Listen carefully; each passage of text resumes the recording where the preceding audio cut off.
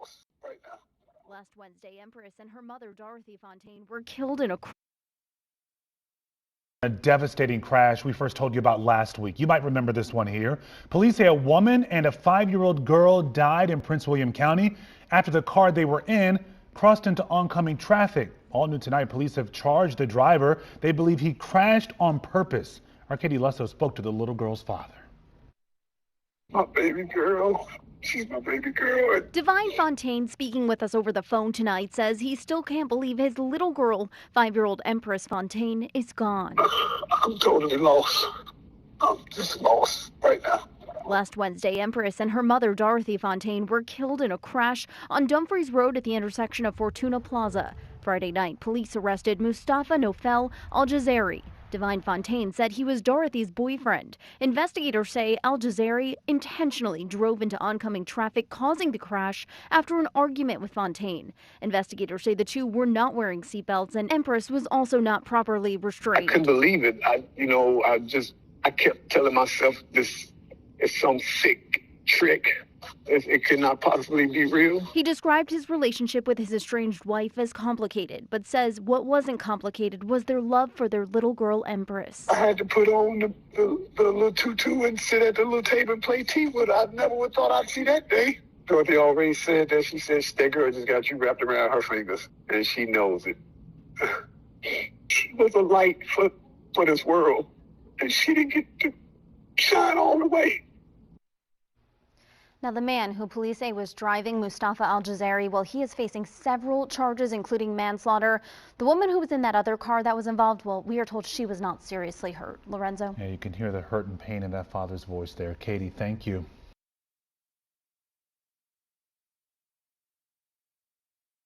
A devastating crash we first told you about last week. You might remember this one here. Police say a woman and a 5-year-old girl died in Prince William County after the car they were in crossed into oncoming traffic. All new tonight, police have charged the driver. They believe he crashed on purpose. Our Katie Lusso spoke to the little girl's father. My baby girl. She's my baby girl. Divine Fontaine, speaking with us over the phone tonight, says he still can't believe his little girl, 5-year-old Empress Fontaine, is gone. I'm totally lost. I'm just lost right now. Last Wednesday, Empress and her mother, Dorothy Fontaine, were killed in a crash on Dumfries Road at the intersection of Fortuna Plaza. Friday night, police arrested Mustafa Nofel Al-Jazari. Divine Fontaine said he was Dorothy's boyfriend. Investigators say Al-Jazari intentionally drove into oncoming traffic, causing the crash after an argument with Fontaine. Investigators say the two were not wearing seatbelts, and Empress was also not properly restrained. I couldn't believe it. I kept telling myself this is some sick trick. It could not possibly be real. He described his relationship with his estranged wife as complicated, but says what wasn't complicated was their love for their little girl, Empress. I had to put on the little tutu and sit at the little table and play tea with her. I never would thought I'd see that day. Dorothy already said that. She said that girl just got you wrapped around her fingers, and she knows it. She was a light for this world, and she didn't get to shine all the way. Now, the man who police say was driving Mustafa Al-Jazari, well, he is facing several charges, including manslaughter. The woman who was in that other car that was involved, well, we are told she was not seriously hurt. Lorenzo? Yeah, you can hear the hurt and pain in that father's voice there. Katie, thank you.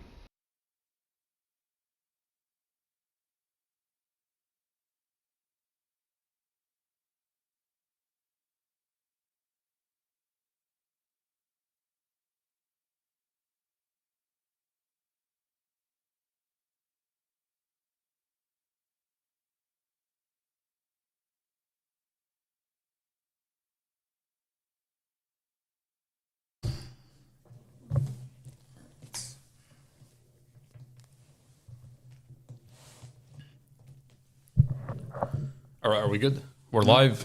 We're live. This is not another boring podcast. Mustafa through the police body cams. Judge Carol Weimer, you're under the microscope.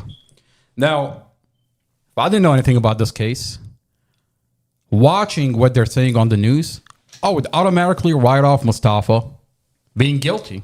I mean, look at what you're watching on the news. Now, Commonwealth Amy Ashworth sealed off the whole file. She sealed off the dash camera. She sealed off the police body cams. She sealed off every document in Mustafa's file. Now, she went to Judge Weimer and she got an order to seal off the file. I wonder why Commonwealth Amy Ashworth is sealing off this file. So they put out a narrative on the news and they want this community to just take their word for it. Isn't that what's happening here? They seal off the file. They tell the community their narrative. And you find out when you open the file that everything is falsified. The police report is falsified. The dash camera is cut. There are 17 frames missing from inside the vehicle. This dash camera shows the outside and it shows the inside.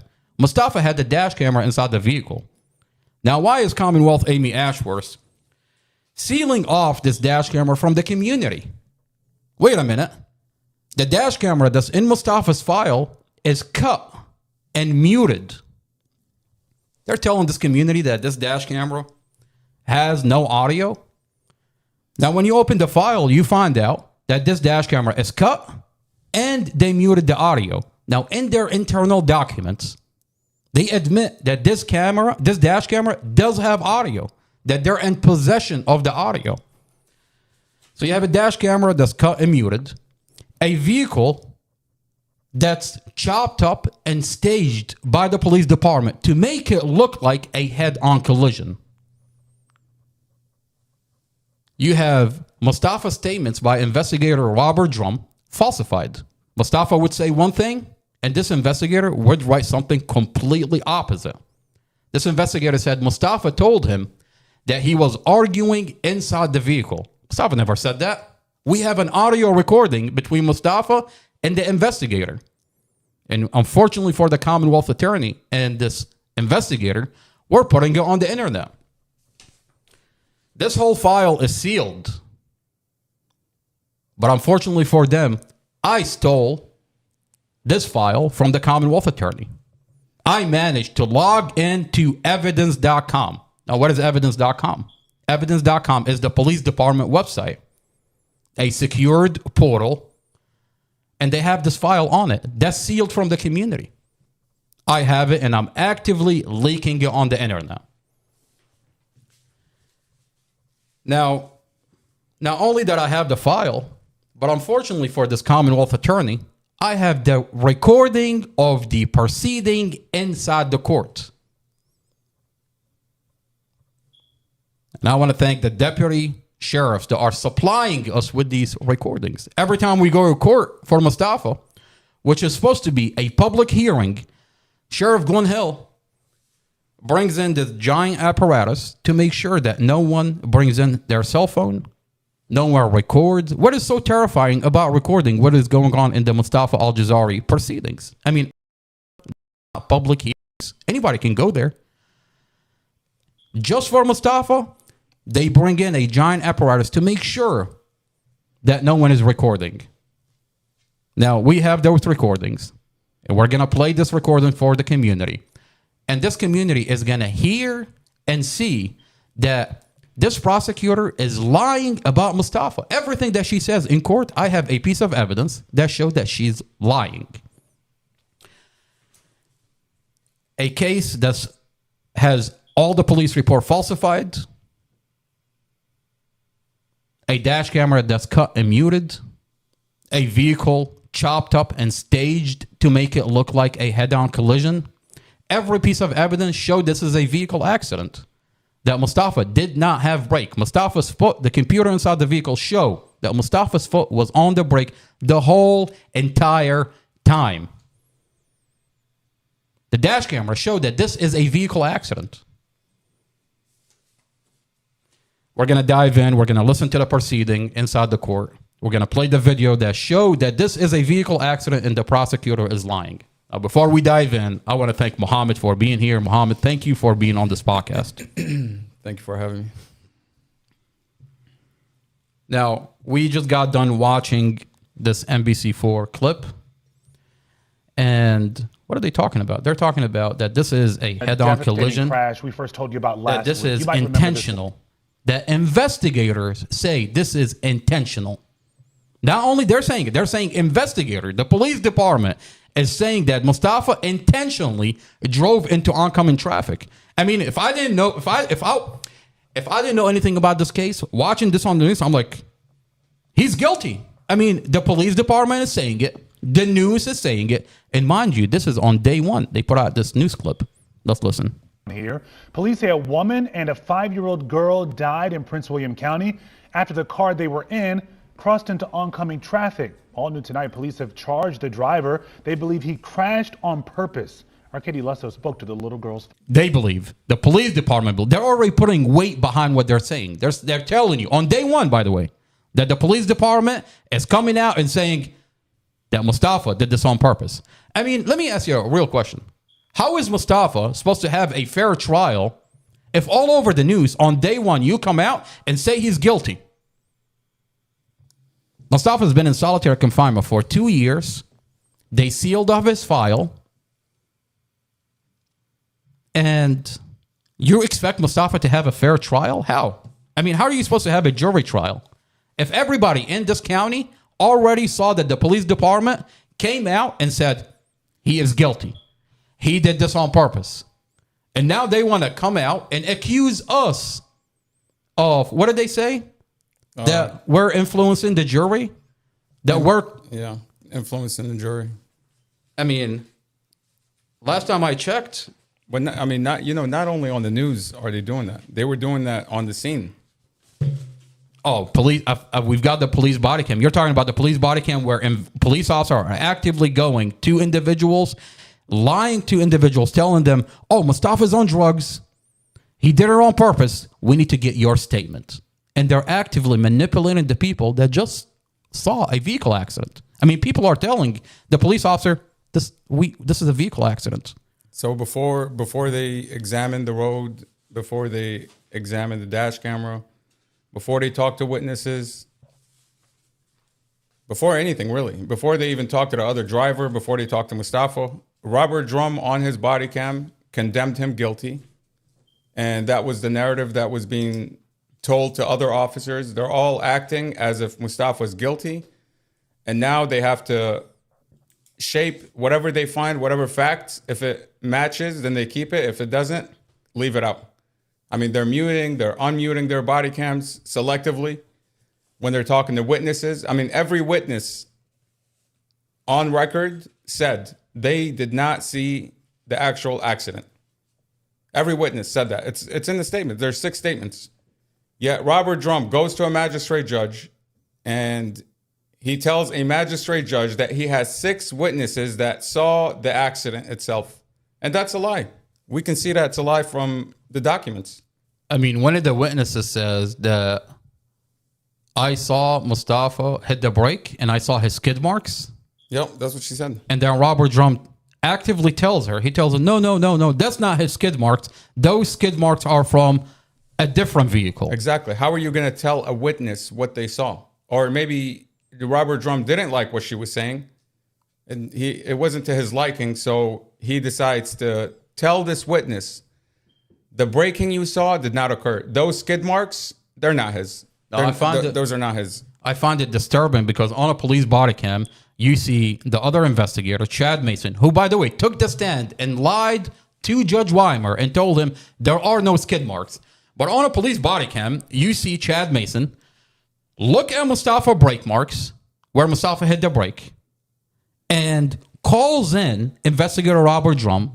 Robert Drum comes over, looks at the brake marks. Yep, they point at it, and they say, all of these are his skid marks. That's on a police body cam. Now, Robert Drum and Chad Mason took pictures of Mustafa brake marks, and it's in the discovery. Now, what am I talking about? Mustafa, on a police body cam, when they're inspecting Mustafa's vehicle, the police mechanic is inspecting Mustafa's brakes, and he finds 2 of the calipers did not work. The front passenger and the back passenger does not work. The computer inside the vehicle showed that Mustafa's foot was on the brake the whole entire time. The only calipers that had that worked is the front driver and the back driver. Now, on the scene, you see brake marks from those two calipers. It's consistent with the two calipers, the only two calipers that worked. Mustafa managed to get the vehicle from 55, which is speed limit, to 35. Here, I'll read to you. I'll read to you the exact quotes of what the county mechanic saw with regards to the brakes. Okay. He says, let me see.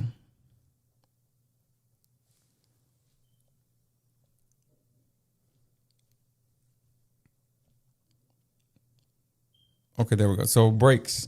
With regards to the brakes, all 4 tires were removed to inspect the brakes.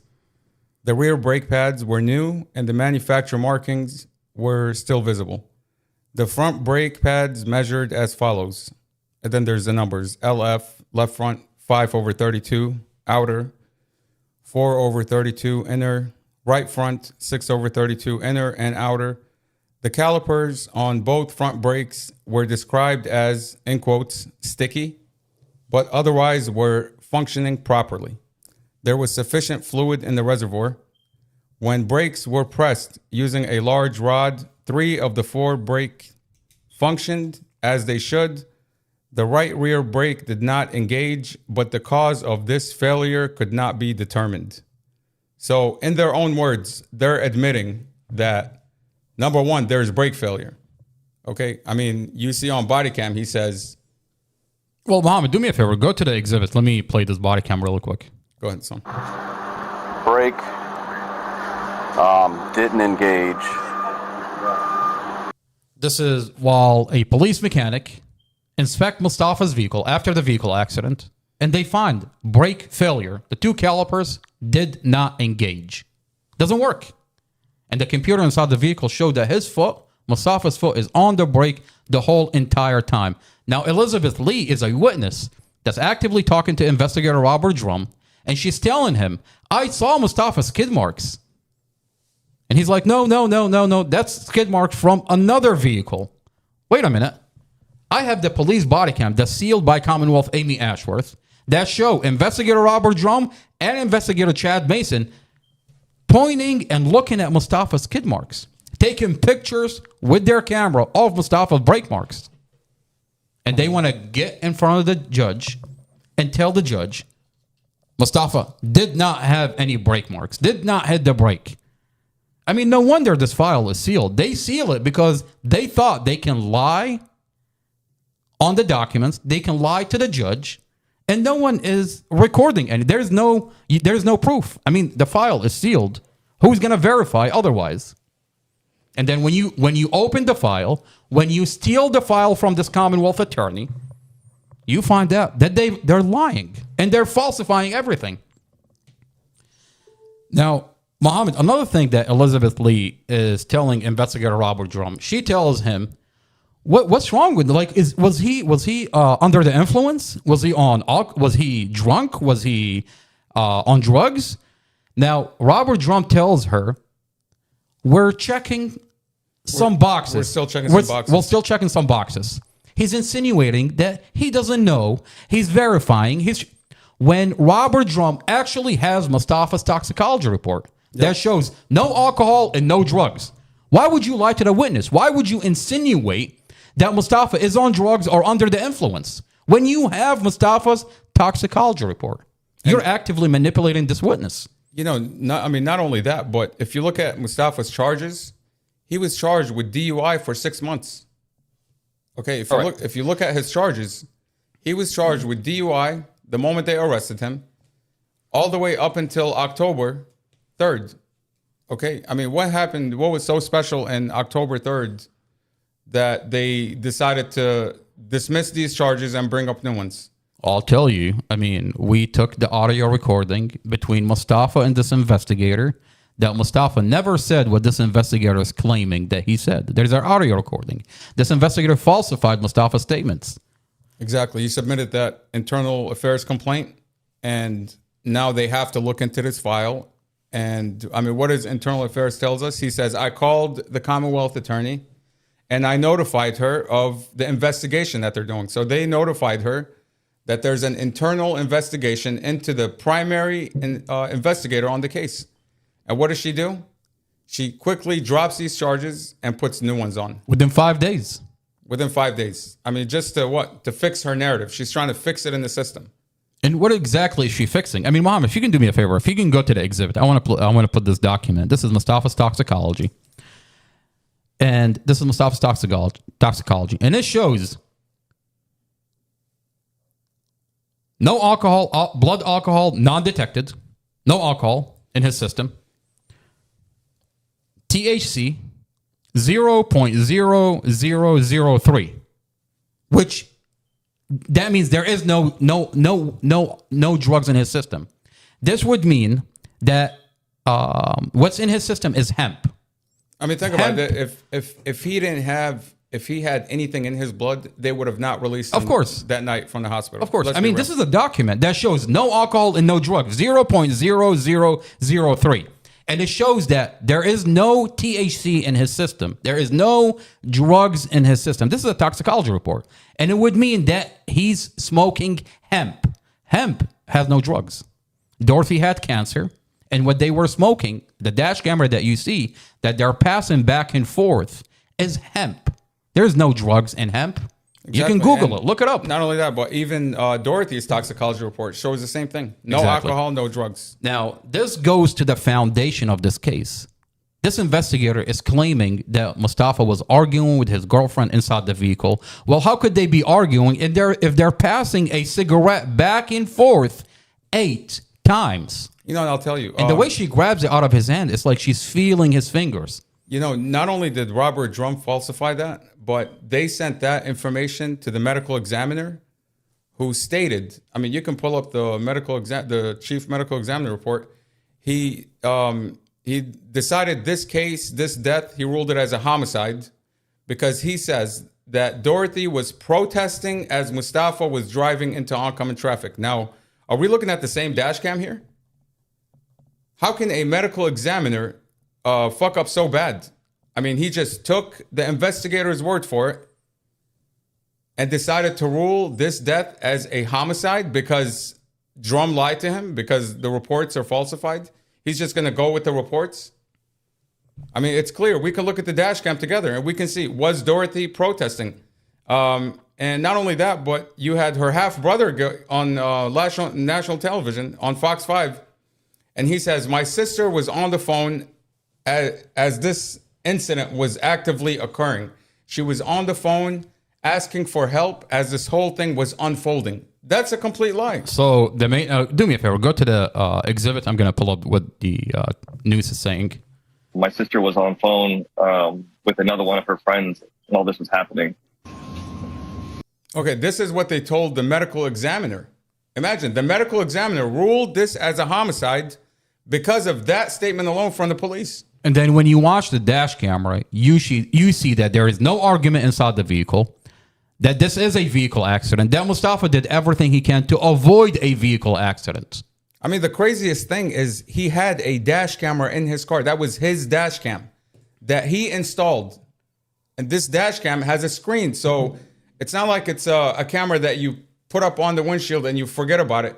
This thing is right in your face, and you can see that it's on. It has an LCD screen. And this dash camera has been in his vehicle for years. This is his dash camera. It's the best dash camera. He has a Rexon dash camera. It has audio. It sees the inside of the vehicle. It sees the outside of the vehicle. And, I mean, this goes to the foundation of the case. No wonder this dash camera is sealed from the community. I mean, to this day, it's been 2 years. Mustafa sits in solitary confinement for over 2 years with no trial. The Commonwealth attorney is terrified to take Mustafa to trial because the minute you take him to trial, his evidence showed that this is a vehicle accident. So what do? You lie on the news. You lie to the brother and you tell the brother that, hey, your sister was on the phone telling her friend that Mustafa was crashing this car on purpose as it was happening. Yeah, and you remember when we talked to Kylie at the Manassas Pavilion, you asked her something very specific. You said, have you seen the dash camera? And she says, no, the police haven't showed any of the family anything. They haven't showed them anything. They're just telling them what's on this dash camera. And they're telling them that Dorothy was on the phone begging for help as Mustafa is driving the car into oncoming traffic. And that we find out that's a lie. I mean, why would a prosecutor go to a judge to seal off a case, entire case, not only from the public, but she seals it off from Mustafa. She seals it off from anybody, really. Okay? And then you find out that this whole entire case is built on lies. You read all the police reports. None of the police reports say that there's no audio to this dash camera. It's only in court that when you go to court, I think your phone's ringing, but it's only in court. I think that's Mustafa.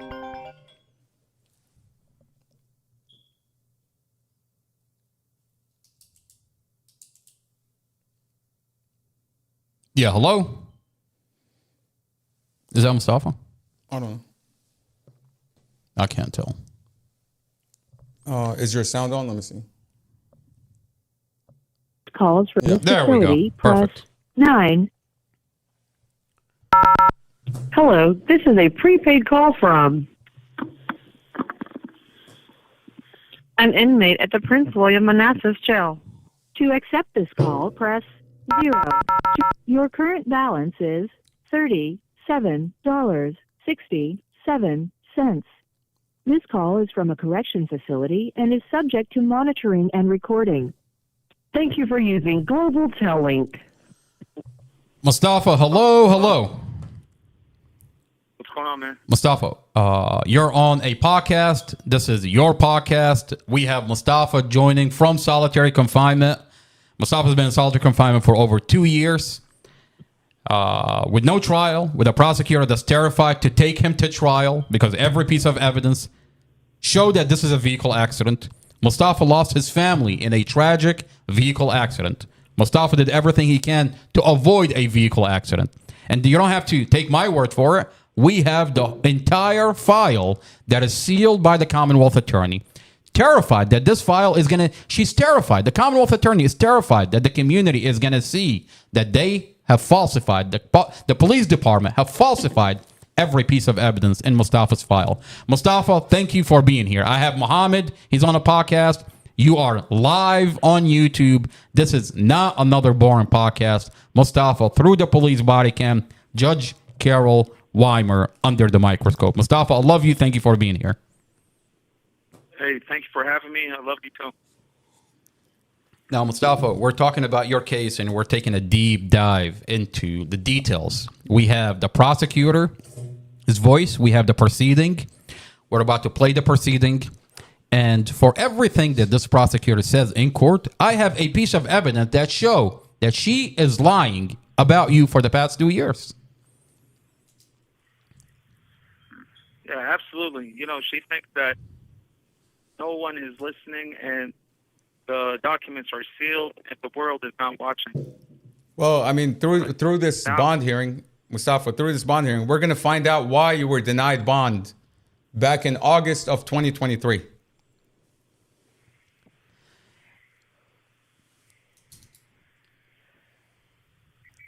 Go ahead. By the way, there's an echo in the background.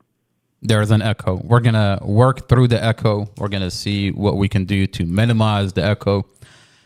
In the meantime, Mustafa, what I'm going to do, I'm going to play the news, what they're saying about you on the news, and then we're going to dive into the evidence that's in the file that, I remind this community, is sealed by the Commonwealth Attorney. It's sealed by the police department. The police department and the Commonwealth Attorney are terrified that this community is going to watch what's in this file. So we're going to start with the news, and then we're going to take a deep dive into what's in this file. Mustafa, I'm going to play what they're saying on the news.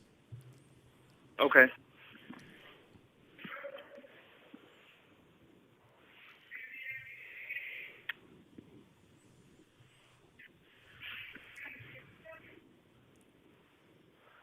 Oh, you can't play because he's on the phone.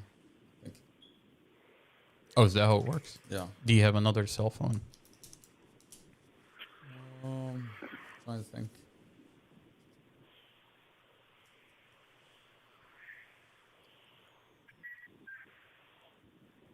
I think you can probably take that one. Yeah, let's take the third camera off, and then when he gets off the phone, then we'll go back into the third camera.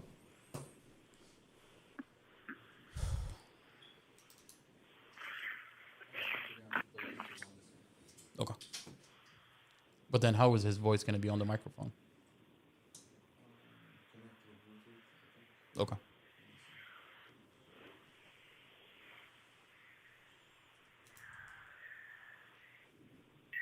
Sav, you've been doing okay? You're doing all right? You're hanging in there? Okay. I'm just hanging in there. Look, man, all you have to do is do your part. You have to stay strong, and we have to do our part on the outside. This Commonwealth attorney, what she's trying to do, I mean, apparently she has a habit in looking the other way, allowing a county jail to torture inmates so that way, you know, she can get away with doing whatever she's doing.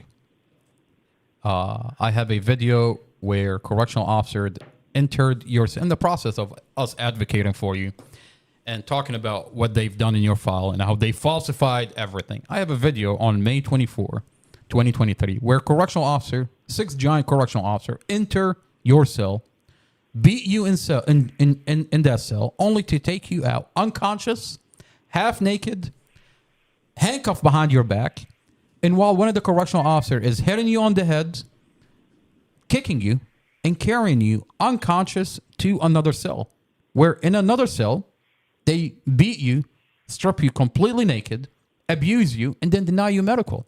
I mean, the problem is, to today, it's been 2 years, you have not had medical, and you're slowly deteriorating, like you're self-healing yourself. And this Commonwealth attorney thinks that this is how she's going to get her prosecution.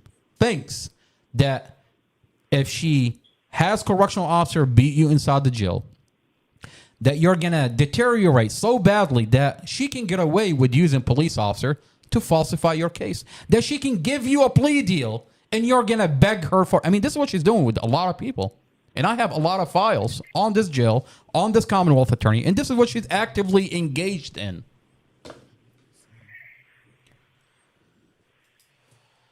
You have to stay strong. We have to do our part on the outside. And this community is listening, is watching. I have the file, and I'm actively leaking it on the internet. This is not a case where you have to take my word for it. I tell you, every time I get on the podcast, you don't have to take my word for it. This Commonwealth attorney tells you that Mustafa is guilty, but she refused to release any piece of evidence that show what she's talking about. I tell you, when you get on this podcast, you don't have to take my word for it. I have the file. I stole it from them, and I'm leaking it on the internet. And this county is going to be held accountable for what they're doing to you. You just have to stay strong. Yeah, I'm definitely hanging in there. I'm strong. And as the truth is coming out, and the manufacturer probable cause is told by a bunch of liars, such as Glenn Ford, Evelyn Horton, Tanisha Colvin, Robert Drum, and his wife is on the phone who does not work for the police department. And you have the Commonwealth attorney okay with that. You have Glenn Ford, who is a 40-year-old man sleeping with a minor. He's sleeping with Kylie Clapp. And Kylie goes up to Glenn, and they're conspiring to kill me. The police are okay with that. Not in America. This is not going to happen. I'm sitting here waiting patiently as the truth unravels. We just discovered a piece of the dash camera that shows that Dorothy was leaving in her van. And then she came inside the house and told me, "You're going to take me." So what is this premeditated stuff that's going on here? All these false charges, they've been charging me. They charged me on a DUI when the toxicology report shows no drugs, no alcohol. So they've been holding me here illegally. They abducted me, they beat me, and then Casey Stevens, which is my defense attorney, who's paying Amy Ashworth under the table, tells Robert Drum, and Robert Drum is telling him that is Mustafa competent? They want to deem me incompetent. Well, I want to tell them I'm competent then, I'm competent now, and I will be competent to stand trial, and I'm going to speak the truth and nothing but the truth, and I'm going home, whether they like it or not. You know, Mustafa, I'll tell you, when you talk about Kylie and you talk about Glenn Ford, I have a private investigator that went out, sat down with Glenn Ford, and he, on a recorded line, admit that Kylie, Dorothy's 16-year-old child, who doesn't live at the apartment, lived with her father, is estranged with her mother, Mustafa's girlfriend, is working for an individual that has a problem with Mustafa. A month before Mustafa met his girlfriend, Mustafa's relationship with Dorothy is 3 months long. Before the vehicle accident, it's 3 months long. A month before Mustafa met Dorothy, there is a club owner out of Manassas, Crystal City, Arlington, Crystal City, that has a problem with Mustafa. And we have a video that shows that this is a piece of shit, a racist, that has a problem with Mustafa. Now, apparently Kylie works for this guy. Apparently her dad works for this guy. And on a recorded line, Dorothy's ex-boyfriend, Glenn Ford, says that a month before the vehicle accident, Kylie came up to him and asked him and solicited to kill Mustafa. And can we make it look like an accident? Well, today we have a vehicle accident and Mustafa brakes does not work. Where is the police department? Where is the police department from investigating what is going on with Kylie? What is going on with Glenn Ford? I mean, they're saying it on a recorded line. And today you have a vehicle accident. Mustafa did everything he can to avoid a vehicle accident. The vehicle did not stop. The police mechanic inspected the vehicle and they found brake failure. And you have individuals that are not being investigated. Now instead, the Commonwealth Attorney is using these individuals who I have the police body cams that the police department is hiding, where they're actively manufacturing probable cause about Mustafa. Now, the interesting thing about these body cams is on a body cam, after they're done manufacturing probable cause and lying about Mustafa, they tell the investigator that we didn't see anything. We were not there. We didn't see anything. Now, what kind of witnesses do you have that say, I didn't see anything?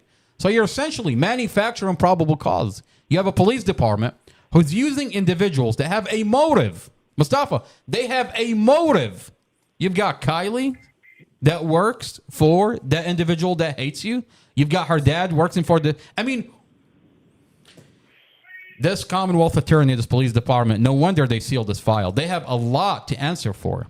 You've got the children that you took on, that you took in, that you were taking care of like they were your kids. I mean, I have the Google Nest video. You don't have to take my word for it. I have the Google Nest video in the apartment where it shows that the kids love you, that you love the kids, that you love Dorothy, Dorothy loved. It's a beautiful relationship. And you've got the police department who took possession of the kids and lied to the kids, weaponized them against you. How do I know that? I mean, I see the Google Nest. It shows that they love you. And then in a forensic interview, they say, the kids themselves, you're talking about a 9-year-old, a 10-year-old, a 14-year-old. They talk about that the police department lied to them about you. Told them 1, 2, 3, 4, 5. You're weaponizing kids against Mustafa. You're feeding kids a bunch of lies. And you want to use the kids against Mustafa? You want to turn them against... That's child abuse. The police department engaged in child abuse. And I have evidence that that prosecutor Sarah Sammy is being notified every step of the time. Wait until we subpoena the communications between the investigators that weaponized the kids, between prosecutor Sarah Sammy, and we're going to go all the way up to Commonwealth Amy Ashworth.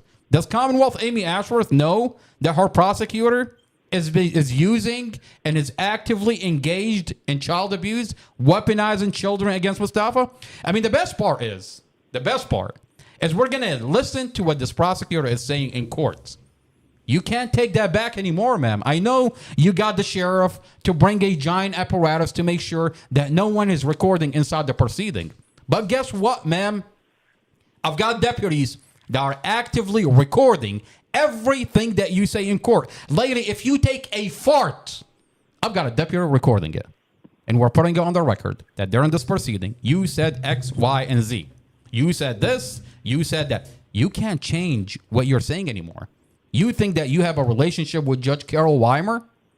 Lady, just because Judge Carol Weimer is letting you you're letting him grab you by the pussy, we're going to hold him and you accountable. I don't know what kind of sexual relationship you have with Judge Weimer behind the bench. I don't. But I can only assume that this is an inappropriate relationship. I'm watching this. I have the file, and I'm watching a prosecutor that's lying about you, and I have a judge that's actively engaged in letting her do whatever she wants. The problem here's the problem for them. The problem for them is that I have the file. So when I talk about that she lied about you, I have her voice. Prosecutor Sarah Sammy.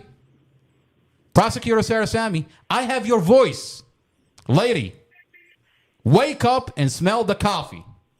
I have everything that you said in court. And we're going to play the body cams, the documents, the evidence that showed that you've been lying about Mustafa. And this community is listening. I'll tell you something that's really interesting. I go over to the Department of Justice, and I file a complaint about this county, about this prosecutor, this police department, the clusterfuck that they engaged in with your case. And they tell me flat out, that this file is sealed by Commonwealth Amy Ashworth, is sealed by the county, is sealed by account on a state level, that they cannot look at it even if they want to. They tell me, we hear you, we're listening to you, but we can't go in. This file is sealed. So what did I do? I reached into the back pocket of Prosecutor Sarah Sammy with my 5 fingers, and I took the file out of her back pocket. And guess what, Mustafa? Guess what? What? She doesn't even have a back pocket. But here I am, Wow. with the file and with every recording in court, in your file. I have the file. And it gets even a little bit more strange, because when you take it back to the Department of Justice and tell them, hey, here's Robin Hood taking and stealing these body cams and taking the file, and can you look at the file now? They're like, sir, this is a sealed file. We can't look at it. I'm like, wait a minute. What if I put it on the internet? They're like, yeah, you can do whatever you want. If you put it on the internet, then it's an unsealed file. What kind of fucked up upside down system do we have here? You're talking about the FBI. Is Kash Patel listening? Hello, sir? Forget the Epstein list for a little bit. Have you released anything from the Epstein list? What have you done so far? It's been over 100 days, right? With Kash Patel and Donald Trump in office. We voted you in, sir. Donald Trump, hello? I know you're in Saudi Arabia doing God knows what, but hey, we need you home, sir. Right here in this county. You've got, in your own backyards, an American citizen without a due process. Kash Patel, sir, what are you doing? Look at your FBI agents that got involved in this case. Do I not have documents where the Manassas field office engaged in a cover-up about what they've done to you? Yes, I do. Do I have to take this whole setup and sit there and podcast in front of the FBI building for Kash Patel to come out, look out outside his window in between his meals while he's eating his Indian food, and he's like, oh, okay. Oh, yeah, let me do my job. But this Indian food is goddamn delicious. Are you so busy with the Epstein list? Are you so busy with the Epstein? You haven't released shit. You haven't released anything. You haven't done shit yet. It's been over 100 goddamn fucking days. You keep gaslighting this community, this country, with the Epstein list. That you're going to do this, you're going to do this. You've got Donald Trump sitting there in Saudi Arabia with a goddamn terrorist out of Syria. A king that just got done chopping up a journalist out of Washington Post. What the fuck are you doing, sir? Come back home, sir. We need you here. We need you here. Look at the Mustafa Al-Jazari file that I stole out of this county, and look at what they've done to Mustafa. Falsified police reports, a chopped up dash camera. There are 17 frames missing from Mustafa's dash camera, the inside view. No, not only that, but there's videos missing from his dash camera. They claim that his dash camera starts at 1 o'clock, but we have videos from 12 o'clock. So there's more to this dash camera than they're claiming. Look, man, I'm not going to kiss anybody's ass. We're asking Donald Trump, we're asking Kash Patel to do their fucking job. Does that make sense? I mean, does that even fucking sense? Does that even make sense? We're asking them to do the bare minimum. Forget the Epstein list. Forget anything else. We're asking you to allow Mustafa to have due process. Why is he in solitary confinement for over 2 years? Why is he sitting in solitary confinement without a trial? Why are we allowing a Commonwealth attorney to drag this out? Can we take Mustafa to trial?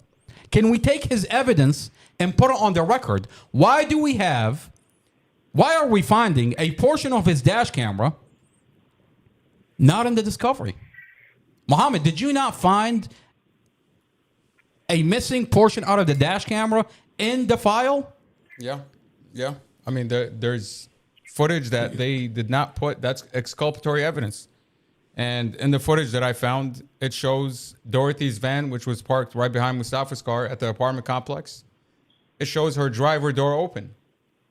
Okay, and that matches with what one of the kids said. He said that mom took him and Empress into the van, and then all of a sudden she changed her mind and said, no, Mustafa's going to take us to the cemetery. I mean, last time I checked, that's exculpatory evidence. It is illegal to hide exculpatory evidence. It's against the law. And here you have Commonwealth Amy Ashworth, the police department, prosecutor Sarah Sammy, engaged in hiding evidence. I wonder why they don't want to put the dash camera that starts at 12 what, I mean, 35? Look, you have a lawyer that took $50,000. Casey Stevens has been a lawyer for a long time. He took $50,000. Okay, you're telling me he didn't look at Mustafa's warrant? He didn't look at the charges? He didn't look at his certificate of analysis? He didn't look at his blood, that there's no alcohol, no drugs? Okay, he could have gotten him out in 1 week because they were charging him with a DUI, even though there's no alcohol, no drugs in his blood. Okay, but he wanted to keep this thing. He wanted to extend this thing longer so that he can make more money. He took some money, donated it to the Commonwealth attorney. I mean, how can your lawyer donate your money to the Commonwealth attorney who's bringing a fraudulent charge against you? How can your own lawyer, that is your lawyer, you hired him to defend you, and yet he's taking your money and giving it to the Commonwealth attorney? You're talking about Casey Stevens, the defense attorney at the time that took $50,000. Can you see if you can play the evidence? You're talking about the defense attorney that took $50,000 from us, only to engage in covering up Mustafa's case. Is Mustafa, can Mustafa still hear? Yeah, Mustafa, can you hear me? I'm right here. Yeah. Okay. He But engaged. every time I talk, there's an echo in the background. Yeah, that's fine. We're going to work through the echo. It's okay. Okay. Casey Stevens took our money, over $55,000, engaged in, and by the way, I have the police body cams where he's sitting with the investigator that falsified the police report and plotting on how to write Mustafa off incompetent, how they were going to get the psychologist, he can't get her in time, like it's plotting on how to get Mustafa written off as incompetent so that he doesn't testify, Mustafa to take the stand. He doesn't want Mustafa to take the stand and testify against what this police department is engaged in. I mean, this is a vehicle accident. Mustafa lost his family inside this vehicle. He did everything he can to avoid a vehicle accident. And you have your own lawyer working against you with the investigator that lied? I mean, Casey Stevens had a judge order for the independent expert to examine that car at the police impound. And the moment this independent expert wants to examine the vehicle, they tell him you're not allowed to touch it. You have a judge order. A judge said this person can examine this piece of evidence. Robert Drum and the other officers there told Casey Stevens, along with Casey. What do you mean? Casey Stevens is the one that's arguing against touching the other vehicle. Exactly. He didn't protest it. He didn't say that I have a judge order that says my independent expert is going to examine this piece of evidence. He didn't say anything. He didn't even push back. Actually, he was colluding with the lying investigator to just say, okay, you're not allowed to touch it. That's it. Despite there being a judge order to examine this evidence. Especially when you're talking about Mustafa clearing all the vehicles, making it all the way to the other side.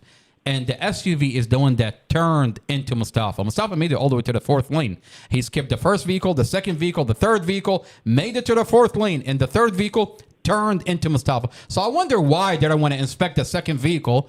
Wait a minute. Are you going to find the steering angle that the vehicle turned into Mustafa? Exactly. Let's go back to what this case is all about. This is a car accident. And you're telling me that he's not allowed to examine what the other vehicle was doing? I mean, we look at the data recorder, okay, and we can see that she was going over the speed limit. She was going over the speed limit by 13 miles an hour. Okay? 13 miles an hour over the speed limit. Never hit the brake. She never hit the brake.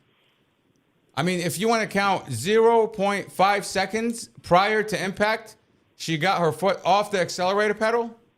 She's going 13 miles an hour over the speed limit. And what does the investigator that went to interview her at the hospital tell her?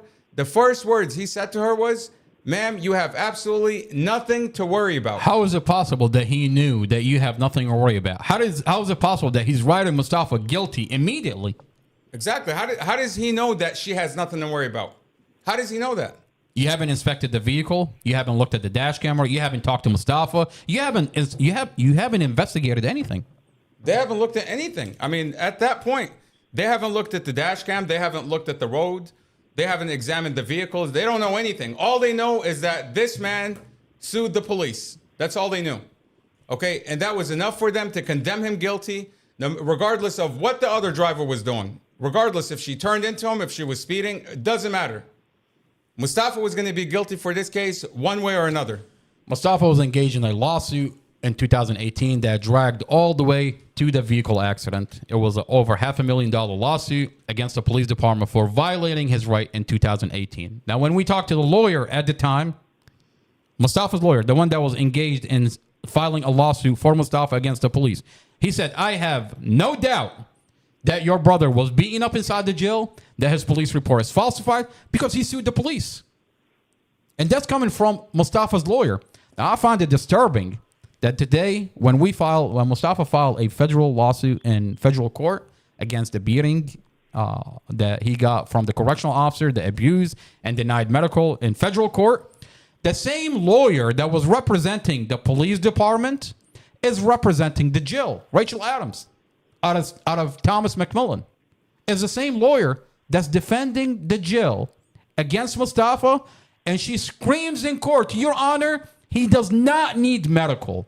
What do you mean, lady? Mama, can you do me a favor? Can you pull up the exhibits? It won't come up on it because it's already live. So once it's done, I can later add the other channel. What do you mean, like when? You have to end the live and then... end the live. Yeah, reconfigure it. We can do it later. Yeah, that's fine. So we can't even play the... okay, that's fine. We're just going to talk. Mustafa, we have you on the line. How are you feeling, Princess? I'm good. I missed you. I missed you a lot. Yeah, man. Same here, waiting.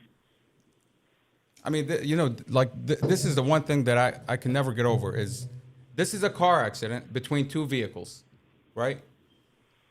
Why is this defendant not allowed to examine that piece of evidence? So what are they holding this car for? If you're not allowed to inspect it, no one's allowed to look at it. We have from the data recorder, it shows that she never hit the brake. From the data recorder. Are you talking about the data recorder that's sealed from you, from everybody? Exactly. That I had to reach in the back pocket of the prosecutor, take it, steal it, and leak it on the internet? Yeah. That data recorder. That data recorder that shows every piece of evidence this is a vehicle accident. I mean, if you hadn't taken that data recorder to look through it, You think the police department were going to tell you that the other car had turned into him, that she had panicked at the last moment, and he'd already cleared her, and she turned into him? What do you mean? The investigator on scene is saying that Mustafa cleared the vehicle and she turned into Mustafa. How is this premeditated? If he did everything he can to avoid a vehicle accident, how is it now premeditated? I mean, you know, that explains why this case and every piece of material in this case is sealed. Is because the moment you let this information out to the public, they're going to see that this Commonwealth attorney is wasting their tax dollars. That's what she's doing. She wants to use their tax dollars. 1 minute remaining. She's using their tax dollars to go after someone for a whole different. I mean, there's another reason why she's going after him. She's not going after him for justice. She claims that she's bringing justice to this case. She's going after him because he sued the police. Okay, and what is she going to do? She's going to use every resource, even though she knows she has no case. She's still going to waste that money to go after him. I mean, isn't that what they did with me with Sheriff Glen Hill? That's exactly what they did. They knew they had no case. You were on public property protesting. It's on video. I mean, you know, the crazy thing is this whole thing is on video. So she knew she had no case, but they were banking on the fact that they have corrupt judges that are going to rule for the sheriff one way or another, despite what the evidence shows. And that's what they're banking on all the time. They have Judge Weimer. They have, you know, what was her name? Which one? Jeanette Irby. Jeanette Irby. You know, why would you remind me of Jeanette Irby? I'm barely trying to like cleanse the back of my head out of the retired judge that they literally went into a graveyard, a bunch of vampires, literally dug up an old retired vampire. Literally, this lady was like asleep. Sheriff Glen Hill came out, woke her up. It's like, hello, ma'am, we need you. I need you to do me a favor. He puts her behind the bench. And I swear to God, in the middle of the proceeding, it looks like they were fucking. Look, she was answering. I mean, she was answering for the judge. That's what I'm saying. I mean, she was answering for the sheriff. That's what I'm talking about. I mean, my defense attorney would ask the sheriff who's on the stand a question.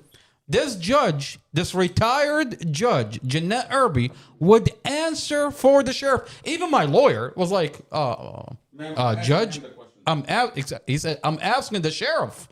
I mean, that's why I'm getting the hint that, hey, there is something going on. They're doing something behind the bench, whether before, after, I don't know. Did I see anything? No, I didn't see it. But I can only assume that Sheriff Glen Hill is engaged in a sexual relationship with this goddamn vampire. Why would she answer for the sheriff? Why would she rule against the evidence? By the way, I have the whole thing on a recording. So that's what they're counting on. That's what they're counting on. That they'll bring you retired judges. They're going to give you dumb prosecutors like Sarah Sammy, Stephanie Buck, these stupid prosecutors that don't, I mean, every lawyer you talk to, they say these are the dumbest prosecutors you'll ever see.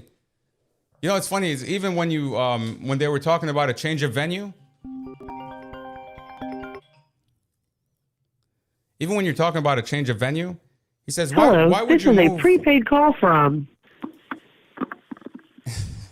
Blake an Weiner, inmate at the Blake Prince William Weiner would tell Manassas us- Jail. We're telling To Blake accept Weiner. this call, press 0. To refuse this call, hang up. Your current balance is $34.20. This call is from a correction facility and is subject to monitoring and recording. Thank you for using Global Tellink. Mustafa, thank you for joining this podcast. This is not another boring podcast. Mustafa through the police body cam. Judge Carol Weimer under the microscope. Mustafa, thank you for being here.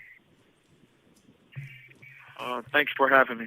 You know, Mustafa, we're talking about your change of venue, and we're going back through memory lane in the past 2 years when defense attorney Blake Weiner. They keep calling him Weiner, and it really gets on his nerve. You know, it gets on his nerve when they call him Weiner. It's Weiner, okay?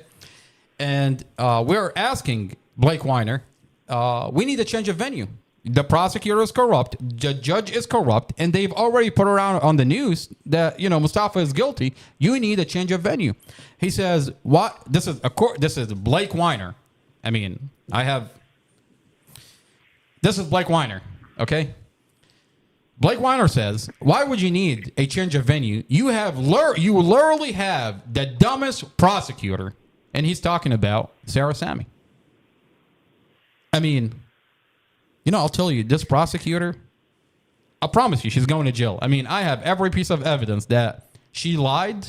She engaged with police officers and investigators to falsify, and she was aware of the falsification. And I'll tell you how I know. It's not my word against her word. Literally, when you zoom in on the body cam, the police body cam, these police officers, these investigators are contacting her and they're notifying her of every step along the way when they're falsifying your police reports. They have her on speed dial. They have her on speed dial. How do you think I have her cell phone? Oh, wait a minute. Maybe I should put out the cell phone of the prosecutor and have this community reach out to prosecutor Sarah Sammy and ask her, prosecutor, how many times did Judge Weimer grab you by the pussy? Wow. I mean, that's a valid question. Prosecutor, do you have an answer to that question? Because she's going to say objection, relevance. Relevance is relevant because the judge is ruling in your favor regardless of the evidence. And I got to witness this. I've got it on a recording. And now the community has a couple of questions, ma'am. Forget the Mustafa. We want to know how many times did Judge Weimer grab that hairy Persian pussy before he had his knee surgery? I mean, why does Judge Weimer all of a sudden have a knee surgery? What did you put Judge Weimer through, ma'am? Look, there's definitely some collusion going on between the prosecutor's office and the judge. You can tell from Mustafa's bond when Carol Weimer, Judge Weimer, granted that $5,000 bond. Yeah. And then all of a sudden he reversed it a week later. You remember? Why would he reverse it? He gave Mustafa a bond. He looked at the evidence. He said, Robert Drum falsified the police report. He listened to the audio.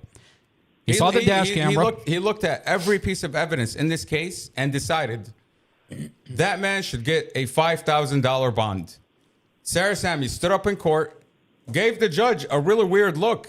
Like, when I'm going to use Robert Drum's example. When a mother is looking at her child and she says, the Commonwealth attorney is not going to be happy with you. She said that in court. I have her on the recording. It's like a mom telling a child, when dad gets back from work, he's not going to be happy with you. Let me translate what Muhammad is saying. She's telling Judge Weimer, I'm not going to let you grab that pussy anymore. Basically. I mean, you don't have to take my word for it. You don't have to take your word for it. I've got the recording of the proceeding. I mean, the sad part is the judge caved to this tactic. The Commonwealth attorney is not going to be happy with you. Like, what is she going to do? What is she going to do to him? Behind the bench. What is Amy Ashworth going to do to Judge Weimer? Like, that's his courtroom. This is the judge. You know when they say the judge has the final say?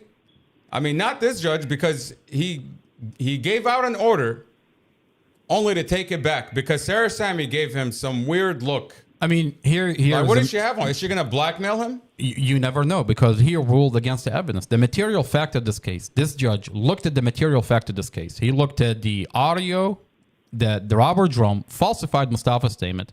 Mustafa never said, I was arguing inside the vehicle. The judge got to hear for the first time, the recording, the full recording that you recorded of Mustafa and Judge Weimer's conversation.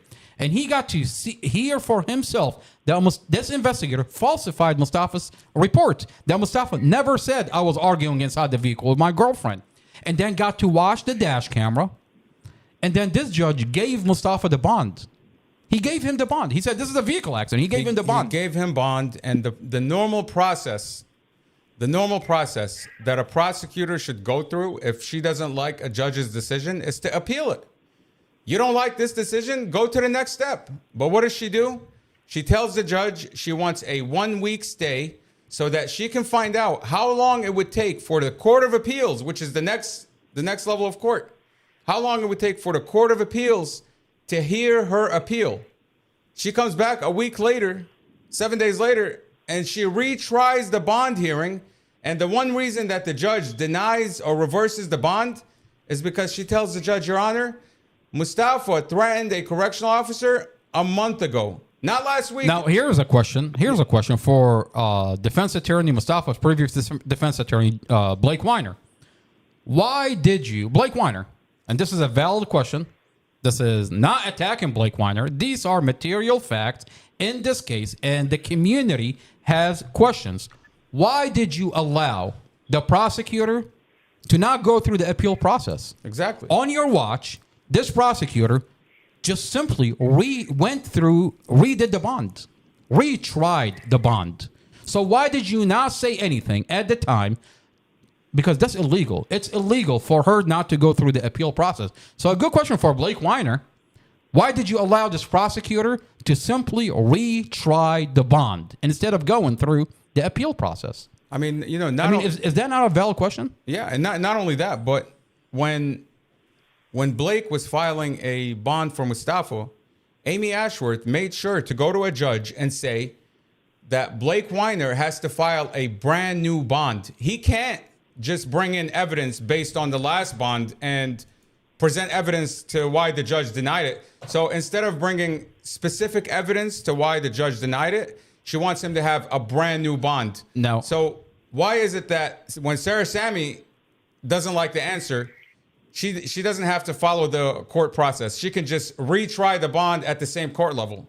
Well, you know, I'll tell you, when what you're talking about the problem with that. Okay, so the problem with that, the prosecutor Sarah Sammy, and we're going to go through the recording. Prosecutor Sarah Sammy brought in an individual, said that Mustafa gave this individual a brain injury. She did not bring him in. Oh yeah, she didn't bring him in. Just to clarify, she did not bring him in. She just said, Exactly. Your Honor, Mustafa had given proffered. someone. She wouldn't even say the name. She wouldn't tell Mustafa or his attorney the name. She said, Your Honor, Mustafa gave someone brain injury in the past. And that was the end of it. She's not giving the name. She's not giving any information. There's no police report. There's no record of it. There's no hospital reports. Absolutely nothing. At the time, this was a bond hearing before Blake Weiner jumped on this case, before we fired the previous attorney that we know is working with the investigator to work against Mustafa. Casey Stevens stole our money, worked against Mustafa. So in that bond hearing, prosecutor Sarah Sammy would say, I have an individual, and she wouldn't name this individual, that Mustafa got in a vehicle accident, crashed a vehicle, gave him a brain injury. The judge at the time said, based on the evidence, I'm going to grant Mustafa a bond. But I cannot grant Mustafa a bond because of what you're telling me about this individual that Mustafa gave a brain injury. Now, this individual, this is a lie. Mustafa never gave anybody a brain injury. This is a complete lie. This prosecutor knew at the time that this was a lie. This investigator falsified the statements of this individual, brought him in, and now they're using this individual that supposedly Mustafa gave this guy a brain injury. We have the evidence. Is your airdrop on? But you can't play it on the thing. No, just a picture. I can still put the picture up. I mean, let me airdrop it. So Sarah Sammy brings this individual. Now, at the time, the judge didn't give Mustafa a bond because of what this prosecutor is claiming that Mustafa gave this individual a brain injury. This is under Casey Stevens. So when we fired Casey Stevens, we found out that this defense attorney is lying, working with the investigator that lied, is working against Mustafa. We fired him. Blake Weiner comes in, and he was supposed to appeal the bond because the judge said, if you have evidence that this is not true, changes circumstance, that if this is not true, I'm going to give Mustafa a bond because I'm not giving him a bond because of this, because of Jason Nance, this individual that the prosecutor is saying that Mustafa gave him a brain injury. Blake Weiner comes in, and he's supposed to appeal the bond. He already knew that this was a lie. He can simply appeal it and get Mustafa a bond. Commonwealth Amy Ashworth comes in and says, Your Honor, what we're going to do a brand new bond. And at the time, we were so upset with Blake Weiner, we told him, why are you filing for a brand new bond when you can simply appeal the material fact that you found that you have is a lie? I mean, that's a good question for Blake Weiner. That's a valid question for Blake Weiner. Why did you not appeal the bond, knowing that you have a material fact that Mustafa can come home on a bond if you present the piece of evidence. Instead, you allow a Commonwealth attorney. You didn't even protest it. Muhammad, at the time, he didn't even protest. He didn't even push back on it. He didn't push back on it. He let the Commonwealth attorney just file for a brand new bond. Why? I'm going to put this up, by the way. This is who Jason Nance is. This is what Sarah Sammy. Can you zoom in on that? Let me see. What time is it? It's 11:10. 11:10. Yeah. I mean, look at this. I'm gonna call real. okay. If you look up Jason Nance, this is what you find.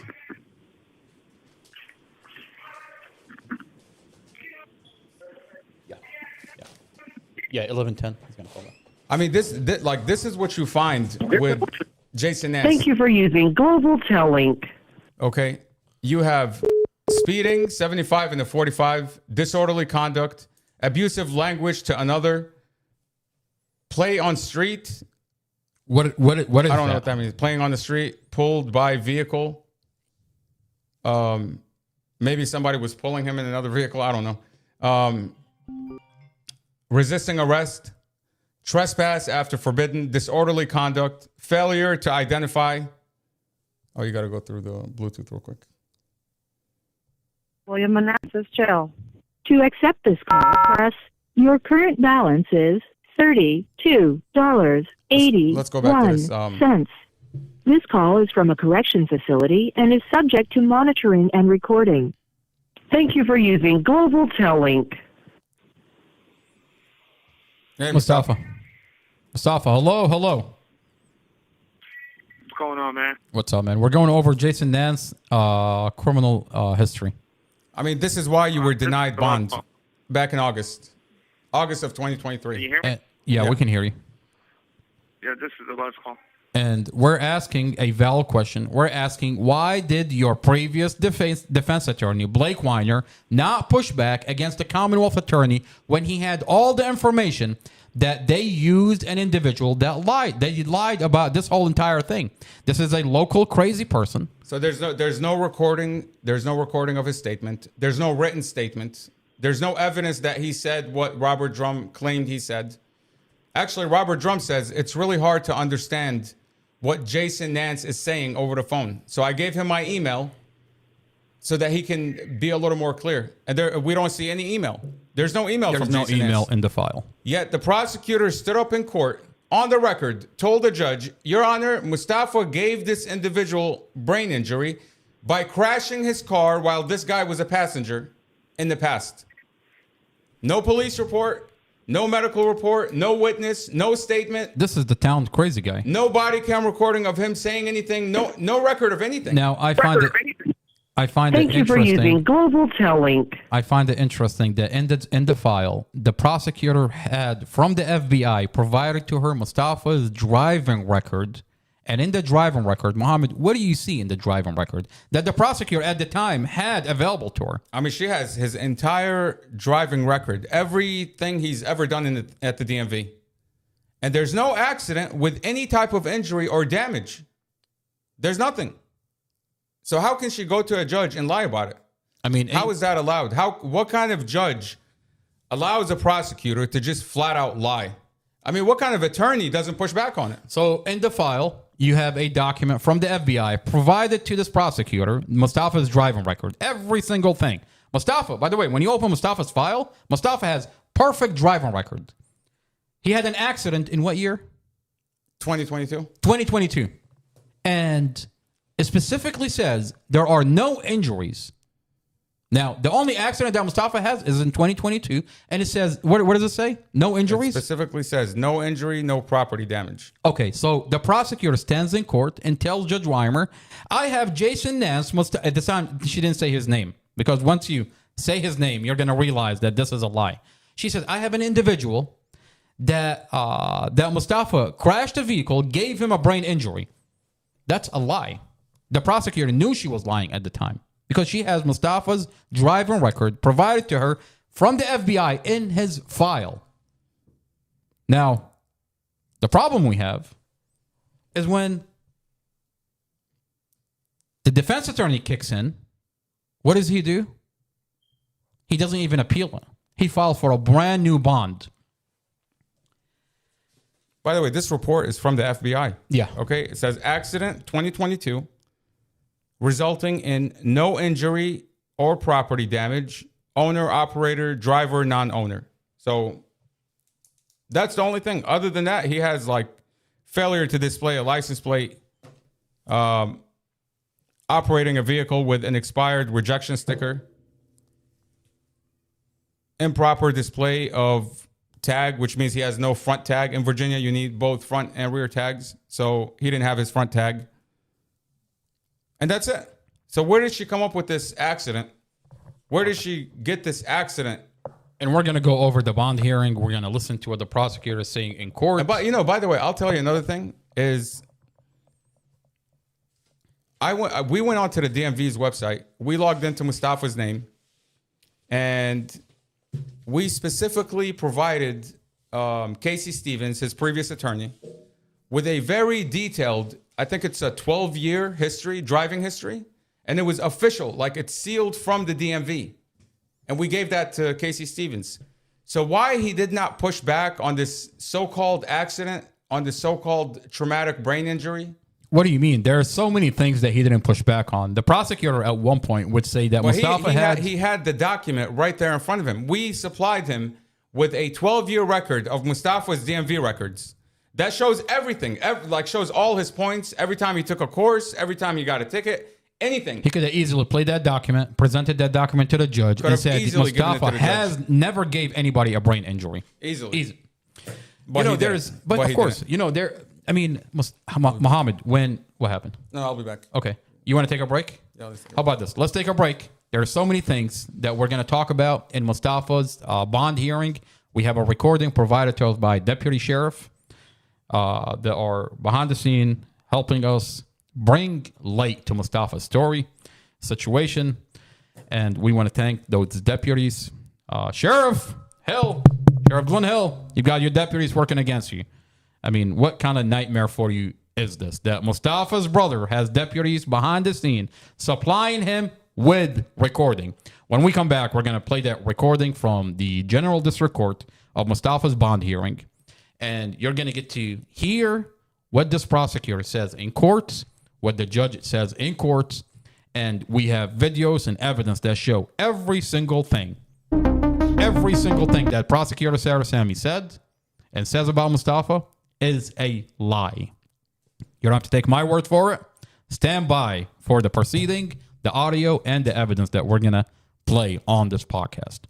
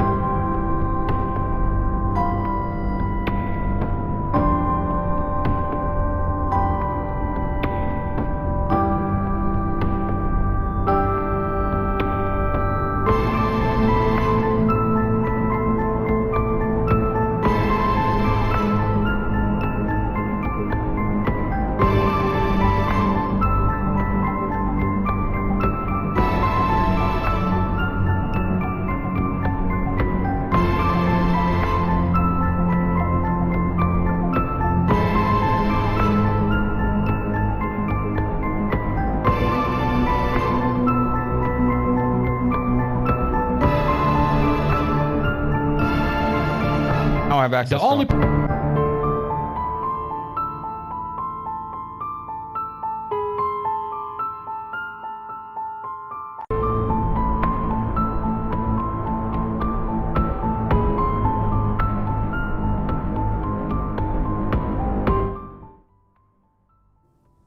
Okay, you're on. This is not another boring podcast. Mustafa through the police body cam. Judge Carol Weimer under the microscope. We are back, and what we're gonna dive in is the bond hearing in General District Court. Now, what you are watching is a jail video, a CCTV video where Mustafa was beaten up. 6th-year correctional officer enter Mustafa's cell, beat him, drag him unconscious out of that cell. From one cell, half naked, unconscious, handcuffed behind his back, while a correctional officer is kicking him and hitting him on the head. They carry him from one cell into another cell, where in another cell, they beat him, strip him completely naked, abuse him, and then deny him medical. Mustafa, to this day, has been sitting in solitary confinement for over 2 years with no medical. Now, this is a CCTV video. It's already been leaked out on the internet. And we're asking the Department of Justice, the FBI, to look into this county jail, to look into the May 24, 2023 incident. There's a CCTV video. We have the internal documents, and it's leaked all over the internet. Now, before we jump into the podcast, I want to remind everybody, I want to remind this community that this is Mustafa's legal fund. Mustafa Muhammad, if you can go into the exhibits. This is Mustafa's legal fund. This is Mustafa's legal fund.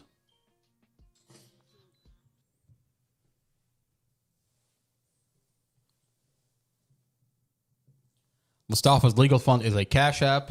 It's literally Mustafa Legal Fund. You can donate into the legal fund. We're actively engaged in, there's a lot that needs to be done for this case. We have to hire investigators. We have to hire private investigators. This vehicle has to be investigated. There is an investigator that has to be, there is a lot that goes into this case. Mustafa's phone is $50 every 3 days. Let that sink in. Every 3 days, you have to put $50 in Mustafa's phone to be able for the family to connect with Mustafa. Mustafa needs commissary in his account. Now, that's Mustafa's legal fund. You can donate directly and support this podcast through the podcast. There's a button on there that you can directly support this podcast, our YouTube channel. This is Mustafa's voice. This is essentially how we're getting out to the community, and we're telling this community what they've done to Mustafa. Before we dive into the bond hearing, I want to specifically thank Shelly. Shelly, I love you, ma'am. What you do behind the scene is beautiful. Ma'am, I love you. Thank you for being there. This community is lucky to have you. Thank you for getting us a laptop where we can operate this podcast. We're going to be able to do a lot. We have a lot to do with this podcast. I want to thank Bustos for getting us the equipment to upgrade this podcast. We've come a long way. We've got equipment that are $2,000, just about. We've got Shelly giving us a laptop, just about $3,000. And this community is listening and watching what is going on in the Mustafa Al-Jazari file. Essentially, if we're not on this podcast, this community is kept in the dark. Under Commonwealth Amy Ashworth, she seals off the whole file. They don't know what's going on in the Mustafa Al-Jazari case. The Commonwealth attorney is not coming out to the community, is not updating the community, is not releasing any piece of evidence. And then when you open the file, when you reach into her back pocket and you take out the file, it stinks. It goddamn stinks. Farrah donated $10 to your... Farrah, I love you, ma'am. Thank you for being there. Shelly's here. Shelly, I love you. Justin Knighton. Justin, thank you for being there. Lori, thank you for being there. Casey, I love you, ma'am. Shirley's here. Shirley, thank you for being there. Dre is here. Dre, we need your goddamn 19 comments. Now, I started this new thing with an active chat that I have on Facebook.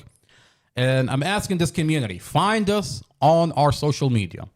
If you literally type Not Another Boring Podcast on Facebook, on Instagram, on TikTok, on YouTube, you'll find us. Now, specifically on Facebook, I started this new thing where I have an active chat that I connect with the community. The individuals that's been there, that's been tracking this case, and I actively update. I mean, these individuals are essentially become family. Becky is here. Becky, hello, ma'am. Thank you for being there. I'm asking the community to find us on Facebook. Send me a friend request. I will add you to a private chat, a group chat for the podcast.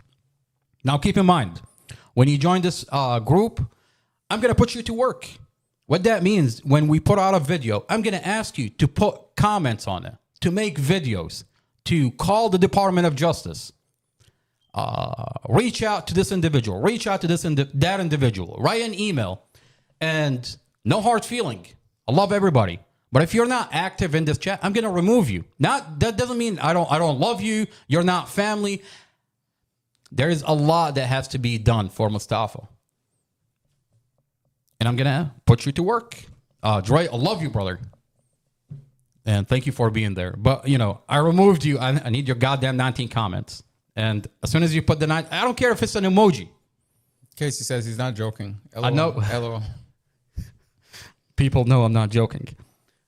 Char, I love you, ma'am. Same thing goes for you. I know you're busy choking your dog.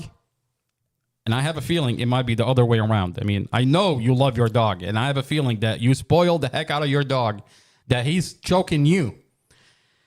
When that situation is done, in between, somehow, some way, need your 19 comments so I can bring you into the chat. I love everybody. There's a lot that goes in. We have to do to get this file out to the community. This community have to find out what is going on behind closed doors. Now, we're also engaged in, there is another thing that we're going to be engaged in. Well, think about it like this. If they're willing to do this to Mustafa and hide it, imagine how many other people, they're falsifying reports, they're playing around with evidence, they're actively deleting the most crucial pieces of evidence. Well, Muhammad, we don't have to imagine. I've got files. I mean, you saw what happened to Tatiana David. I mean, this poor girl was shot and killed by the police, rolled around like a pretzel inside the vehicle. And we're talking about essentially what they said, according to the police, is an abductee. You see them roll her around like a pretzel, drag her out of after putting 50 AR bullet into that vehicle, into this black girl. They roll her around like a pretzel, drag her out of the vehicle, position her outside the vehicle, take her boyfriend, the father of her 5-year-old baby, take him out of the vehicle, put him somewhere else and say, oh, we found him outside the vehicle. The body cam show otherwise. The body cam showed that you put 50 bullets into those people. Miraculously, the boyfriend lived. He sits in Prince William County with a bunch of charges. They falsified the whole entire case for him. And they blamed him, and they said he shot her. And what does Amy Ashworth do? She seals off the whole entire file. She goes to a judge. She gets an order from some random bullshit judge to seal off the file. So the FBI can't even go into and look into this file. I mean, I reached into her back pocket. I stole the file from her. I have police officers within this department that are actively helping us out with files. I have deputy sheriff that are supplying us with the recordings. The best is yet to come. I mean, we're talking about exposure. This is the season. This is the year for exposure. I mean, I know we got Trump all the way in Saudi Arabia, but he's coming back. I know we got Kash Patel. God knows what he's doing in the FBI building. Pam Bondi, God knows what she's doing. But we're going to be showing up in front of your building. And we're going to be doing this podcast in front of the FBI building, in front of the Department of Justice. And when Trump comes back from God knows where in Saudi Arabia, he's going to come home and he's going to ask what is going on outside of these buildings, because we're going to be holding a podcast in front of the Department of Justice, in front of the FBI building, in front of the White House. And Trump might just come out and say, son, what are you talking about? What is going on in the files that you have? And he's going to take a look at the body cams for Mustafa that are sealed by Commonwealth Amy Ashworth, the falsified police reports. I mean, the conversation is disturbing for Commonwealth Amy Ashworth. It's because I reached to her pocket, her back pocket, and I pulled a file that stinks. And you can smell it all the way from inside the White House. I mean, we're going to be sitting in front of the White House, and we're going to be holding this podcast. And you think Trump is not going to ask his Secret Service, what is going on outside my house? You think that's not going to happen? The best is yet to come. I mean, I've got a video on TikTok that is 47,000 views. So if you think, Amy Ashworth, hello, if you think the community is not listening, think again. Oh, I wonder why the county is coming after me. And they want to lock me up. She thinks Julie Carey is going to cover for her. She thinks Julie Carey is going to cover for her. They've got an injunction out of Warren County. They got an injunction out of Prince William County. They got something in federal court. Lock up the brother. The fake news is going to cover screaming. for her. They're screaming, lock up the brother and throw the key. Why do you want to lock me up? Why do you want to show me up? What am I saying that's terrifying you, Commonwealth Amy Ashworth? Well, you're holding her feet to the fire. Okay, we're asking her, we're demanding that she follows the law. I mean, this is what we're going to do. We're upgrading, and the community is upgrading this podcast. I've got Beautiful Bustos donating a $2,000 equipment to upgrade this podcast. I mean, you've got equipment that is voice, video follow audio. When I talk, the camera shows, points at me. When you talk, the camera, this is a very sophisticated equipment. We've come a long way. Bustos, I love you, ma'am. You've got Shelly giving me a $3,000 laptop. You've got the community, Farah, and everybody else donating into Mustafa's legal fund. This is happening, Commonwealth Amy Ashworth. And we're slowly upgrading to the next level. I mean, you see all this equipment? All this equipment is going to go in front of, we're going to be doing this in front of the White House. And what I'm going to be asking this community is, Mohammed, if you can do me a favor, you can go to the exhibits. Where are we? Let's see. There is something that I want to tell everybody about. There we go. Yeah, that's fine. This is what we need. This is a lithium battery operated generator. How much is this? $375. $375. What we need is a lithium battery operated generator, so that way we can power this equipment. I mean, essentially, to power this equipment, we need this. And I'm calling on the community to reach out to me and supply us with this generator, so that way we can take all this equipment in front of the White House and hold this podcast there. We're calling on Trump to look in your backyard, sir. Look in your backyards. Look at what's happening to our community. I mean, we talk about, there is a whole entire conversation about the Democrats and the Republicans, and how George Soros supplied and funded the Democrats into our community. And now you've got a private jail in every community. This is not an isolated incident. It's not just in our community. I mean, when you look at every community all across America, you find a private jail, privately owned jail. I mean, these private jails are not run by the governor. They don't have oversight by the governor. The governor is going to send you to the Department of Corrections. Department of Corrections that oversees jails tell you this is a privately owned jail. We don't have jurisdiction. And they'll send you to the Board of Supervisors. The Board of Supervisors that are elected by this county will send you to a jail board. The jail board is hired by the Board of Supervisors. Is hired by the jail Board of Supervisors. And you find a conflict of interest of the individuals that oversee this private jail. The chief of police is there. And it sounds good on the outside, but essentially there's a conflict of interest from every individual that sit on the jail board. What am I talking about? You got the Commonwealth Attorney, a jail board member.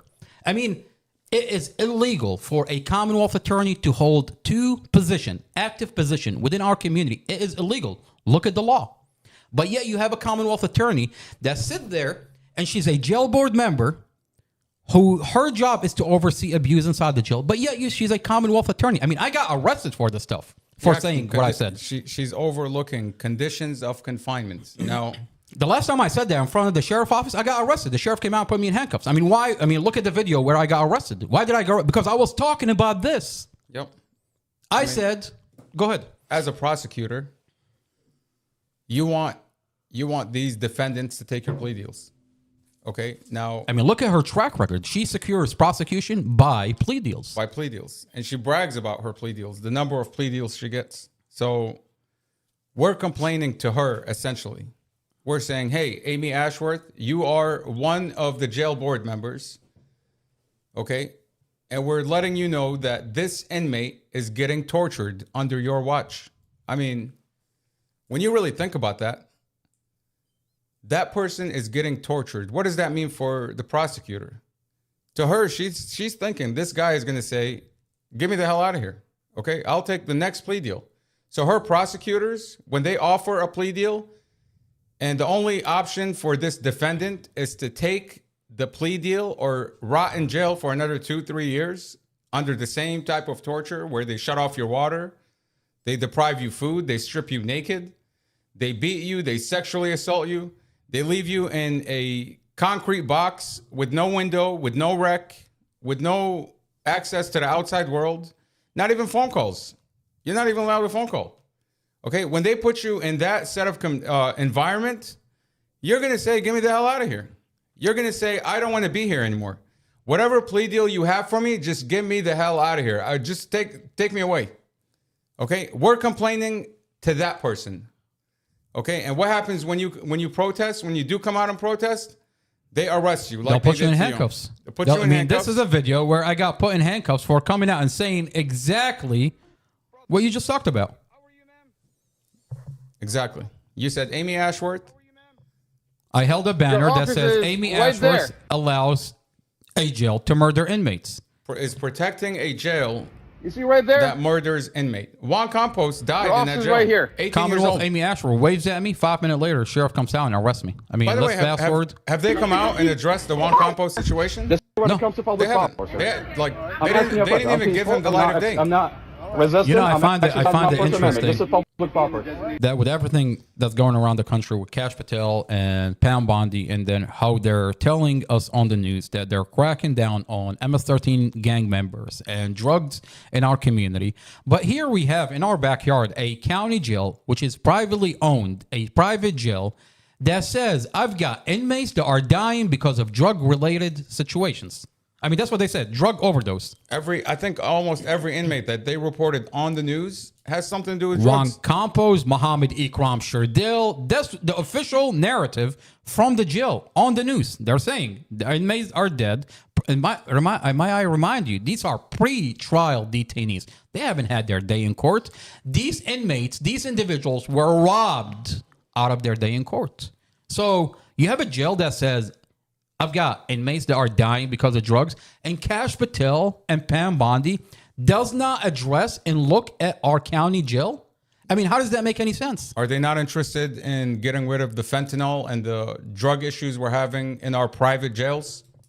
I mean, by the way, these inmates are solitary confined inmates. So you can't say that the inmates brought in the drugs or someone, Governor Youngkin changed the visit rules where it's a no contact visit. So when you see your loved one during a visit, you see them through a computer. So if drugs are coming into our jail, the only person that can bring in drugs is the correctional officer. So why would Pam Bondi and Kash Patel not subpoena the cash app for correctional officers in our county jail? This is literally in our backyard. Or is that not a conversation that we can have? Especially when you're having so many inmates, according to the jail, die of drugs. I mean, the visits are digital. No one's allowed to go in where the inmates are, except for the COs. So how are these drugs getting in? I mean, I'll tell you something that's really weird. Last time we went in front of the Department of Justice and we had this exact conversation. I mean, before you go, didn't they claim that Mohammed Ikram Sherdil had a needle to his... How does an inmate get access to a needle? Exactly. Isn't that what they said? They said he I had have a the needle pictures. tasing? I have the pictures. I have the Inside Nova. Inside Nova, Julie Carey with NBC4 is putting out this narrative that this inmate died because of drugs. Again, an inmate sitting in solitary confinement, they don't even go to rec. How does he get access to a needle? Now let's take a deep dive into this rabbit hole. Last time on a podcast, I said I pulled out some documents that Commonwealth Amy Ashworth released, and where she prosecuted. She said she put out a statement. She said we successfully prosecuted 2 inmates that are MS-13 members, and where they stabbed another inmate, and that she successfully prosecuted those individuals based on the CCTV that she had. So she had hardcore evidence that these are the individual. Now the question is, I've located this individual, this inmate that was stabbed. Ex-boyfriend that we have a body. I sat down with this inmate and essentially had an hour-long interview about the details of this inmate where he was attacked inside the jail. And this inmate goes into details, and he tells me that within 11 hours of him being transferred to a different unit, the electronically operated door, his cell door, that can only be opened by a correctional officer, the inmates managed to open that door, go in, and they had masks on. Allegedly, the inmates opened it. We don't. Well, how could the cell door be opened? The only way you can open it by pushing a button behind the desk, and the CO can open that door. Okay, so my question is, when you've got the individual that was stabbed, this inmate at the time he was out on a bond, and he's telling me in this interview that I supplied to the FBI, specifically Special Agent Lindsay Coulter, and you have receipts. I went out, located this individual, sat down with him, recorded an interview, a detailed interview, gave it to you, and you went out to the Manassas field office and you supplied it to her on a flash drive. And now, at the time, I was suspicious of the FBI, that they were really not doing their job and they were essentially covering up for the private jail. So I was also releasing the material on the internet, and that's essentially why I was releasing the material that's coming out of that jail on the internet. Now, this individual says that he was this electronically operated door that can only be opened by a cell. Mohammed, if you can go to the exhibits. This is the inmate. That's at the time he was out on a bond. His name is Sergio Eduardo Diaz, inmate number 20-0202116. And this inmate says within 11 hours of him transferred to a unit, 3 individuals that had masks on managed to get this electronically operated door open, go in, and start stabbing him. And he was screaming out for the correctional officer, and the correctional officer are nowhere for almost 8 minutes. The correctional officer are nowhere to be found. Now, fast forward to 9 months later, Commonwealth Amy Ashworth comes out with a couple of documents that she successfully prosecuted 2 individuals that went into his cell and stabbed this inmate. But we're asking the Department of Justice, Kash Patel, with the FBI, we're asking Pam Bondi, where is the 3rd individual? Is it possible that the 3rd individual is a correctional officer? That's why Commonwealth Amy Ashworth did not prosecute the 3rd individual when she has a CCTV video and she's talking about the CCTV. They say their narrative is, for the Commonwealth attorney, for the police department, is that they couldn't locate the 3rd individual. How is that possible? How can you not locate someone in a secured facility like that? Now, the rabbit hole that we're going to go into is, at the time, we went out to the Department of Justice and we put a table and we did a podcast there. Mohammed, within 2 days, they go on the news and they put out this huge narrative. They put the governor on the news. They put one of the supervisors on the news. And they're thanking this county. They're thanking the supervisor. They're thanking the governor. Out of Prince William County. That they've prosecuted the biggest gang member out of this county. Manassas, Virginia. Prince William County. And then when you look at it, They're talking about a 24-year-old. They got themselves a goddamn toddler who lives in his mom's basement. Paraded him all over the internet and brought in the governor. Kash Patel came out on the news. Pam Bondi went on pretty much every news outlet thanking Prince William County and the governor for his outstanding work. And then you find out 3 days later, they said, oops, we messed up. This toddler is not. He's not the MS-13 member. Leader of MS-13. He said, yeah, he's not the leader of the MS-13. We messed they up. They don't even want to prosecute him. Yeah, they said we have the wrong guy. They don't even want to prosecute him. This is my question.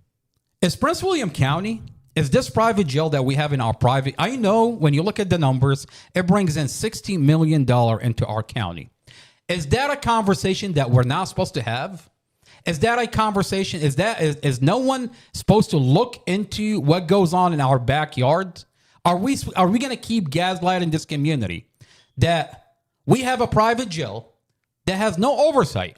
I mean, literally, this is an interview. This is an interview that I sat down with this individual. Where's the third inmate?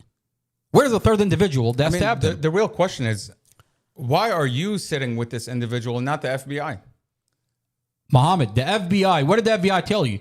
We don't want any more evidence from you coming out of this jail. The next day that I sat down with this kid, the Prince William County police officers visited this individual. So detectives show up at his door. They threatened him. And they threatened him for speaking. That they're going to revoke his bond. They're going to revoke his bond if they talk to Mustafa's brother about the incident inside the county jail. I mean, why do we think that is? What is so secretive about all these cases? They don't want anybody talking. The lawyers don't want you talking. The prosecutors don't want you talking. The judges don't want you talking. Nobody wants you talking. I mean, Mohammed, remember what Blake Weiner told me when Sharon Pandak, the lawyer for the sheriff that arrested me and violated my First Amendment for talking about what we're talking about today. The currently unemployed Sharon Pandak? Oh, yeah, that's right. She got fired from from the sheriff. This is the lawyer, the lawyer for the sheriff. She also a lawyer for the private jail. She's a lawyer for the jail. After I took the sheriff to a jury trial, and I won my case. 7 jurors told the sheriff unanimously said you were not guilty. And Glenn Hill comes out of that courtroom. He's angry, and he fires Sharon Pandak. He fired his lawyer. So I came out and I he recorded fired the county's lawyer. This is a big lawyer. This is Prosecutor Sarah Sammy. Let me play the video. Let me see. Prosecutor Sarah Sammy. Prosecutor. Okay, so Amar had ex-boy. Let's see if I can find the video. I came out after my jury trial and I made a video and this is what I said. All right, so not only did I beat the sheriff today, Sheriff Glenn Hill, I told you I'm going to take you to court, I'm going to put you on the stand, and I'm going to beat you and I'm going to get my First Amendment. Not only did I beat the sheriff today, I got Sharon Pandak to resign. Let me introduce Sharon Pandak for you. Sharon Pandak is the sheriff's lawyer. She didn't defend the sheriff properly, and they forced her into resignation. Now, this is a document. Mohammed, what are we looking at here? This is Sharon Pandak, the lawyer for the sheriff. What does that say right there? Oh, you're looking at a lawsuit that I'm currently filing. Well, it's an injunction to remove the illegal trespass that they. Are you telling me that you joined the club? That you got trespassed too? I got trespassed. Great. Well, welcome to the club. So I filed a case in Prince William County, and all the judges recused themselves. I filed this back in, I think, early April. And I just recently got a letter that all the judges in Prince William County have recused themselves of my case, that the Virginia Supreme Court has assigned a retired judge. Oh, that's beautiful. I got the same letter. Yeah. Apparently, all the judges are recusing themselves, and they got me a judge out of the Supreme. I mean, this is interesting. You've actually joined the club. Yeah. So this, I had a subpoena sent to Sharon Pandak, And today I went in to check on it. And as you can see, it says, it's upside down, but it says Sharon Pandek retired and is no longer in business. So Mustafa brother put Sharon Pandek out of business. Pretty much. You know. She's out of business. Sharon Pandek, you are out of business. You're going to be missed. Not really. Well, they need a younger lawyer. You know, someone that... like Elaine Jarvis? I said younger. I said younger. They need a younger lawyer who's a little sharper. Okay, someone who's... That is definitely not Elaine Jarvis. Someone quick on their feet, with potential paralegal background. If you're interested, I don't. You can submit your resume. You know, I'll tell you. See if Glenn Hill will take you as an apprentice. Well, apparently, you got Elaine Jarvis putting out this defaming me all over the county, telling everybody that I stole the files from her. Okay, there's no way you're going to get that position now. What do you mean? I applied to the governor, and he said you have to resolve the injunction that's going on in our Warren County before we let you into this chicken coop. You're not eating our chickens. Apparently, you've ate a lot of they're claiming that you've ate chickens in this chicken coop. You want me to bring you into my chicken coop? I'm like, sir, did you? And then, you know, I've got evidence that I have the file before I even met Elaine. So what chickens are they talking about? I've been eating the chickens for a long time. Not only did I eat the chickens, I actually fucked the chickens. I've got so many. I've fucked so many chickens. I literally have the file all over the internet. I've been screaming for over a year and a half. Okay, back to Sharon Pandek. So she's fired. She is definitely fired. She's no longer with us. I mean, what is going on with all these people getting retired, getting fired? I mean, you got Sharon Pandek. You've got. Give me the list. There's a huge list. You got Peter Miletus. You have Peter Miletus retired, the superintendent for the jail. Barker. Peter Barker. Peter Barker. Captain Powell. Robert Powell. Roosevelt Daniels, sergeant at the jail. Lieutenant Outland. She's out. It's just a lot of people. Kevin Kerhart. Yeah, that one. Kevin Kerhart, assistant chief of police. Assistant chief of police, who I've got you on a body cam on the scene, and you watched those police officers, your investigators, falsify and put out a narrative. Falsify the hell out of this case. You know, I wonder, does the assistant chief of police show up to every accident? It's just like, it's odd to me that he was even there. Isn't it weird? Isn't it weird? And then you see a lieutenant say on body cam that we've been briefed about Mustafa. That they've been briefed about. He's like, I didn't know this cat at first, but then I remembered we were briefed about him, and then he muted his body cam. You know, let that sink in. You lose your family in a tragic vehicle accident. Every piece of evidence showed that this is a vehicle accident. Police officers show up. Oh, I didn't know this cat. We've been briefed about this cat. What do you mean? Oh, wait a minute. Oh, he sued you. He had a lawsuit against you. So you were briefed about this cat. And then Assistant Chief of Police Kevin Kerhart is sitting there like a rooster watching the whole thing. Well, I've got you on a body cam, sir. I mean, what is it? You can retire. I mean, he's watching his police officer falsify the hell out of this cat. Or, yeah, I mean, it looks like they said, hey, you know that guy that sued the police? Yeah, he just got in a car accident. And what do you think we should do here? And, the narrative was already started. I mean, you look at these body cams, within the first 30 minutes, the narrative has already put into play that he's going to be found guilty no matter what. And you look at that. I mean, first 30 minutes, no one has looked at the dash cam. No one has looked at the accident. No one even knows what happened. Nobody knows what happened. Yet Robert Drum is already assigning officers to interrogate Mustafa at his hospital bed after being injected with fentanyl. And then you see body cams of the other driver. I mean, again, this is an accident. Nobody knows what happened. Mustafa is injected with fentanyl, and they sit there and interrogate him. And you see the body cam from the other driver, and the first thing the lieutenant tells her is, ma'am, you have absolutely nothing to worry about. What kind of investigation are you running here? What kind of crash construction are you doing here if you're not even looking at what the other driver did? Now, when we look at these sealed files, we find out that she was going 13 miles an hour over the speed limit. And her steering wheel angle that is supposed to be part of the data recorder, it's not there. It's as if they erased that part of the data recorder. Why would you erase her steering angle? Isn't that relevant as to what happened? If she's driving straight, she's going 13 miles an hour over the speed limit. The data recorder shows she never hit the brake. She never hit the brake. As a matter of fact, 2 seconds prior to impact, her foot was still on the gas pedal.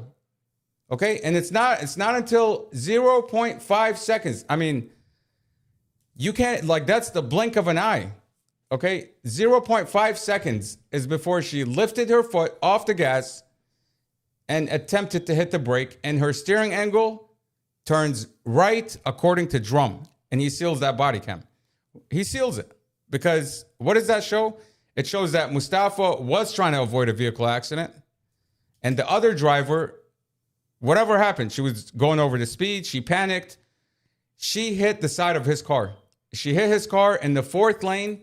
She was traveling in the 3rd lane, and she turned into the 4th lane. That's where the accident happened. You can see from the drone footage where all the radiator fluid from her vehicle was in the 4th lane.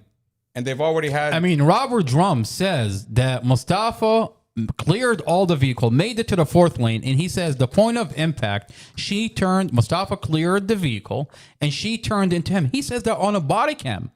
And then he says this is the point of impact. And then what do you see him do?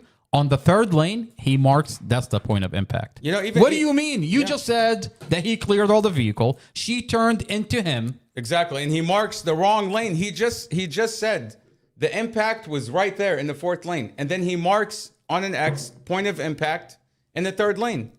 Chad Mason says the only way this wheel that came off the Suburban, the only way this wheel could get here, the only way this could make sense is if she turned into him.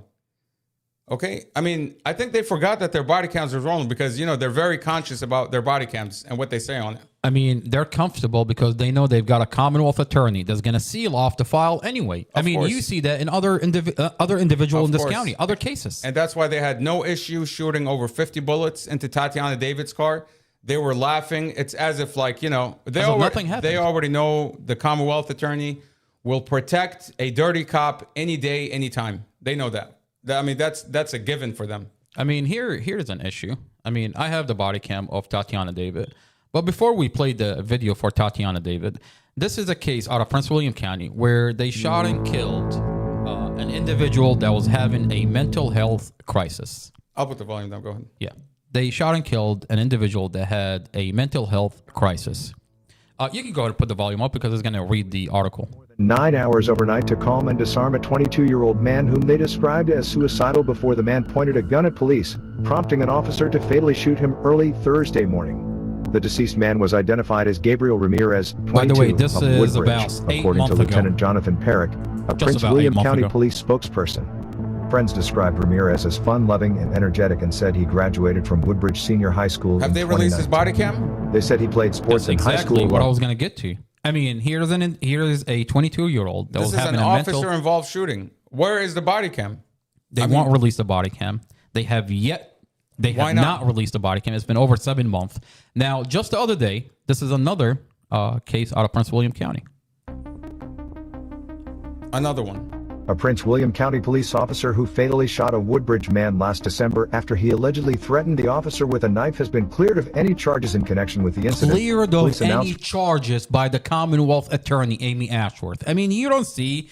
It's just this. It's the same situation. It's a just trend. paste, copy. It's a and trend. it's a trend. I mean, they go, they do whatever. I mean, they police misconduct, shoot an individual, and seal off the body cam, and then the Commonwealth attorney, who's the same one that goes to a judge to seal off the body cam, comes out and says, "Yeah, I looked at everything. There's nothing wrong done by the police officers." And she clears the police officer, and then this situation just gets brushed under the carpet. I mean, it's no odd. body cams. Why would you not release the body cams? If nothing happened, why am I supposed to just take your word for it? That nothing happened, that your police officer did nothing wrong. It's just, unfortunately, we have a dead person here. I mean, there's a reason why these things keep happening under the watch of Chief Newsham. You know, when he left D.C., they were celebrating. They protested when he came here. I have the Inside Nova article. There's People about 30 protested. people. There was a petition to not have him be chief of police, but money buys you everything. So he got his ways, and he became chief of police. And now you see this increase in police officer involved shootings, and there's no transparency. There's absolutely no transparency, and that's why this thing is going to keep happening over and over again. And there's no solution to it. I mean, the problem is they put out a narrative. They tell you we did nothing wrong. You're supposed to just take their word for it. Take their word for it. That's it. I mean, what's wrong with releasing the body cams? If you did nothing wrong, release the body cam.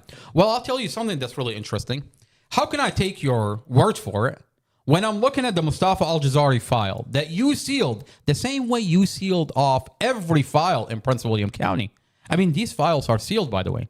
The reason there is no body cam, it's not that the community is not FOIA requesting the body cam. They won't give you the FOIA. They won't give it to you. Now, that's a FOIA violation. They won't give you the FOIA. It's sealed by a judge, some random corrupt judge that will just give Commonwealth Amy Ashford whatever she wants. Whatever this police department want to seal, they'll give them an order to seal off the body cam. I mean, that's what we ran into with Mustafa when we filed a FOIA request for the jail videos. They want to tell us nothing happened May 24th. Nothing happened. Okay, he was moved from one cell to the next. He's imagining. We filed a FOIA request. We appealed it. We sent it to the circuit court. And the judge, every judge basically rules for the jail. Okay? And then you got the video. I mean, at the time, I'm going to play a video for you. You got the video. And it at shows a completely it different shows story. that Mustafa is getting carried unconscious from one cell into another cell, half naked, and he's still getting beaten up by the correctional officers. And you know what's crazy? You know what's crazy? Do me a favor. If you can play the exhibits, I want to play the video. This is Sheriff Glen Hill at the time when we were protesting in front of the jail and telling Sheriff Glen Hill, Sheriff, your correctional officer beat my brother. That Mustafa is dying inside your jail. Can you please give him medical? This is what he's telling us. Sir, we said we FOIA requested the videos. You already forwarded to him already? He sent us a letter. He said he has it. He's not releasing it. Say those. Do you want to make a request for him to do that? In other words, you want to request the jail board to do that? Yes, sir. Okay, forward your request to me, and I'm the chairman of the jail board, and I will bring it to a jail board meeting, okay? Yes, sir. He says, I'm the chairman of the jail board. Show up to the jail board meeting and request the videos, and we'll give them to you. This is the same jail board that they've canceled for the past couple of months. What do you mean? They made them private? You can no longer go to them. And at the time when we showed up, they brought the police. Yep. Peace. Good. Okay. I'll tell you something, sir. Yeah, Mustafa, an internal investigation already started into his police report that's been falsified. They falsified the police report. I want to let you know because you see Mustafa every day. Okay, you're on the jail board. No, I don't see him every day. You're the sheriff. Right. You have a lot of people that look up to you, sir. I sit on the jail board. Yes, I sir. do. But I want to make it very clear. He wants to downplay his role in the whole process. You're the goddamn sheriff. You are the sheriff of this county. It's not his jail, man. It's not his jail. He's only the sheriff. All he does is, according to Elaine Jarvis, is that he puts on his adult diaper and walks around pretending to be a sheriff. Come on, man. He's only the sheriff. He's only the sheriff. What does that even mean? I mean, those correctional officers get their authority, get deputized by the sheriff. I don't know. By the way, the sheriff is a giant position. Amar, you're talking about the sheriff. You're talking about Chief Peter Newsham. He's only the chief of police, man. Like you're putting so much blame on him. He's just the sheriff. So hold on now. Like hold on now. When you go to the governor, he'll send you back to the sheriff, and he tell you the individual to oversee abuse inside this county jail is the sheriff. He's a mandatory position. That means he's the top board member of this jail. Wait a minute. Maybe the problem is that this is a private jail that brings in $60 million into our county, and no one wants to look at the abuse that happened inside the jail. That you've got sick individuals that are correctional officer that can't help themselves but abuse pre-trial detainee. And when situations like that happen, you've got sheriffs that protect them. You've got a Commonwealth attorney that look the other way because, hey, she's She just wants prosecutions. So it's in her best interest to have sick individuals that beat and abuse and kill inmates. And they want to look good in front of the federal government because they get funding from the federal government. Why do you think they're saying that the individuals that died in our county jail is drug related? And now they want to come out of it because Kash Patel is cracking down and Pam Bondi is cracking down on drugs in our community. I mean, either way, it doesn't look good. Either you have a drug problem or you have a torture problem. Either you're torturing people until they're dead, or you have so many drugs in your jail. Either way, it doesn't look good. I mean, Juan Campos, when you look up Juan Campos on the internet, Julie Carey, what did Julie Carey said that the jail said? That he died because of drugs, right?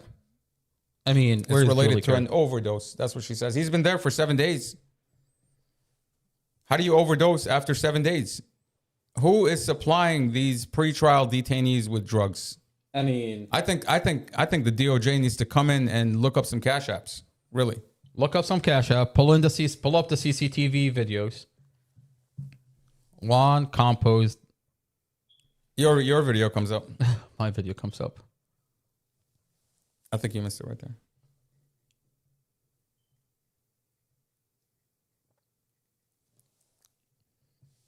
Let me see. Julie Carey, according to Julie Carey, the jail's narrative is that Juan Campos died because of drugs. How is drugs coming into our county? I mean, why can't we get the Department of Justice? I mean, they say they're cracking down on drugs, right? That they're, in the name of public safety, they're cracking down on drugs. They're cracking down. I mean, are they gaslighting us? Are they just telling this community what they want us to hear? I mean, how long can this go on that we have a county jail that is unchecked? There's no oversight over anything that goes on in this county jail. I mean, how long do you think this really can go on for? The Department of Justice, the FBI, has to go in and subpoena the cash apps. I mean, how hard is it to subpoena cash apps from correctional officer and find out, follow the money. Pull up the CCTV videos inside the jail, subpoena the cash app, and find out what is going on right here in our backyard. I don't see Julie Carey's reporting on it. Maybe she removed it. No, it's there. But the point is, if you look up Juan Campos, that's what you're going to find. It's here. These are the reports about it. 18-year-old. Let's play this.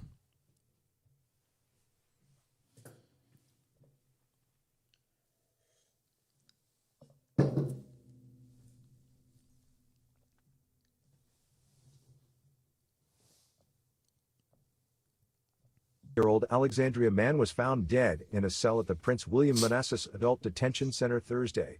Officers were called to the county jail at 9:11 a.m. after jail staff found Juan Felipe Mejia Campos, 18, of Alexandria, unresponsive in his cell. They immediately provided first aid. Sponsor message, then we're back. Are missing teeth affecting your confidence? Hey there, it's Lori. Nova Dental Anesthesia has the solution. Depends. Medical? Depends. We want to thank our sponsors. Gillette and Depends. We want to thank our sponsors to this podcast. It is an adult diaper company, Depends.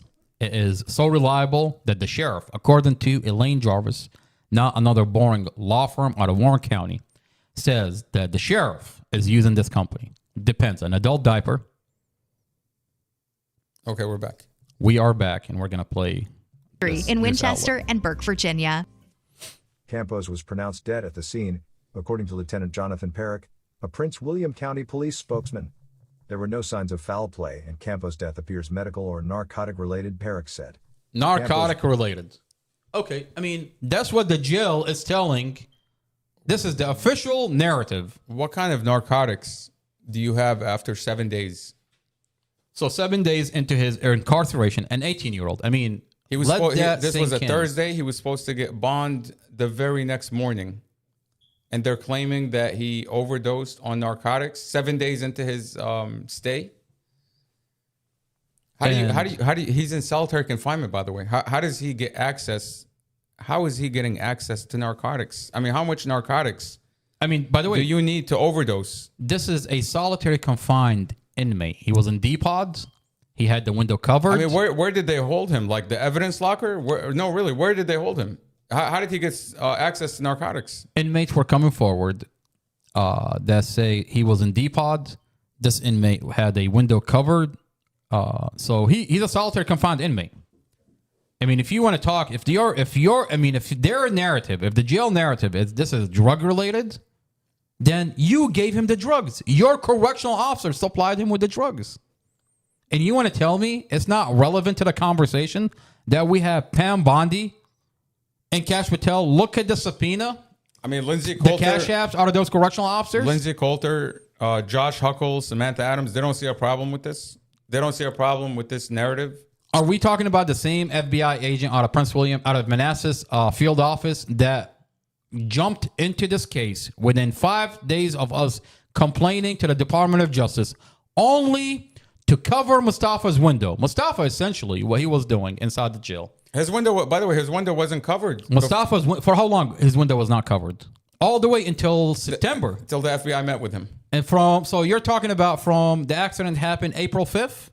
So let that sink in. From April 5th all the way to September, Mustafa's in solitary confinement. His window was not covered. Within 2 weeks of the FBI talking to him, they covered his window and they took his phone calls, commissary, every right, privilege, whatever. Even his lawyer, he couldn't call him. Mustafa gets beaten up. This is a cell. Couldn't even call his lawyer. This is a CCTV where Mustafa is beaten up inside his cell, carried out unconscious from one cell into another cell. So we contact the Department of Justice. This is a CCTV video where they take out Mustafa half naked. This is May 24th, 2023. The FBI came in September wait a of minute. 2023. Whoa. What are we talking about? You can look at Mustafa's cell. It's not covered with this is Mustafa's cell.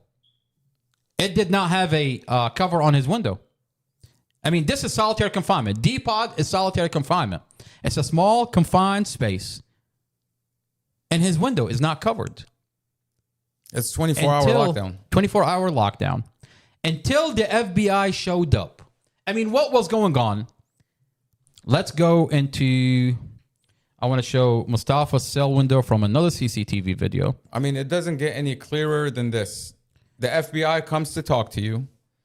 And then within a few days, the superintendent shows up and tells you, why are the FBI here? Who brought the FBI? He's being questioned in his cell. By the superintendent, who retired, who's now is retired. By he the ran away. superintendent. And then next you know, he's being punished. Punished for talking to the FBI. And the FBI is emailing the jail on the back end, telling them, hey, you guys are good. Do as you please.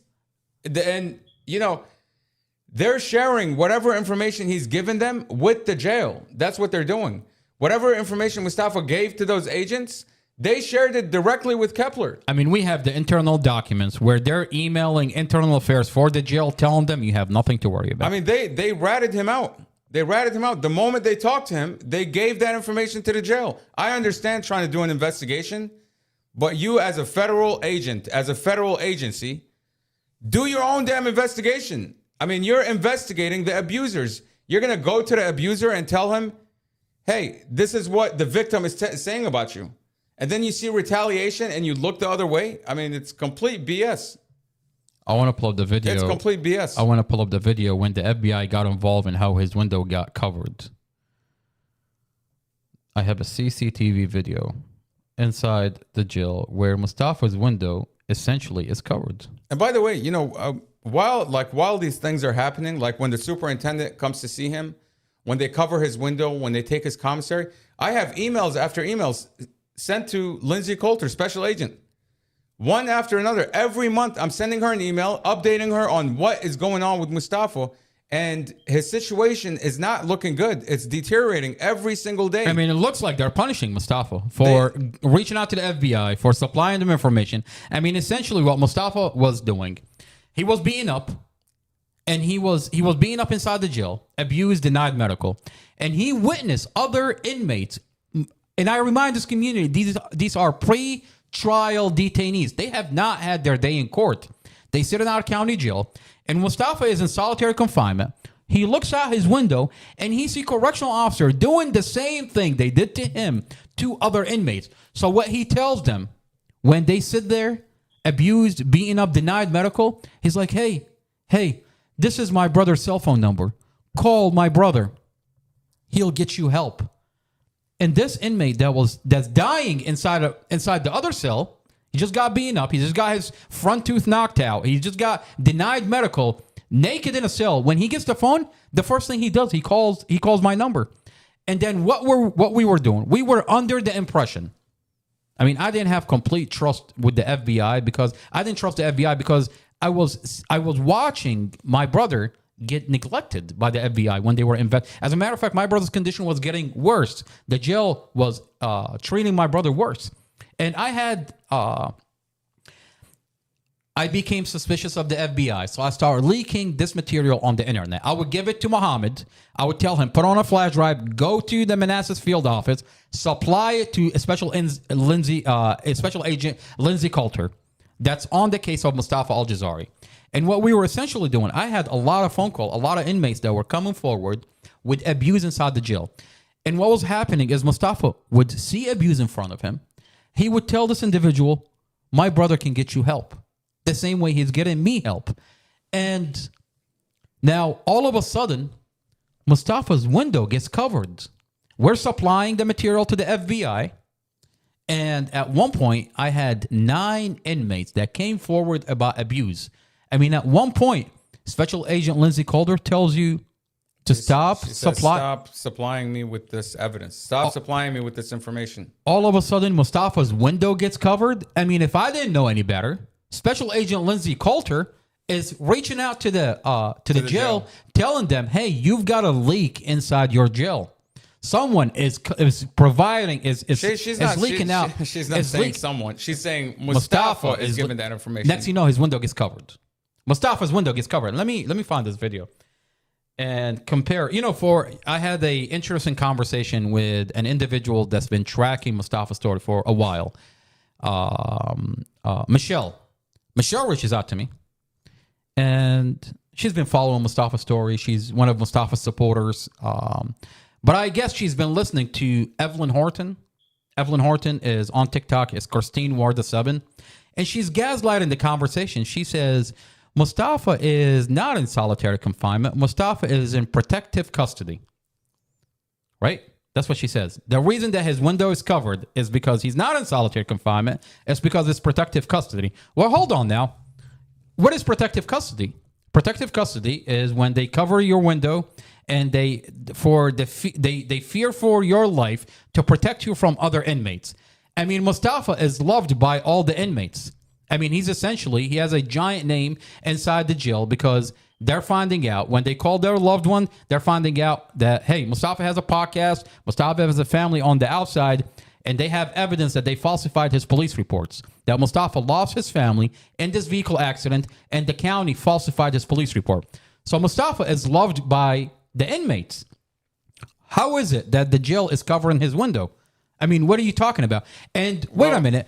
Are we talking about Mustafa who did not have a covered window from April all the way until September? So all of a sudden you decided to cover his window and you want to tell me that's protective custody? No, Mustafa got his window covered when the FBI showed up and they contacted the jail and told them, hey, Mustafa is talking about the abuse that's going on inside the jail. And by the way, on May 24th, he wasn't beaten up by inmates. He was beaten up by officers. So covering his window, putting him in a corner is not going to help him from officers that are abusing him. It's not.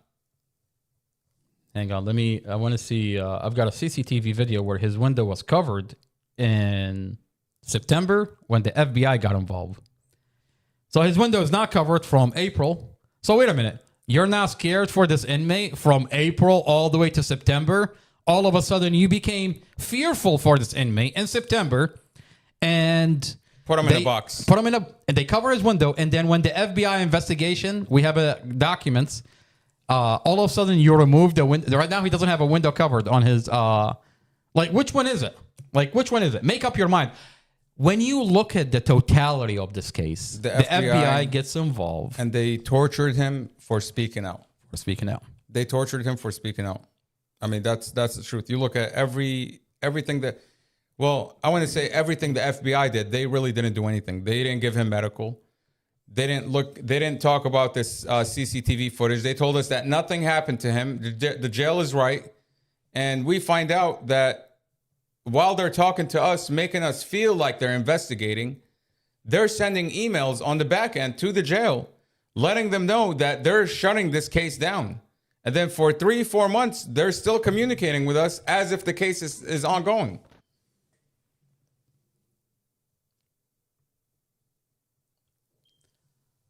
I want to pull up the CCTV video that shows the window is covered.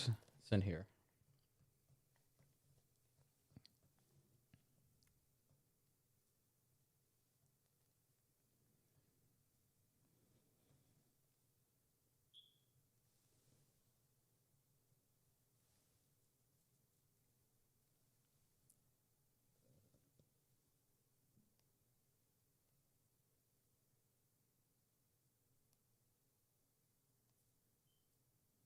There we go.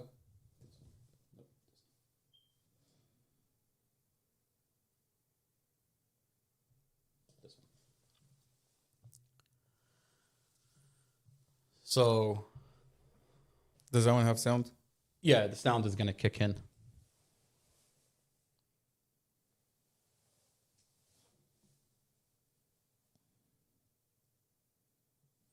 So, this is April.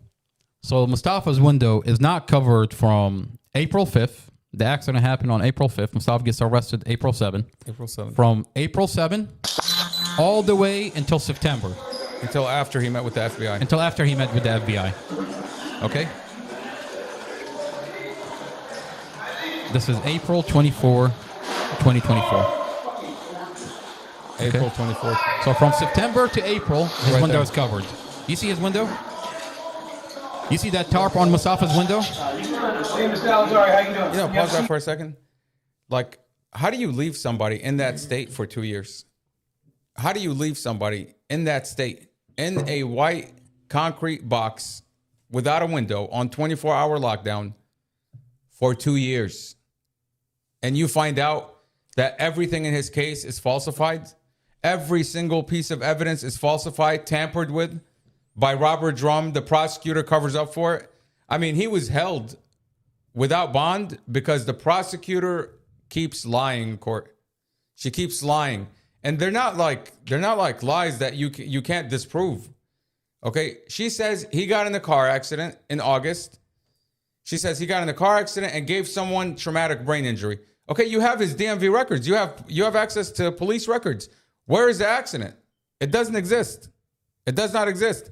And then the following year, You're talking about Jason Nance. Jason Nance. Yeah. And then you deny him bond the second time, not because of Jason Nance, not because of the same lie, but you come up with a new lie after he's granted bond. Once he's granted bond, you want to come back and say, Your Honor, he threatened a correctional officer a month ago. Why didn't you say that 7 days ago? Why didn't you say that last week when you had your bond hearing?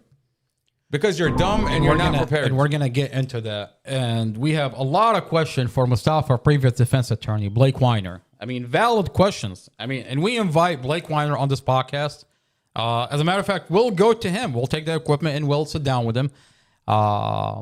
He came out on the news and he addressed Mustafa's story at the time. We have questions for Blake Weiner. We have the recording from the proceeding. And there are questions for Blake Weiner to answer. This community has a lot of questions. I mean, when the prosecutor came back, why didn't she go through the appeal process? That's a good question. I mean, have you noticed? Why did you allow her to go retry the bond? If you notice, it's illegal, by the way. That's illegal. She said in August of 2023, she told a judge that Mustafa was a danger to society because he had crashed his car and gave another person, not Dorothy, she's saying another accident. He had crashed his car in the past, Your Honor. That's what she says. Yeah. Now, fast forward to his next bond hearing. Why didn't she repeat the same thing? Why didn't she not talk about Jason Nance? Why did she not Obviously, tell? because it's a lie. Because it's a lie. It's a lie. And his defense attorney at the time came into the case, didn't appeal. The judge literally says, if you find evidence that prosecutor Sarah Sammy has proffered and this is wrong, or she lied, or what, if this is wrong, I have the recording. If this is not true, and you have evidence that Jason Nance, Mustafa, never gave him a brain injury, you can appeal it. You don't have to file for another bond. You can appeal it based on that, because I'm basing my decision on the proffer of what the prosecutor is saying, because proffering is saying something essentially without evidence. It's just the word the prosecutor's word for it. That she just gets to say that, hey, Mustafa gave a brain injury to Jason Nance. But there has to be some basis to it. Well, Casey Stevens at the time allowed her to proffer, and the rule for proffer is you both have to agree. The prosecutor and the defense attorney have to agree that they have to have seen the evidence. And they have to agree to the information that's being proffered. And I find it interesting that Casey Stevens at the time, he says, what did he say? I mean, I have the recording. He says, I don't agree to the proffer. I don't see the evidence. You didn't give me the evidence. And the judge allows the prosecutor to proffer anyway. I mean, there has to be an understanding on what you're proffering. But Casey Stevens knew there was no accident because he had Mustafa's official DMV record. Exactly. He had it. Exactly. Okay, not only that, but what does he tell us afterwards? He says, Amar, go out there, find Mustafa's friends, and ask every single one of them to write a statement to say, I did not get brain injury from Mustafa. I mean, how crazy is that? He wants us to go to all of Mustafa's contacts, anybody Mustafa's ever made contact with, and get all these statements to say, Mustafa did not give me traumatic brain injury. By the way, you know the weird part? When you pull up the Casey Stevens file, he already had the name. He already had the name. The name is already in the discovery. He just wouldn't tell us that. He wouldn't tell us who it is. Because once you tell us that, you're going to pull it up and you're going to be like, wait a minute. There is no police report on Jason Nance having an accident. There is no medical report on Jason Nance having an accident. There is no vehicle-involved accident with Jason Nance and Mustafa.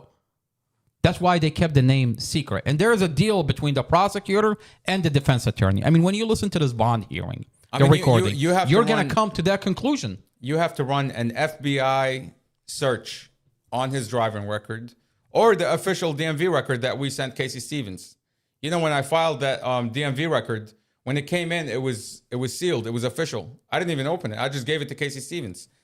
And he had that information in his file right there in court. And he never brought it up. There's a lot of things. Actually, we're going to hear it in a little bit. Now, but there's a lot of things that he didn't bring up and he didn't push back on. That's one of the issues that we had with Casey Stevens. I mean, I honestly, I feel bad for anybody hiring Casey Stevens and trusting him to defend him in Prince William County, because he's going to take you, and if you are innocent, he's just going to feed you to the wolves. I mean, he's doing backdoor deals with the prosecution. For money. I mean, that's what it's about, money. He's taking your money, he's paying the prosecutor, and then he's serving you to the prosecutors in a silver platter. So he knew about Jason Nance. He never pushed back on Jason Nance. And the judge based his decision not giving Mustafa bond because of Jason Nance. Casey Stevens. The other thing, yeah. Casey Stevens reviewed Mustafa's case. Remember, in the beginning, before we paid him anything, he reviewed Mustafa's case. He says, give me about 7 days. Okay? He reviews Mustafa's case. And then he comes back and he says, I can have this case dismissed. By the time we get to bond, I can have all these charges dismissed. And I know why he said that now. Because Mustafa was charged with DUI. And Mustafa's blood already shows no alcohol, no blood. So the police have charged him, these prosecutors, they've charged him illegally despite the evidence. He was at the hospital. He was helicoptered from the accident scene. They drew his blood right there on the spot at the hospital. And they did not release him until his blood came back clean. And then what did they do? They turn around 2 days later, they falsify his statements, and then they charge him with a DUI. And they knew, in fact, that DUI manslaughter. That he had nothing in his blood. And that's why How could you charge him with DUI if his toxicology report literally show no alcohol and no drugs? And I'm telling you, that's why Casey Stevens said, I can have this case dismissed by the time we get to bond. He said, I can have this case dismissed. But I need want you to $50,000. Pay me $50,000 up front for me to take this case, and I'm going to have it dismissed before we get to... I mean, you know, I'll tell you, there's a time and place, and he's going to be held accountable by law. I mean, we have the file. We're talking about it. We're releasing it on the internet. Right now, we have an audio of the proceeding. And in this audio proceeding, you're going to hear Casey Stephen. The prosecutor says Mustafa has a dual citizenship, Your Honor. Mustafa is going to run away to Iraq.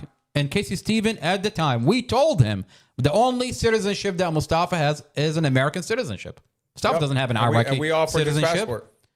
So Casey's defense attorney knew that, and he never pushed back. As a matter of fact, he agrees with the prosecutor that Mustafa has a dual citizenship. I've never seen anything like this. Now, that's one. Two, there's an audio that you recorded between Mustafa and the investigator, that this investigator says that Mustafa told him that he was arguing with Dorothy inside the vehicle. Mustafa never said that. There's an audio, but this investigator put that in the police report, put that on the warrant. That's how they managed to arrest Mustafa. I mean, why is Mustafa arrested? They falsified his statements. Mustafa's toxicology, no alcohol, no drugs. Mustafa did everything he can to avoid a vehicle accident. The computer inside the vehicle showed that Mustafa's foot was on the brake the whole entire time. The dash camera showed that this is a vehicle accident, that Mustafa did everything he can to avoid a vehicle accident. The dash camera showed there is no argument inside the vehicle. This investigator is flat out lying about the content of the dash camera. Mustafa was not speeding, was not driving reckless. For you to charge someone with manslaughter, there has to be something that you've done that contributed to this vehicle accident. So every piece of evidence showed that Mustafa did nothing. It's a vehicle accident. And he did everything to avoid this vehicle accident. And the police admit that there is brake failure to this car. And the police admit there is brake failure. It's literally on a body cam. Now, the only way they got Mustafa charged with manslaughter is by falsifying his statements, saying that you have something to do with the accident, you were arguing, therefore you're negligent. I mean, that's what the medical examiner did for Dorothy and Empress. And then you find out that the dash camera showed there is no argument. The audio that you recorded, Mustafa never said that. I mean, there's evidence that this investigator flat out lied. And they take it further. They charge Mustafa with manslaughter, DUI manslaughter. How could you charge him with DUI when you literally have his toxicology that show no alcohol and no drugs? Exactly. And you've held him. Muhammad, they've held him. They released him from the hospital that night after getting his blood. After getting his blood, they released him. So how can you charge him with DUI? And they've held him from April 7 all the way to October 3rd. October 3rd. And I mean, October 3rd on the DUI charge, an illegal charge. I mean, even though they had the evidence from day one. And that's why Casey Stevens says, I can have this case dismissed before we even get to bond. Because he knew that he has a toxicology report. He knew he could dismiss this case, but he did not want to. He covered up for the investigator. Are we talking about the same investigator that in 2016 we find out that Casey Stephen crashed a vehicle on a DUI, ran from the scene, and it's the same investigator that was on site that stopped him, that only gave him 90 days suspended? Let me go crash a vehicle on a DUI and run away, and let me see if I can get only 90 days suspended. Oh, wait a minute. It's Casey Stephen, and it's his favorite buddy investigator that got him off the hook in 2016. And now he's doing him a favor doing the Robert Drum a favor by He's returning the favor. He's returning the favor by getting Mustafa. He's giving up Mustafa in return. Oh, the guy that sued the police. Exactly. Investigator Drum, you falsified the police report, and he's the defense attorney that's gonna cover up for you. He's the drunk defense attorney that crashed his car and fled the scene. So he takes our money and helps the prosecution hide the evidence. He literally paid Amy Ashworth. He literally paid her. It's online. You know what I find he donated really, to her. Oh yeah, during the campaign, he donated $4,700. I mean, the question is, what's a Republican donating to a Democrat? I mean, the Commonwealth Attorney is a Democrat, and he's a Republican. What's a Republican donating to a Democrat for her campaign to win the Commonwealth Attorney during the trial? Your client, the Commonwealth Attorney, is bringing up charges against your client. False charges, by the way. False charges. Because he knows they're false charges. She's bringing up false charges against your client, and you're going up against this and you're donating. And you're donating. You take my money, you donate it to the prosecution. How does that look? Look, you come up to me and you say, "Hey, I'm being prosecuted falsely by this individual, and I'm entrusting that you're going to defend me through this justice system." You pay me money, and then I go pay that person that's prosecuting you falsely. What does that look like? I mean, I'll tell you what's disturbing about the audio that we're going to listen to is that you're going to hear that Casey Stevens, the defense attorney, plays the wrong portion. He doesn't play the whole audio to the judge. The conversation between Mustafa and the investigator, where the investigator falsified Mustafa's statement. He plays the wrong portion of the audio to the judge, that even the judge is confused. He's like, what did you play me? I mean, this is irrelevant. And you find out that a couple of months later, in circuit court, when they do have a bond, when Julie Carey puts it on the news, she puts out the same portion on the news that Casey Stevens played for the judge. The audio portion that's irrelevant to showing that this police report is falsified. Look, and you want to tell me they're not in cahoots? We know that Robert Drum didn't record this call.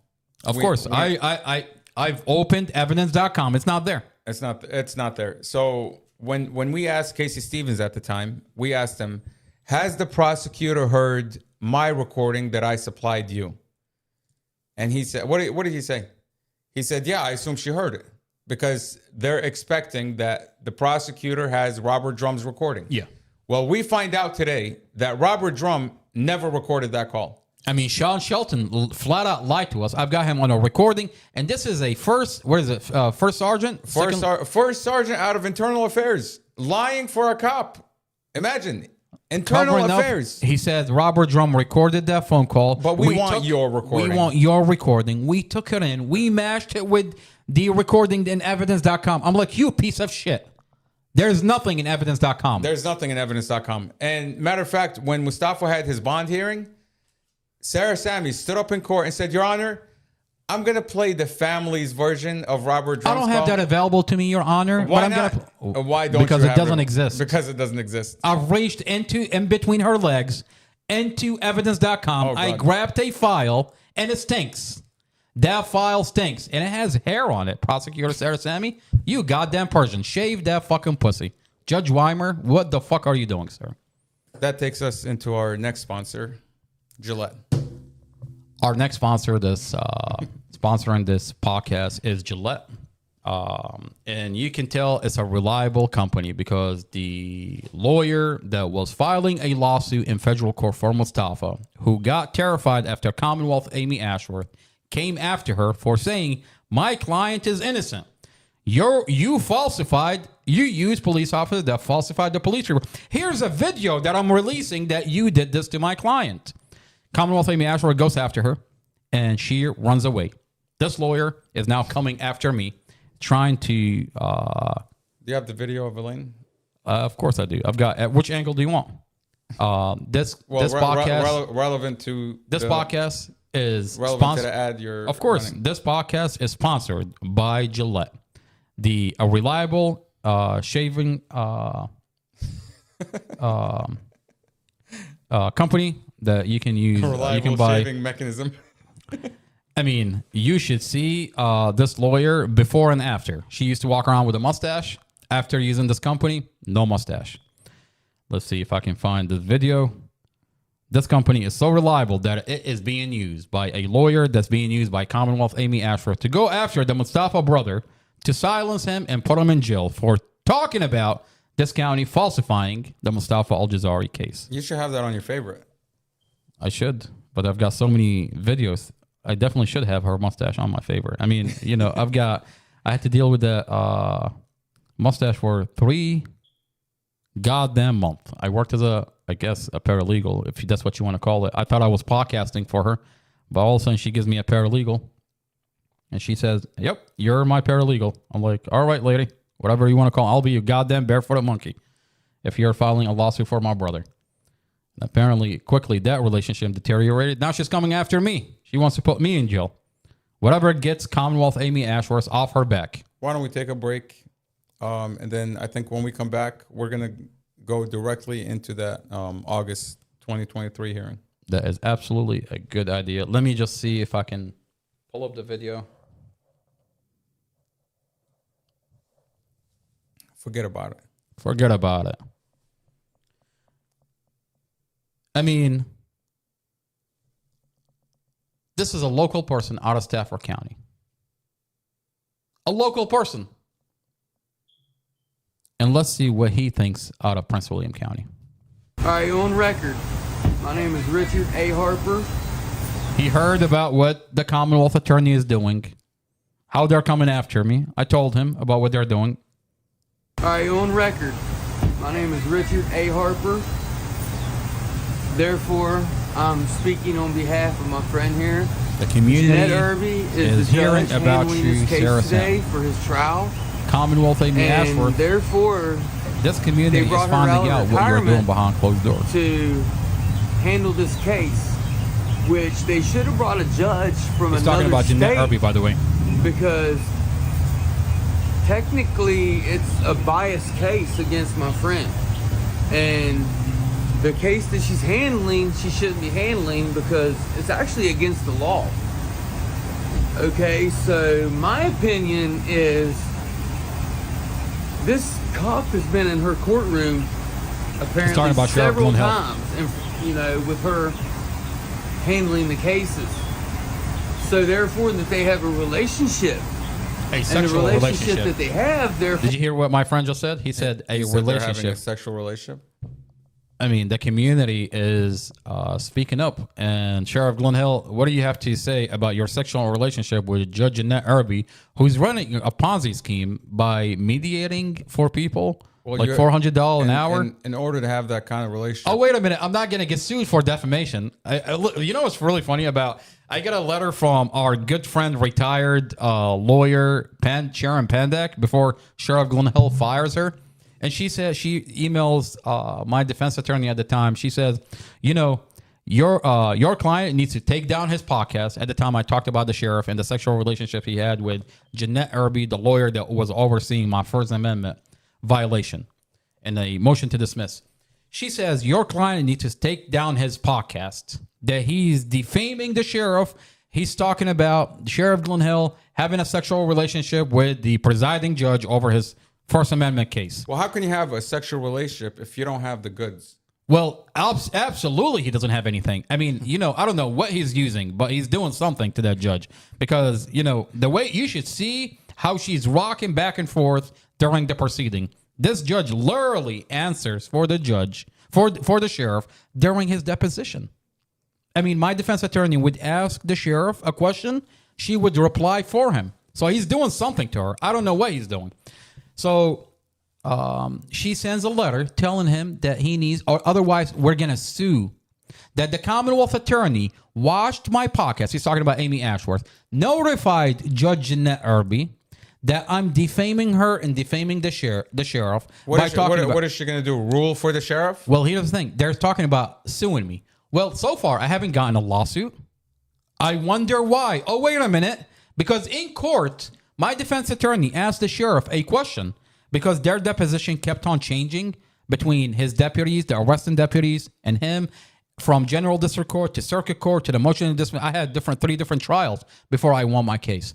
And their deposition kept on changing. So he asked him a question. He asked the sheriff. He says, Sheriff, are you having conversation, coaching your deputies about this case?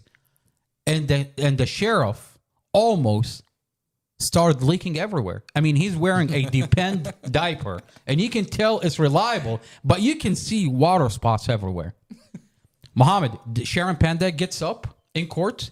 She interrupts the proceeding, and she said, Your Honor, Sheriff Glenn Hill is my client. He does not have, this is a client privilege conversation. He does not have to answer that question. I wonder why, Hold on. ma'am. You're talking about Sharon Pandek stood up in court in the middle of the proceeding to defend Glenn Hill, a case she's not even a part of. Exactly. She's sitting down with everybody, and she stops the proceeding, and the judge lets her. And then but do you know what they're talking about? They're talking about The reason she's not suing me for a defamation lawsuit is because it's true. It's because it's well, To a certain extent.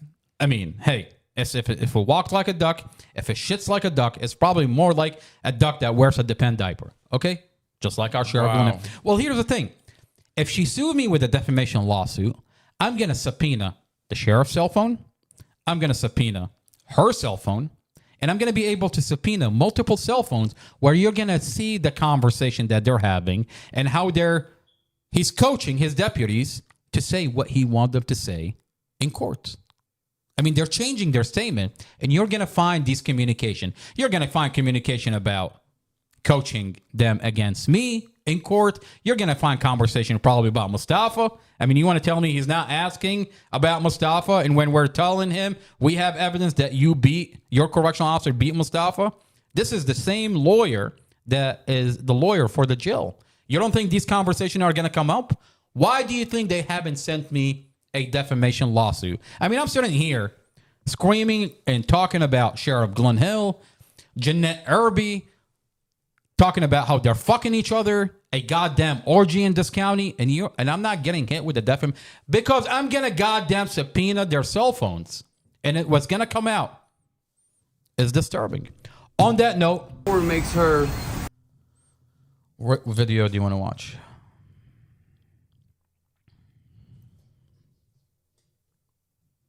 Let's watch this video.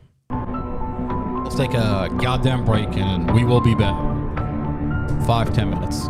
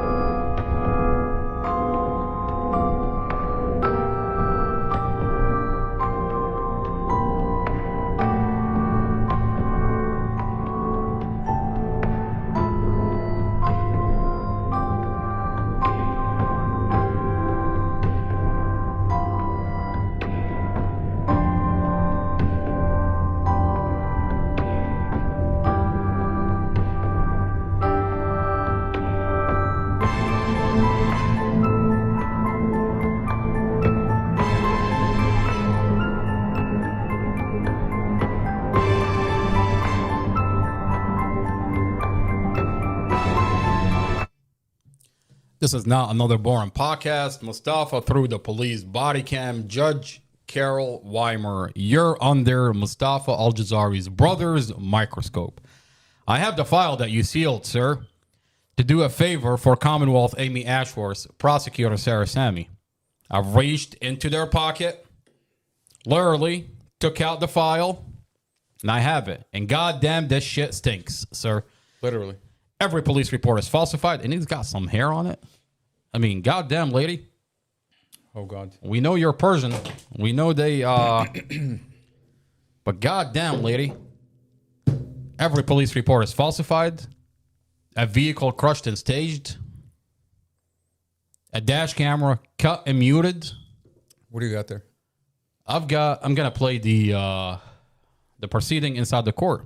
You know how the media says that they don't put out any statements unless it's the official document, unless it's the police body cam, unless it's the prosecutor saying, actually talking about this case. And they won't talk about it. And they won't talk about it. You never have the prosecutor or the Commonwealth attorney come out and talk about the Mustafa Al-Jazari case. I wonder why. Maybe because everything is falsified? Falsified. Well, we bring you the recording from inside the court where prosecutor Sarah Sammy is talking about Mustafa's case. So this is like a live transcript.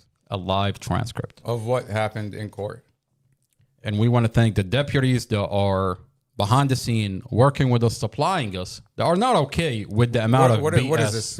Which hearing is this? This is the General District Court. This is, hang on, let me see. Let me pull it up for you. Like you actually have a recording of the bond hearing itself? I have the whole entire recording of the bond proceeding. Let me pull it up for you. No way. I mean, Sheriff Glenn Hill did his best, but his best was not good enough. He brought in a whole giant apparatus to prevent anybody recording inside the court. Literally, he took everybody's cell phone. You can't record. You can't. And here we have the deputies that were there supplying us with the recording. Oh my gosh. Sheriff Glenn Hill, you had one job other than wear your goddamn Depend diaper, your adult diaper, is to protect this judge, protect this prosecutor from having the audio leak out to the community. I mean, talk about a leak, Sheriff Glenn Hill.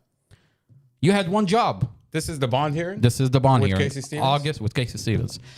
Wow. At the time, Casey Stevens was Mustafa's defense attorney. This is the defense attorney that stole our money, worked with the investigator who lied about Mustafa's case. And you're going to see what they're doing inside the court. You're going to hear the prosecutor. You're going to hear the defense attorney. And you're going to hear what the judge is talking about. Is that on the internet? That's on the internet. I posted it on YouTube. Wow. Under Not Another Boring Podcast. It's an hour? And you got 100 and... Wow, over 100 views. All right. Over 100 views, and it's going to go viral. One more. Once we talk about it. And for everything that this prosecutor says in court, I've got a piece of evidence that's going to show this community that this prosecutor lied. And she's been lying for 2 years about Mustafa. Mustafa lost his family in a vehicle accident, that he did everything he can to avoid a vehicle accident. And you've got a prosecutor that's going after, so he... I mean, let's He listen. loses his family, and you go in and you start lying about him. Let's listen to the bond hearing. Let's listen to what Sarah Sammy and Amy Ashworth were thinking about this case back in on August 7th, 2023. So Mustafa gets arrested. So here they're charging him with DUI, even though they have a certificate of analysis. DUI manslaughter. Even though they have a certificate of analysis showing no alcohol, no drugs. And no they alcohol, still no charge drugs. him with DUI. They still had the nerve to take him to bond and lie. This is the document that shows no alcohol, no drugs. I think you should just go into really quick. A THC level. This is a document from Mustafa's discovery. Right here, it shows alcohol non-detected, THC It's not- it's- 0.0003, which means no alcohol, no drugs, Non-existent. non-existent. And yet you have a prosecutor that screams in court, Mustafa is guilty. So wait, let me get this straight. Robert Drum got Mustafa's blood from Chad Mason and Officer Surdam at the hospital, and they cleared him. The hospital cleared him. They said he's got no alcohol, he's got no drugs, and then Investigator Chad Mason released him from the hospital. 2 days later, Robert Drum wrote up a warrant for DUI and sent it to Sarah Sammy, and she okayed it. How does that make any sense? You know, I've got body cams where when you zoom in on the body cams, you see they're calling prosecutor Sarah Sammy. How do you think I got prosecutor Sarah Sammy's cell phone number? From the body cam. When I say I'm going to put out the cell phone of the prosecutor, I'm releasing the body cam, and you think this community is not going to zoom in? I mean, they're going to goddamn zoom in on every detail, and they're going to ask question, lady, what are you doing? They're going to ask you questions, prosecutor, and you got your cell phone. If you zoom in on every other body cam, these investigators are contacting you and updating you and telling you, hey, we're falsifying this, we're doing this, we're weaponizing the kids, we're going to lie here, and you're giving them the goddamn green light. You know, her cell phone is definitely going to be part of Mustafa trial. What she absolutely. Said, any communication the police had with Sarah Sammy, who's been lying for the past 2 years, I think it's relevant. It's relevant to know what this prosecutor was plotting against Mustafa, what falsification, what information she was hiding, what Robert Drum told her to hide. I mean, who asked her to go to a judge and seal off these body cams? What's the point? Why would she seal it?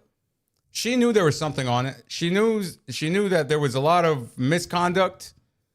I think that's the legal term that Blake Weiner said. There's a lot of misconduct by the police. There's a lot of tampering with evidence. Okay, a lot of deletion of evidence.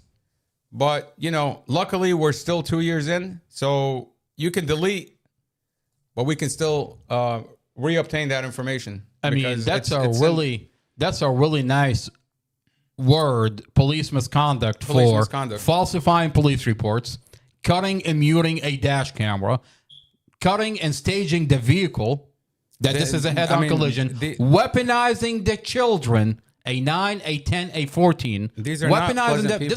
This is child abuse. They're not pleasant people. You know, they're a piece of shit. They are absolutely a piece of shit. And, you know, I'll tell you one thing. You don't have to take my word for it. You're going to listen to what the prosecutor is talking about. I'm going to show you the videos out of this file that they've sealed. And I'm going to show you that this prosecutor has lied about every piece of everything that she says. Everything that comes out of and leak out of that lady's asshole is a lie. Do you have Andrew Margiotta's statement by any chance? Yes, I do. You have it? I can pull it up for you. Andrew Margiotta, if you don't mind, is the DC police officer that made contact with Mustafa. You got it, or you first police officer? No, I have it. It's the first police officer that made contact with Mustafa, Dorothy, and 5-year-old Empress. In the document, he said this is an off-duty DC police officer that just happened to be on scene, and he's the one that extracted Empress from the car. He said the moment he responded to the car accident, he activated his body-worn camera. And then later we find out that this honorable officer contacted Prince William County. He contacted his supervisor. He got approval from the DC police supervisor.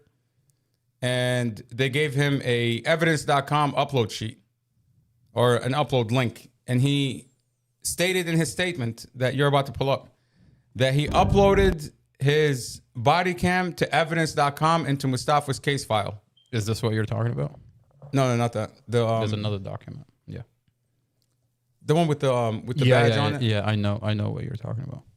But he stated that his body cam was turned on from the very first moment that he responded to the accident. They never got a statement from him, by the way. No written statement. Can you imagine? An accident, a tragic. But in that document, he said that he uploaded his body cam was rolling, and he uploaded his body cam to evidence.com. Now, why is it that when I open evidence.com, that body cam is nowhere to be found? It's unbelievable. So you're telling me that Prince William County Police Department is actively going in and deleting body cams that will show you what happened? So he wrote a statement right after the fact. He wrote a statement that his body cam was uploaded to evidence.com into Mustafa's case file, approved by the DC supervisor who's in charge of him. and it was sent to Lieutenant Peak, right? Lieutenant Sean Peak. Lieutenant Sean Peak of Prince William County. Now, Lieutenant Peak, what did you do with that body cam? It was uploaded to your server and to Mustafa's case files. What did Prosecutor Sammy do with this body cam? Why is it nowhere to be found? Why is it that every time you look at this accident, it's almost like the most crucial parts of the accident are just somehow miraculously missing? Like Mustafa's dash cam miraculously cut off right before impact. The sound of his dash cam miraculously disappeared. Okay? You look at this DC officer, his body cam, that shows exactly what was going on the moment this accident happened. Miraculously gone. You look at the steering angle from the other driver, magically just got erased out of the data recorder. Just magically. All of a sudden. Just, it's like every time you look at the facts of these, like this specific accident, you look at a specific time frame, it's always missing. It's always missing.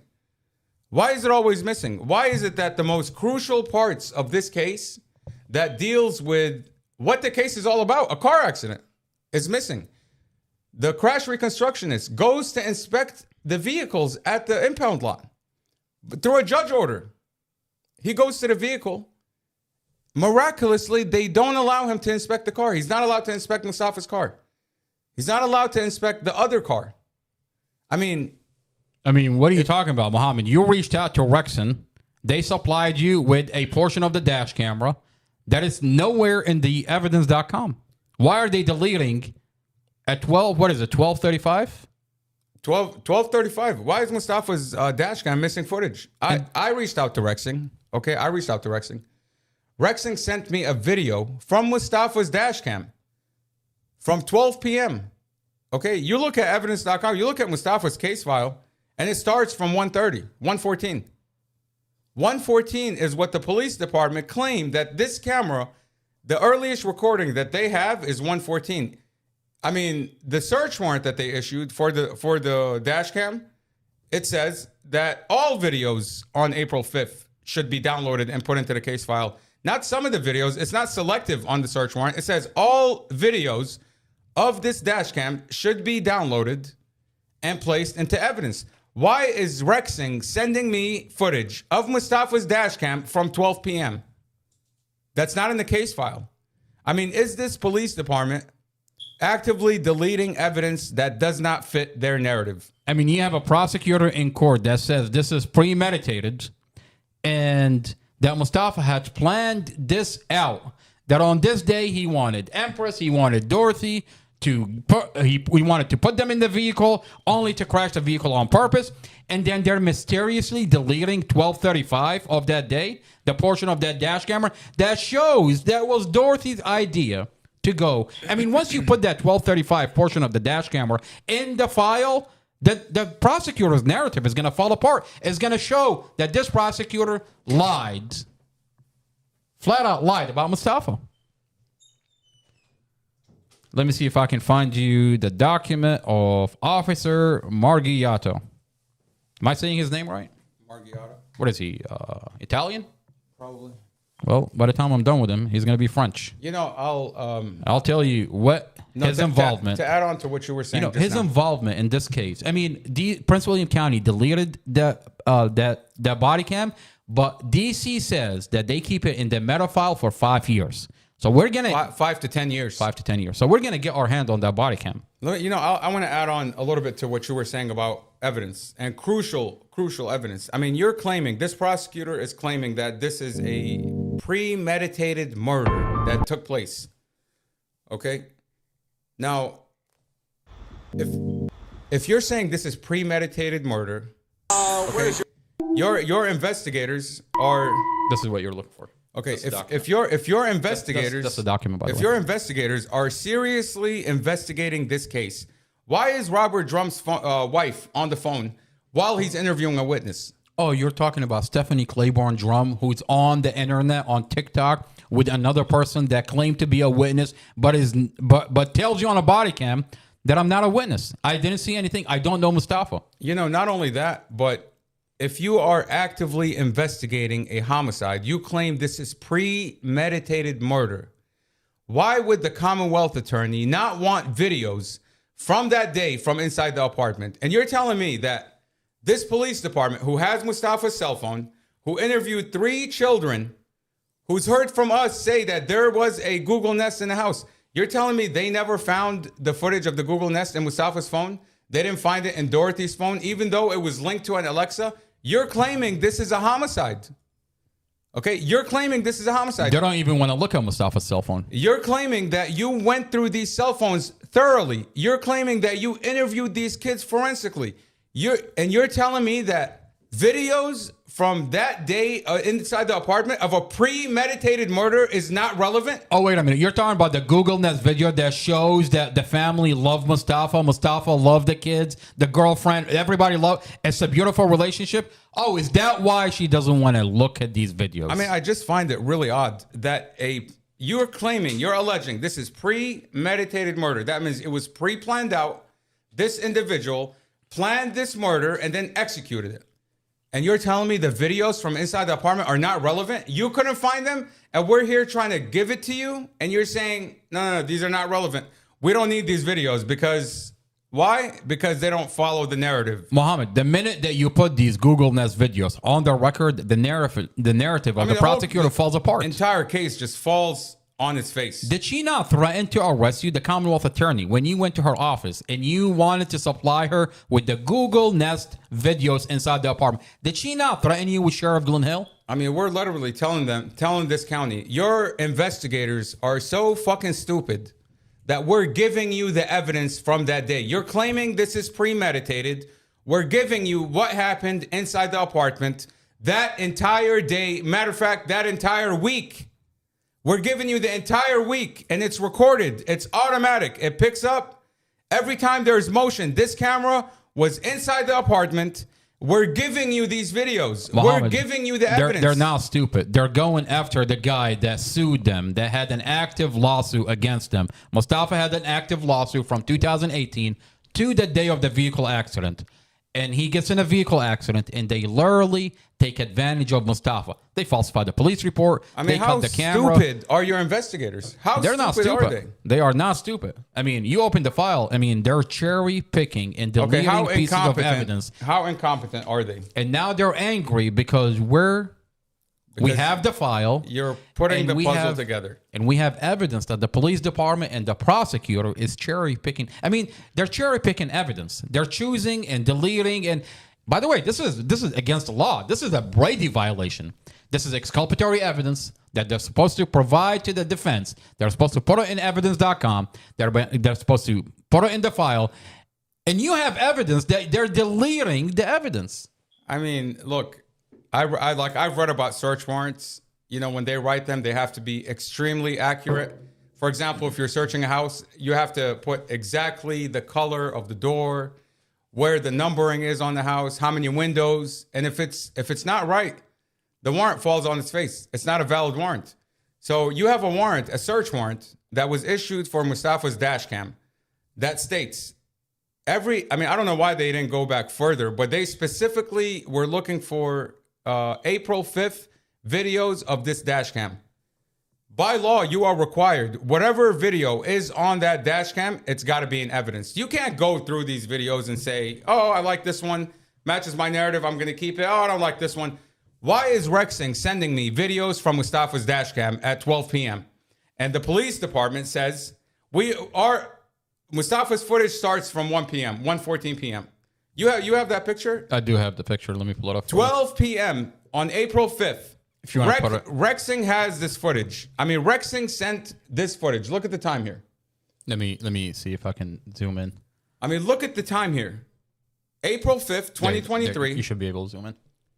April 5th, 2023 at 12, what does that say? 12:21 p.m. Okay? And the police department want to tell us that Mustafa's dash cam started from 1:14 p.m. I mean, I wonder why when you zoom in, this is the dash cam. When you zoom in, when you zoom in Mustafa's dash camera, the interior part, you see Dorothy's vehicle door wide open. I mean, what did Imagine say in a forensic interview? You have those timestamps where Imagine goes to the van and gets the pink flowers. Of course. Because I mean, you go through these videos. You know, you would think that these videos are like not relevant. It's just an apartment complex. The car is just parked. But you actually see that there's movement in there. You see that Imagine goes to the van. He goes to the van to get these flowers, and it's on video. Okay, so what happened before 1:14 p.m. that the police department is so afraid of? They're so afraid of these videos going to Mustafa's defense that they actively deleted files from a felony case. I mean, Mohammed, Imagine in a forensic interview that's sealed by the prosecution tells us what was going on. That Mustafa, that mom, he said that his mom, Mustafa's girlfriend, Dorothy, was going to take everybody in her van on that day. It's her mom's anniversary. Was going to take everybody in her van, and on the last minute decided to have Mustafa take her. Mustafa was sleeping. She wakes him up. Mustafa didn't want to go anywhere, but he's doing her a favor. So Dorothy woke Mustafa up that day to take her to the cemetery? You don't have to take my word for it. That's what Javen is talking about. And they removed that video to corroborate what Javen said happened? That's why they removed these videos? Because they don't want... Remember, I mean, this prosecutor wants one story to the jury. That's what she wants. She doesn't want any other chances of any other theory to come in. So what do? They delete evidence. Let me play the forensic interview for you, because I have the timestamps where Javen, Imagine, they're going in and out of the vehicle. We'll get through that on another time. But I think let's go through let's go back to our original. Well, yeah. Well, I mean, once you listen to the bond hearing, it's going to take you back to these videos. That's not a bad idea. Okay. Yeah, I think the bond hearing should put everything into perspective, so we know what lies are being told, what's going on with this case, Sheriff what the prosecutor Glenhill was saying. Sheriff Glenhill, we know that you're watching this podcast. We ask you to, when we do take a break, that you go ahead and change your Depend adult diaper. You're going to be here with us for a couple of hours. I mean, this proceeding is about an hour. When me and Mohammed are going to talk about it, that's another hour. When we start playing the evidence, that's another 3 hours. So I don't think you can go through one diaper in this podcast. You might need, as dependable as Depends, that company is, you might want to have a couple of diapers on hand. All right, let me turn up the audio.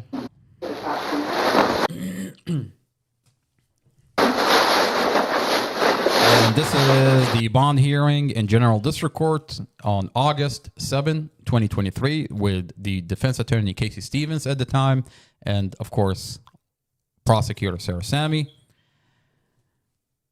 Mustafa was arrested on the vehicle accident happened on April 5th. Mustafa was arrested. His statements were falsified. And April 7th. The warrant was arrested. The statement were falsified. On April 7, Mustafa was arrested.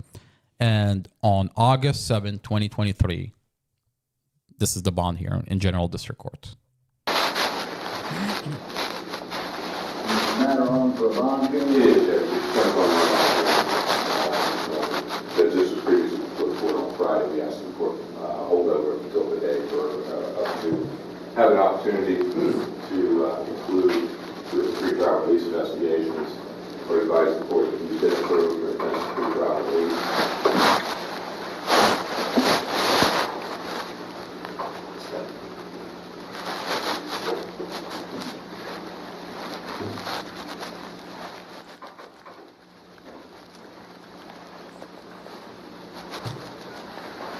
Mr. Al-Jaziri is charged with 2 counts of involuntary manslaughter, 1 count of... Mr. Al-Jaziri, can you see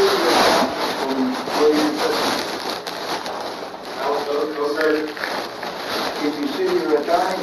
You may fast forward this. Yeah.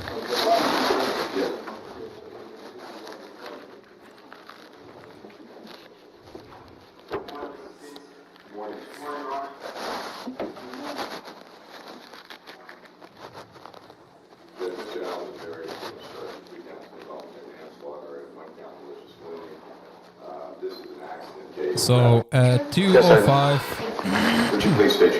at 2:05, So this recording is on our YouTube channel under Not Another Boring Podcast. If you fast forward this to 2:05, you'll hear Muhammad take the stand, and Sarah Sammy would ask him. Let's listen to the audio. Yes, I do. Would you please state your full name? Muhammad Al. What is your relationship, if any, to Mustafa's my younger brother. Mustafa's younger brother? Yes, sir. Would you tell the court how long, if you know, that Mustafa has been living in Prince William County? Mustafa's been in Prince William County for, I believe, a few months. Been living a few months. Where did he live prior? He lived at home in Stafford. And who lives there with him? Both my parents, my older brother, my older sister, and then my younger brother and my younger sister. You don't want to hear the prosecutor when she said. We've lived in Stafford since 2000. I endured an accident. He was arrested to speak to my brother. Yes, sir. Okay. Was that before or after April 5th when this occurred? Regarding these matters?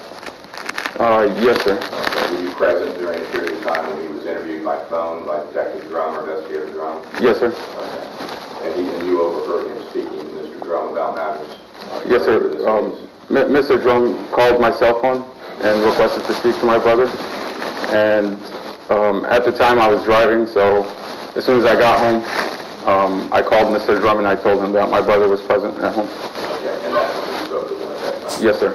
Very good.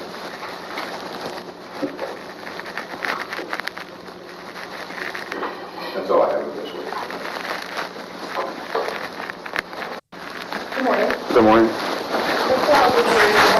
You indicated that your brother had been living in Prince William for a couple months. Yes, sir. Okay. Was that before or after April 5th when this occurred? It was before. It was before. Yes, And you sir. indicated he was living with Dorothy? Yes, sir. Does that make sense? Does that even make sense? Before or after April 5th, the vehicle accident happened. She's asking you. What is she asking you? You said your brother lived in Prince William County. Did he live before April 5th or after April 5th that he lived in Prince William? How does that even make sense? The vehicle accident happened on April 5th. He was arrested 2 days ago. He started living in Prince William County after he was arrested. I mean, you know, when Blake Weiner, the defense attorney, he says this is literally the dumbest prosecutor. He's not lying. He's not lying. He's not lying. I mean, like, you just want to talk just to hear yourself talk. I mean, let that sink in. She's asking, is he living in Prince William County before or after the vehicle accident? Mustafa was arrested literally 2 days after. Was he April your 5th. brother before he was born or after he was born? When was he your brother? You know, to be honest with you, my question is, how many times did Judge Weimer grab that pussy for you to be that confused, lady? Let's continue. Surprised you to know that your brother told investigators. Well, you have an answer to how many times? What? No. Okay. I mean, just let me know if you do. Just. No, go ahead. You didn't live with Dorothy? I'm not sure. Not your brother.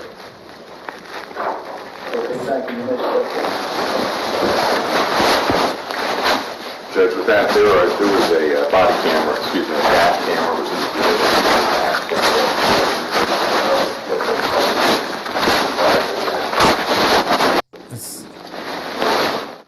Let me put it down. I mean, you're in the process of getting this audio fixed, right? Yes, we're going to be sending it to an engineer that's going to be removing the background noise out of Prince William County. Out of Prince William County, so that way you can hear the audio crystal clear. So, okay, good. Well, in the meantime, while we get that, we're going to listen to We're whatever gonna go we with have. what we got.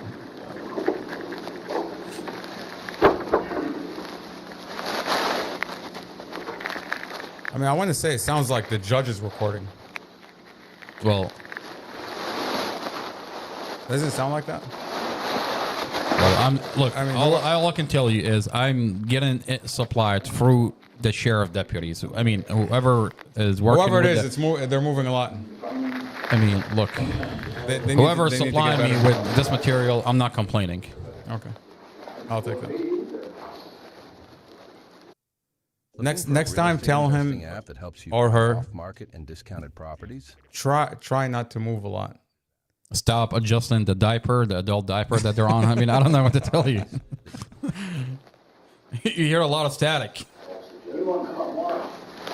No, I've already seen it. It gets clearer, right? It gets clear, a lot clearer. Once the fluid settles in.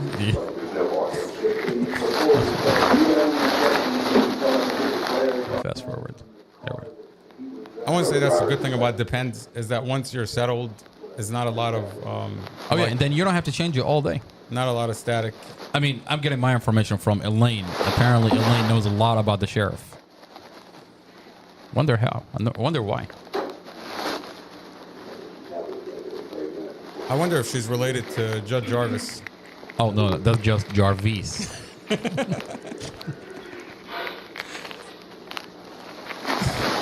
Jarvis.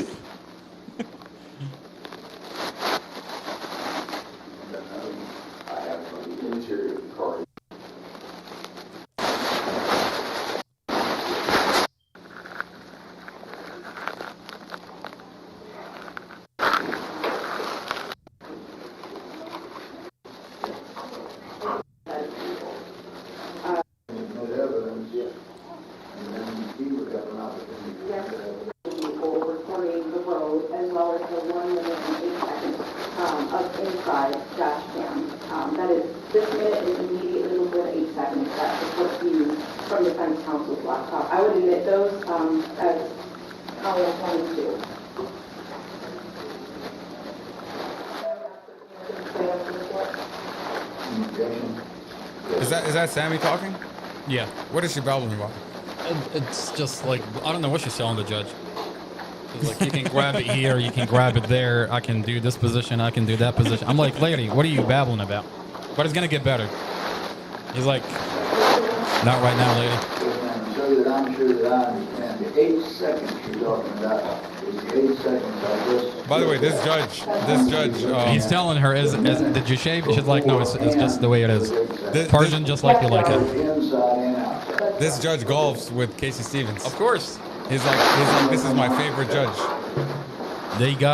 Of course, he has his favorite judge. Look, man, it's all cooked. I mean, when you hear the audio, you're going to see what I'm talking about. They've already agreed on what to say, what to play. If you look at the record, Mustafa had bond a couple days prior to that. And they changed the judge to this one. He was so happy he got this judge. He's like, oh, this is the best judge. We play with each other's balls. That's assuming that they have balls. They golf. What are you talking about? The rumor about Casey Stevens is that he is not he's just a female. What are you talking about? I wouldn't be surprised. I mean, did you not see the body cam, how they're making fun of Casey Stevens, that he never sweat? He's like in a suit, and it just looks like he's just out of the box. Like, I mean, we can release those body cams. They're sitting there talking about Casey Stevens like he's... I don't know, man. He's got problems. I think that body cam needs a second look. Aside from what they're doing to Mustafa. Remember that one time when his ex-wife, who is his partner, a lawyer, she was leaving. He's like, what are you going? He's like, where are you going? I'm just going to get my nails done. And the rumor is that he needs to beat his wife. Well, he definitely beats women, that's for sure. He has no problem beating women. We have a video where he attacked Mustafa's mother for telling him, why did you steal our money?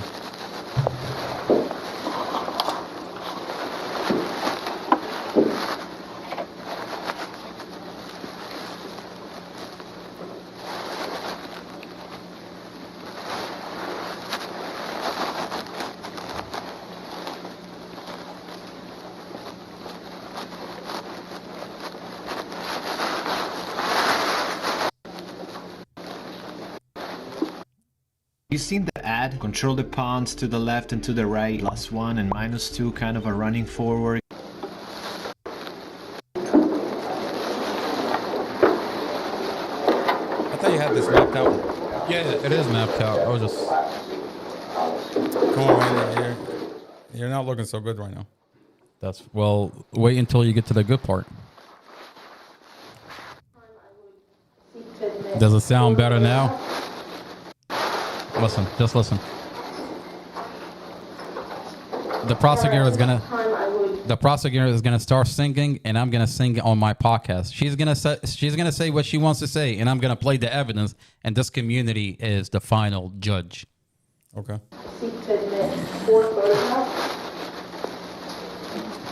Never in a million years did she expect that her voice is gonna be on the internet, and Mustafa's brother is sitting on a podcast talking about it with all the evidence. With all the evidence. I mean, do you know what I had to go through to get this evidence?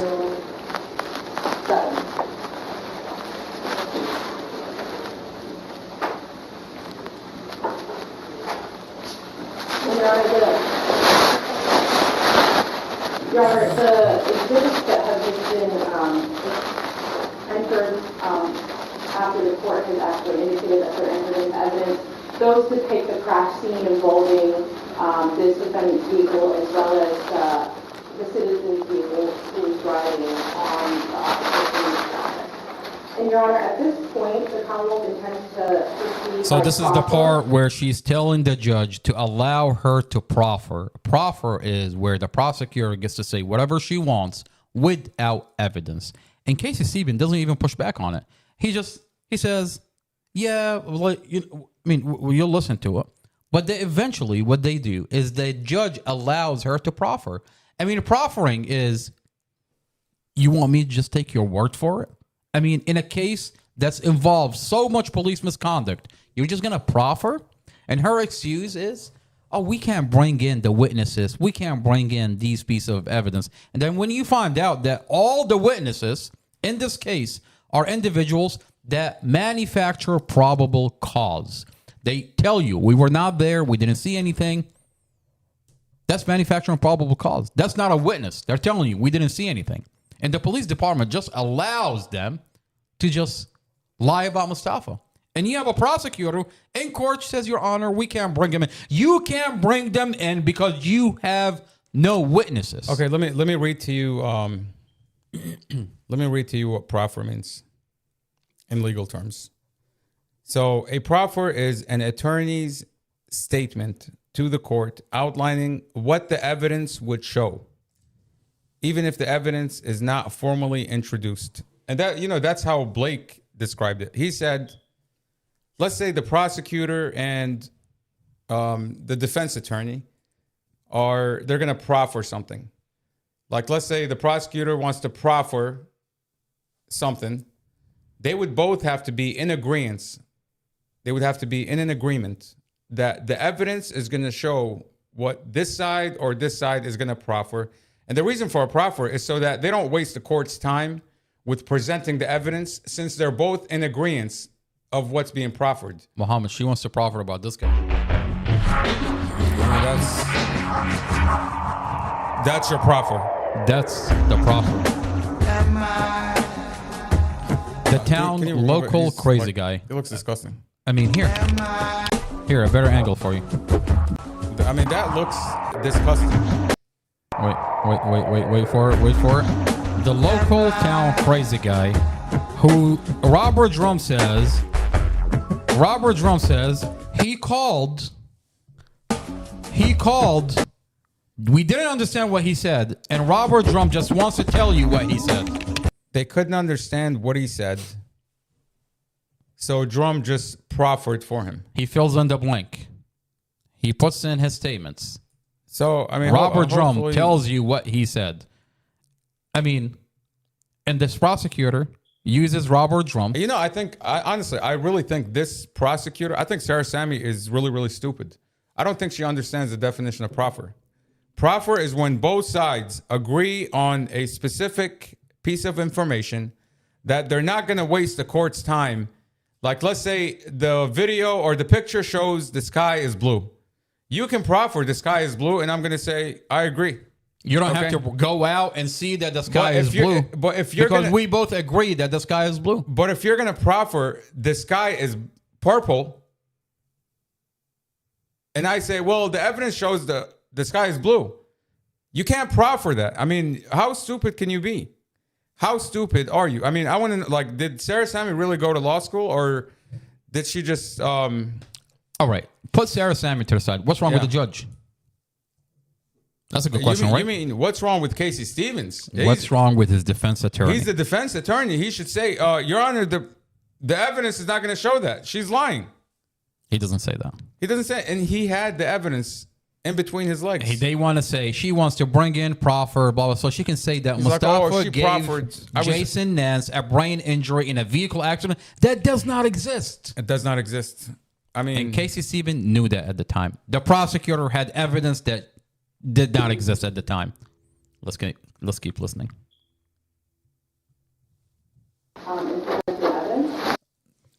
We have to go through the whole thing all over again to get to this point. Yeah. Okay. What do you mean? Like play the whole thing from the beginning. I'm just messing with you. Let me take a look at this. Yes, sir.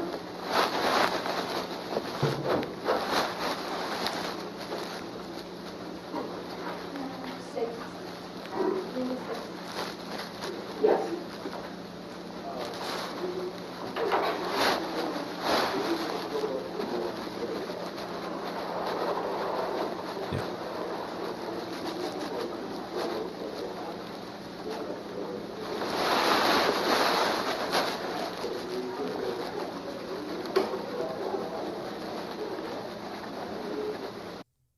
If you missed your chance to see big gains with Tesla, you need to pay very close attention. I mean, this is going to be a long one. That's what I was telling the sheriff. We know he's listening. He might want to take out of the box that we sent him a couple of adult diapers. This is a bail hearing based on. She said, "May I remind you, Your Honor, this is a bail hearing." No shit, Sherlock. You're in a bail hearing. This is a bail for Mustafa. She's trying to say, basically, when I say something, I don't need to present evidence. I just want to hold him behind bars so they can beat the living daylights out of him. I mean, wait until you hear what she actually says. What she says. That's pretty much what she says. Your Honor, we don't know. We don't know. I mean, the prosecutor is sitting there telling the judge, we don't know. But you want to put him in jail. I don't know what his crime is. I swear to God, she says that in the recording. But this man, I don't know what it is. He just does not deserve life. Okay? He doesn't deserve to live. I don't know what this guy did. I don't know what he did. I don't have the evidence. That's what she says. And I can't show it. You keep listening. But this man, I don't know. He does not deserve to be free. Whatever it is. 2:1101. The rules of evidence are not mandatory in a hearing like this. Any times that the rules of evidence are mandatory are at trials, during sentencing, and preliminary hearings. It's permissive at this juncture, given that if the very basis of bail hearings is that the Commonwealth is able to proffer a number of facts. If the Commonwealth was required to bring in all of the witnesses required, we would essentially be trying this case in front of the court. And, Your Honor, based on NCC 120, the court is required, it says the court shall take all of the facts and circumstances relevant to the bail into account, and that would include a proffer from the Commonwealth. There's not precisely case law on point involving bail hearings. However, that's better, right? A lot better. The code section has been cited in a number of cases. Very rule has been cited. So she's quoting a bunch of cases to the judge to allow her to proffer, and then she doesn't proffer correctly. I mean, both parties have to agree on the evidence. And permissive at a juncture like this. This is a pre-trial hearing. We're not at a trial, Your Honor. And the Commonwealth should be allowed to proceed by way of proffer. Yes, Your Honor. It's like the Commonwealth attorney should be able to proffer, and he's like, okay, yeah, proffer. Basically. That's exactly what it sounds like. Basically, yeah.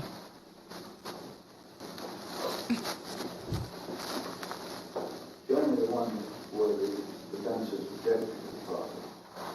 Yes, Your Honor.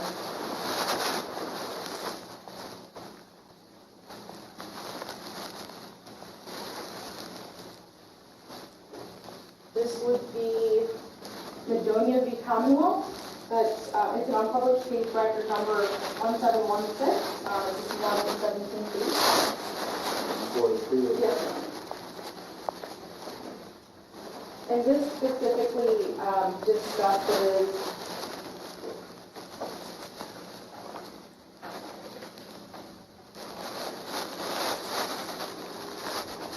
She's quoting a bunch of cases and she's telling him, based on this, based on this, based on that, I should be able to proffer.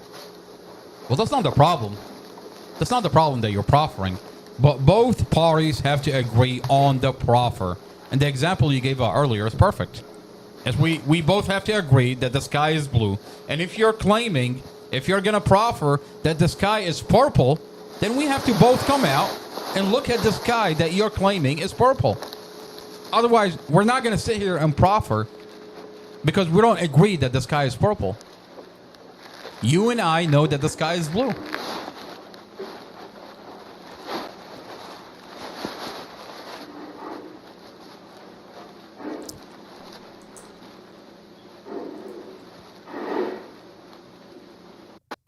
the case that I previously mentioned, I know that Defense Counsel has been able to review it. Madonia v. Commonwealth, specifically in this case, the Court of Appeals the trial court did not make an error in considering certain evidence during a motion in limine. Specifically, the defendant assigned error in the court considering 3 signatures that the defendant claimed were hearsay statements to prove chain of custody. And the court specifically in this case cites Rule 2:1101 and states that the rule indicates in Virginia less formal and evidentiary standards governs criminal proceedings other than those enumerated in the rule, including the sort of pretrial hearing at issue here, specifically the motion in limine. That cites Rule v. Commonwealth 3078 Act 136, that is a published Court of Appeals opinion. In that case, the holding was that a private court may rely on hearsay testimony during sentencing, provided the information has some additional reliability. Your Honor, I think with the courts, with the court above us, they've already decided this issue in other criminal proceedings. There's not a specific one on bail itself. However, when the court has applied this to different criminal proceedings, other than trial, preliminary hearings, and jury sentencing, the court has allowed proffers on behalf of the Commonwealth regularly to come, specifically at a bail hearing. If the court required the Commonwealth to present every single piece of evidence to witnesses, the Commonwealth in this case, for example, would require a week. Oh, is that better? Of all of the witnesses, including witnesses that are minor children, to come and testify, Your Honor. That's better. That was better, right? Yeah. I don't know. I'm messing with the sound. Like, Yeah. I mean, she's not saying anything right here. She's just trying to get a proffer. A proffer, yeah. This court is able And then she gets a proffer and she doesn't proffer the right way. ability to proffer at hearings, pre-trial hearings like this. The standard at this juncture is not beyond a reasonable doubt. It is whether there's probable cause that the defendant is at risk of flight and whether he poses a danger to the community. Risk of flight. Okay, so this is not to convict him beyond a reasonable doubt. This is a bail hearing to determine that he is not a risk of flight or a danger to the community. Okay. Courts above us have allowed and indicated that trial courts did not make error in considering these the proffers or hearsay statements, and I would ask the court to allow the Commonwealth to proceed by proffer. Again, we reject the proffer. These are hotly contested theories, and that's all it is. You know what I find interesting? She says this is not a trial. This is a bail hearing. This is just to determine that he's a risk of flight or a danger to the community. But then she starts trying his case. She starts trying this case. And then the minute the defense attorney will push back, she's like, Your Honor, this is a bail hearing. Lady, you're trying the case. You know, I noticed that with Judge Weimer too. Yeah. I noticed that you saw that last hearing that I went to. Yeah. With Sharon Pandek. I mean, she poured out the entire case in her opening statement. And then when I'm trying to say anything, the judge is like, well, I'm not talking about that. I'm not talking about this. I'm not talking about this. And I'm not talking about that. No, you can't talk about this. But you led the opposing counsel. You just let this horse talk for like 15 minutes. Well, she's a donkey now. She's retired and she's out of business. She's no longer a horse. Okay. If you're gonna insult her the right way. Okay, Sharon Pandek. I'm trying to be. We know you're listening, ma'am. And if we're gonna engage you in an insult, we're gonna insult you the properly. Video in this case, government claims to introduce evidence outside of the court without having any witnesses present as to what third parties have said about matters that occurred prior to this incident, not on the day of this incident. Prior behavior in the past is what I believe she's trying to introduce.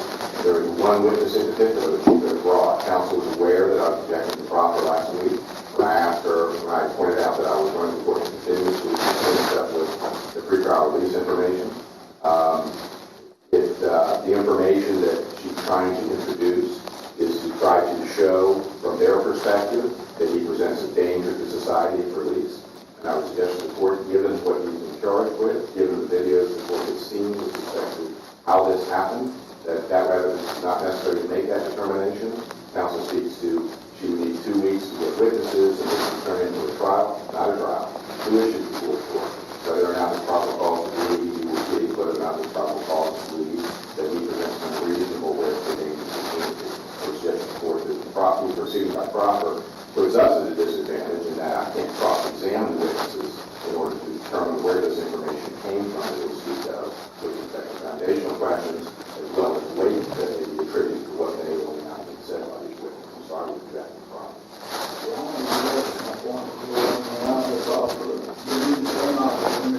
Recognizing that you have no duty to make any profit at all if you choose not to. Yes. All right, go ahead. Your Honor, in this case, this defendant stands charged with 2 counts of involuntary manslaughter. On April 5th of 2023, this defendant and his then-girlfriend Dorothy Fontaine and her 5-year-old daughter Empress Fontaine were headed to the cemetery in the early evening hours. The defendant, as the court saw in the videos, already entered into evidence with the driver of the vehicle. Miss Dorothy Fontaine, his girlfriend, was seated in the right passenger seat, and Empress Fontaine, Dorothy's 5-year-old daughter, was seated directly behind Dorothy. Your Honor, there is a number of revelations came to light after this incident.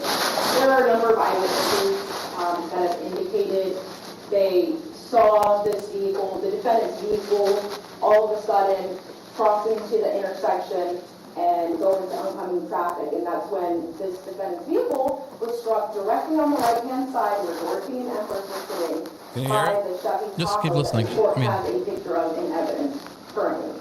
Your Honor, under 19.2.120, the court has to make a determination.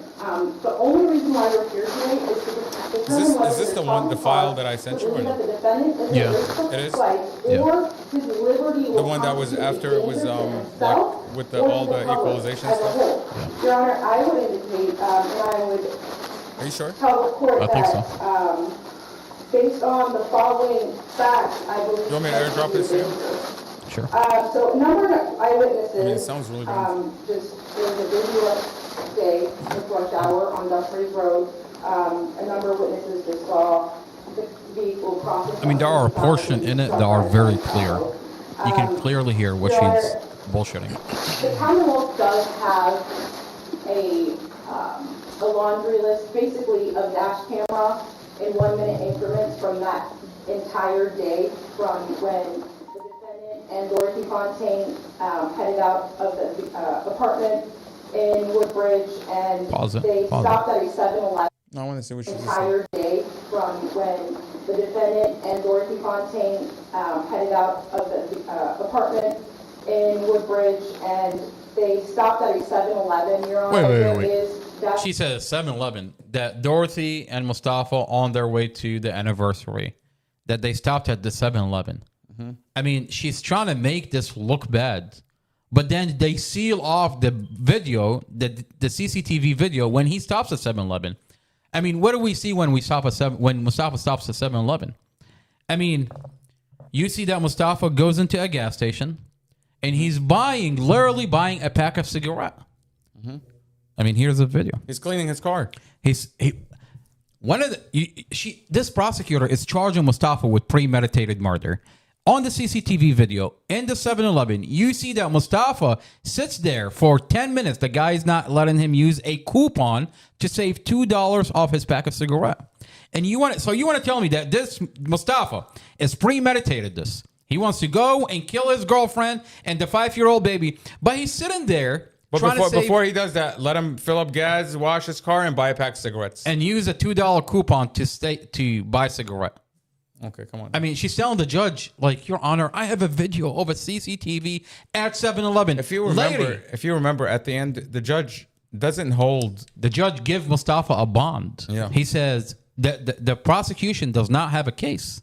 But he says the only thing that's disturbing is what you're telling me about Mustafa giving someone a brain injury in a vehicle accident. She wants to make it look like Mustafa on a daily gets in a car, drives it, and crashes it into oncoming traffic. Like, and then you find out that she flat out lied about this individual, the whole situation. It just doesn't exist. I mean, she's trying to tell the judge, Your Honor, if you release him, he's going to get in another car and he's going to crash it into oncoming traffic. What the hell are we talking about here? This is a car accident. The man lost his family. You saw his reaction at the hospital. You want to tell the judge that this guy is going to come out? We have a CCTV. We have a body cam where Mustafa is crying. Mustafa is crying for his family. Evidence, by is the way. asking for his family. He just came out of a coma with no evidence. No evidence to support anything she's saying. And they hide those body cams. No evidence whatsoever. You want to play continue playing the audio or watch the CCTV? Just play it. Continue. Okay. Camera footage, specific video that shows the defendant speeding up as he's trying to take a curve that obviously upsets Dorothy Fontaine. As the court saw her actions and her body language in the video, same type of stuff in that portion of the video, Your Honor.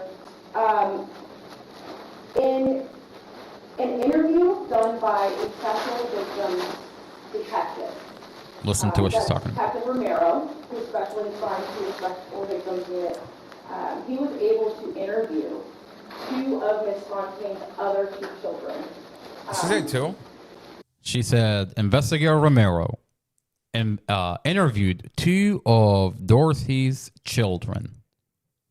Investigator Romero. In the discovery, it says that he sat down with the children, right? A 9-year-old, a 10-year-old, a 14-year-old. Now, what's interesting, the children tells the forensic interview.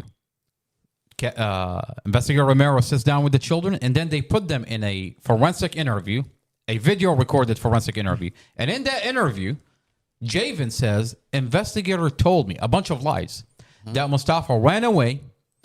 He left his and he tells and by the way, says, I thought she said this is a bail hearing, not a trial.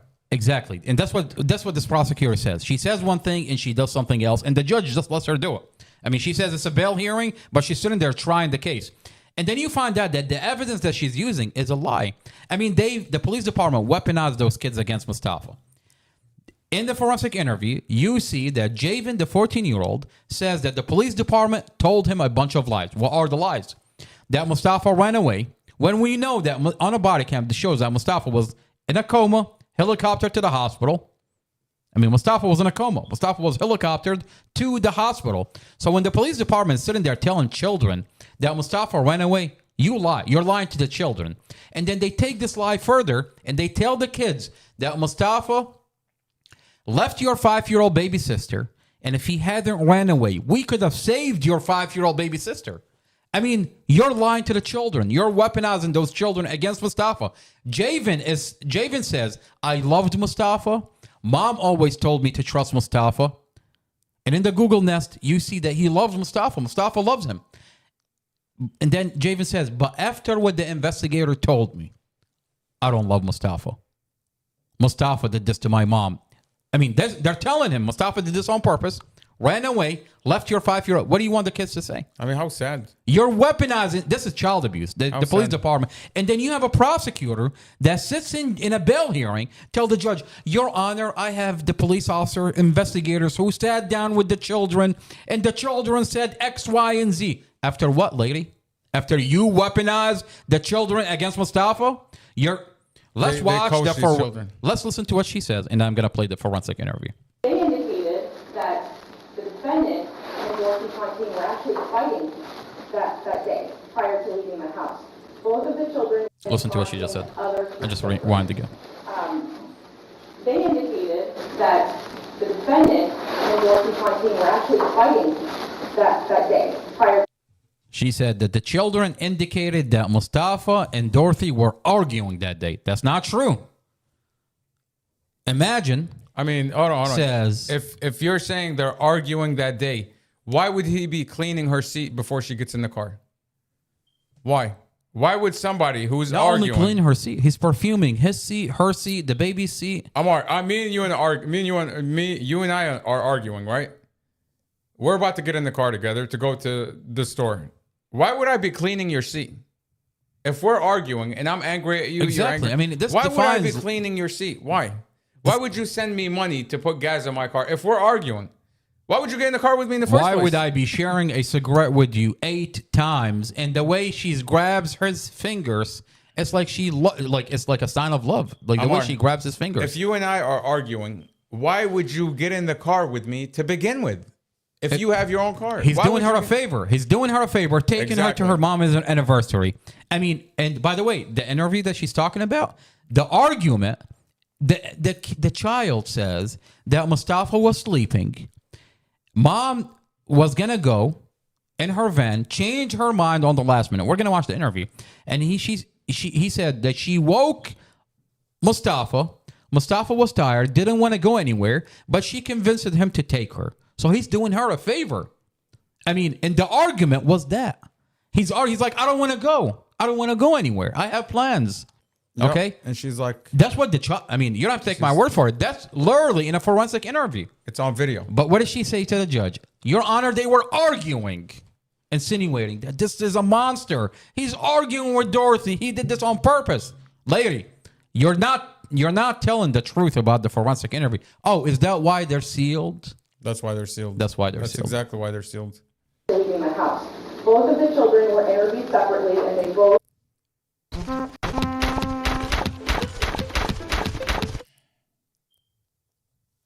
indicated that they were fighting. Not only that, they indicated said both that children this had a habit. were independently interviewed and indicates they were fighting. And then when we watched the interview, I mean, what kind of fight is this? Let's be real. What kind of fighting? What do you mean? This is a dash where camera. You share a cigarette. You're cleaning your partner's seat. I'm gonna play the dash camera. You're washing the baby's hands. What kind of fighting is this? I've never seen There is such a fighting. dash camera inside the vehicle that shows. If this is fighting, I wonder what is love. What is love? If you call that fighting, where is the dash camera? Like, what's the opposite of that? Let's see if I can pull up the dash camera.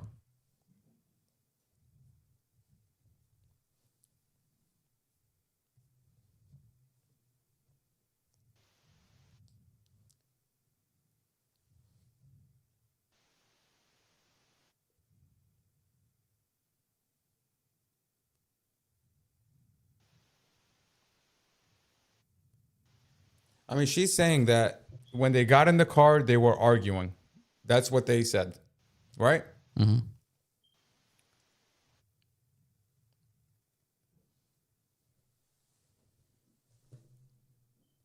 I think I have it here. Hang on.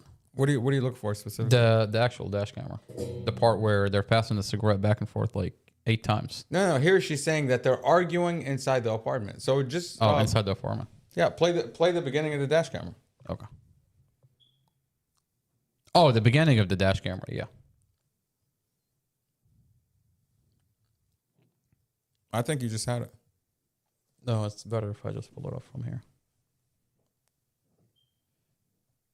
And I'll just switch back and forth between the 2 files.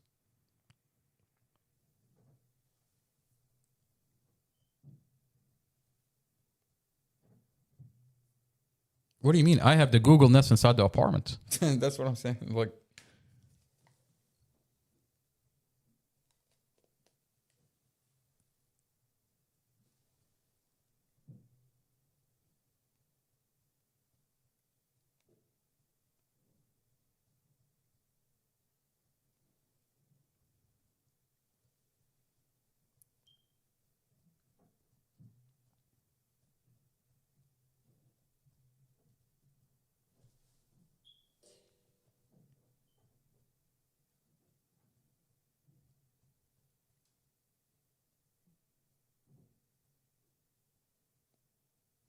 We have to organize the videos a little bit better.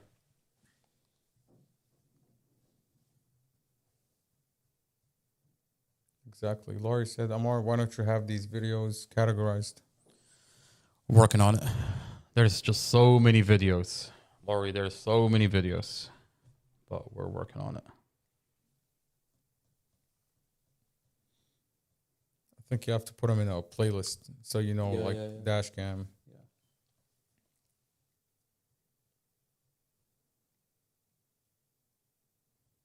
What kind of paralegal am I? You know, if this was court. No, you'd be cooked. Well, I could just say, what do they say in court? Indulgence by the court. Somebody said, hi, Princess Juliana. Julia, hello. Yeah, they say indulgence by the court. And supposedly the judge is going to give them like a little bit time. All right, there we go. All right. Finally.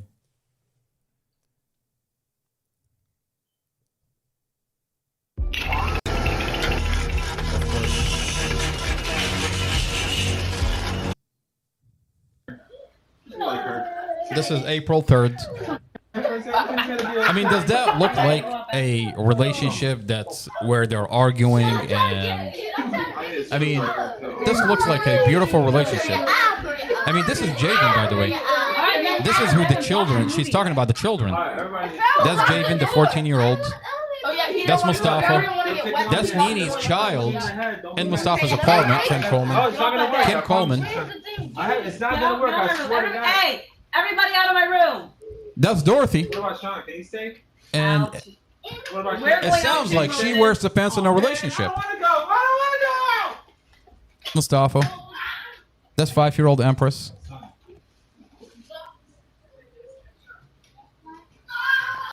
The prosecutor is terrified. There's a Google Nest video inside the apartment. I mean, you know, then again, what kind of investigator does not want more evidence?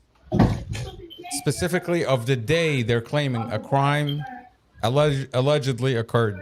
They don't want the evidence. Where have you heard that? You go to an investigator, you say, hey, you're investigating this crime.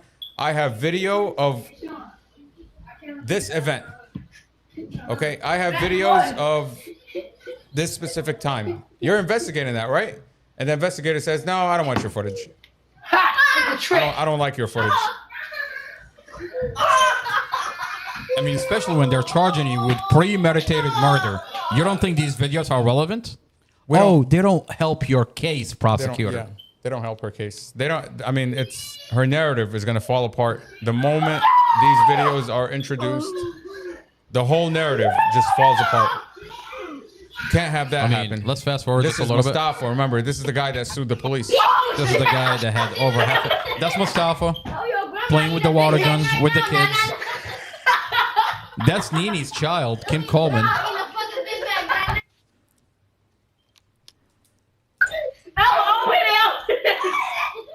I mean, does these kids look like they're terrified from Mustafa? I mean, look at how this child just jumps on Mustafa and then like kicks him. I mean, does that make sense? If you were terrified from Mustafa, would you even do what this child just did? I mean, like, for anybody that has children, does this look like a child that's scared from Mustafa? I mean, it looks like a beautiful relationship. They're playing with the water gun. Mustafa's spending time with the family. Oh, the prosecutor is terrified from these videos. That's Javen. And you'll see him in a forensic interview. The He moment says- you bring this up to Amy Ashworth, she says, "Get out of my office, or I'm going to have you forcefully removed by the sheriff's office." And we're saying, we just want to give you evidence. We don't even want to talk to you. We just want to give you evidence because your prosecutor was lying in court. Your prosecutor said something that wasn't true, and it's on video that she's lying. And she says, "No, actually, she won't even come out and talk. She'll send her her secretary to do the talking for her." That's Dorothy. She sent her her chief of staff, what's her name, Christina Robinson.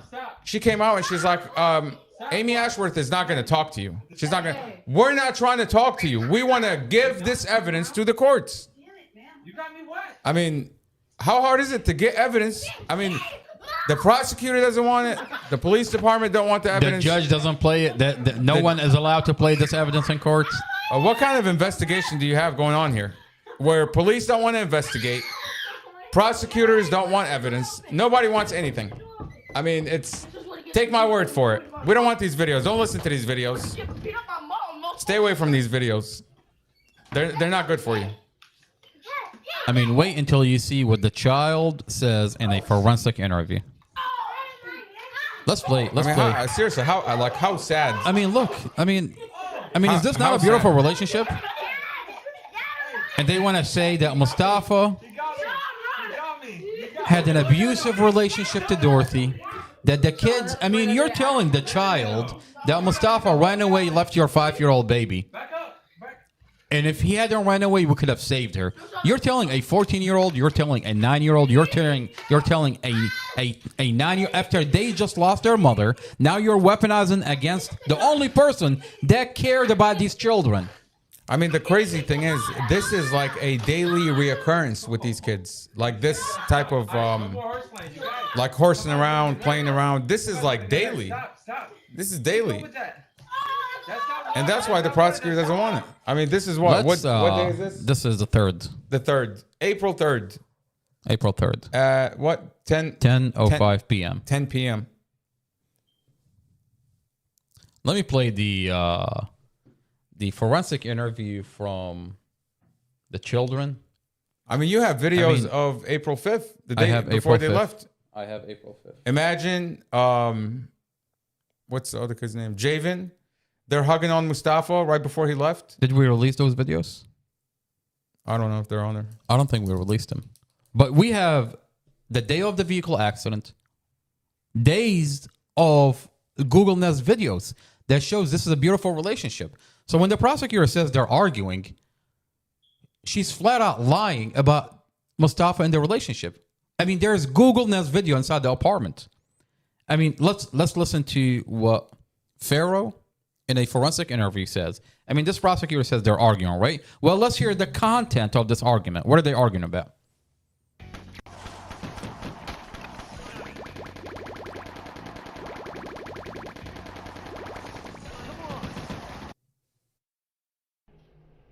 Let's see.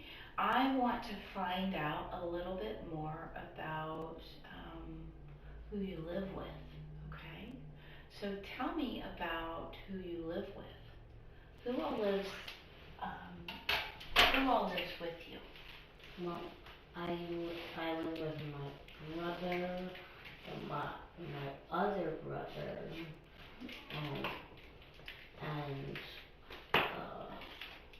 and I live with my mom and my little sister and my mom's boyfriend. So you said your brother, your other brother, your mom, your little sister, is that what you said? Little sister, and your mom's boyfriend? Yeah, his name's Moses. Boyfriend, and his name's Moses. Moses. Okay. Let's see. So we have you. What's your brother's name? Imagine. Imagine. Okay. And your other brother's name? Javen. Javen.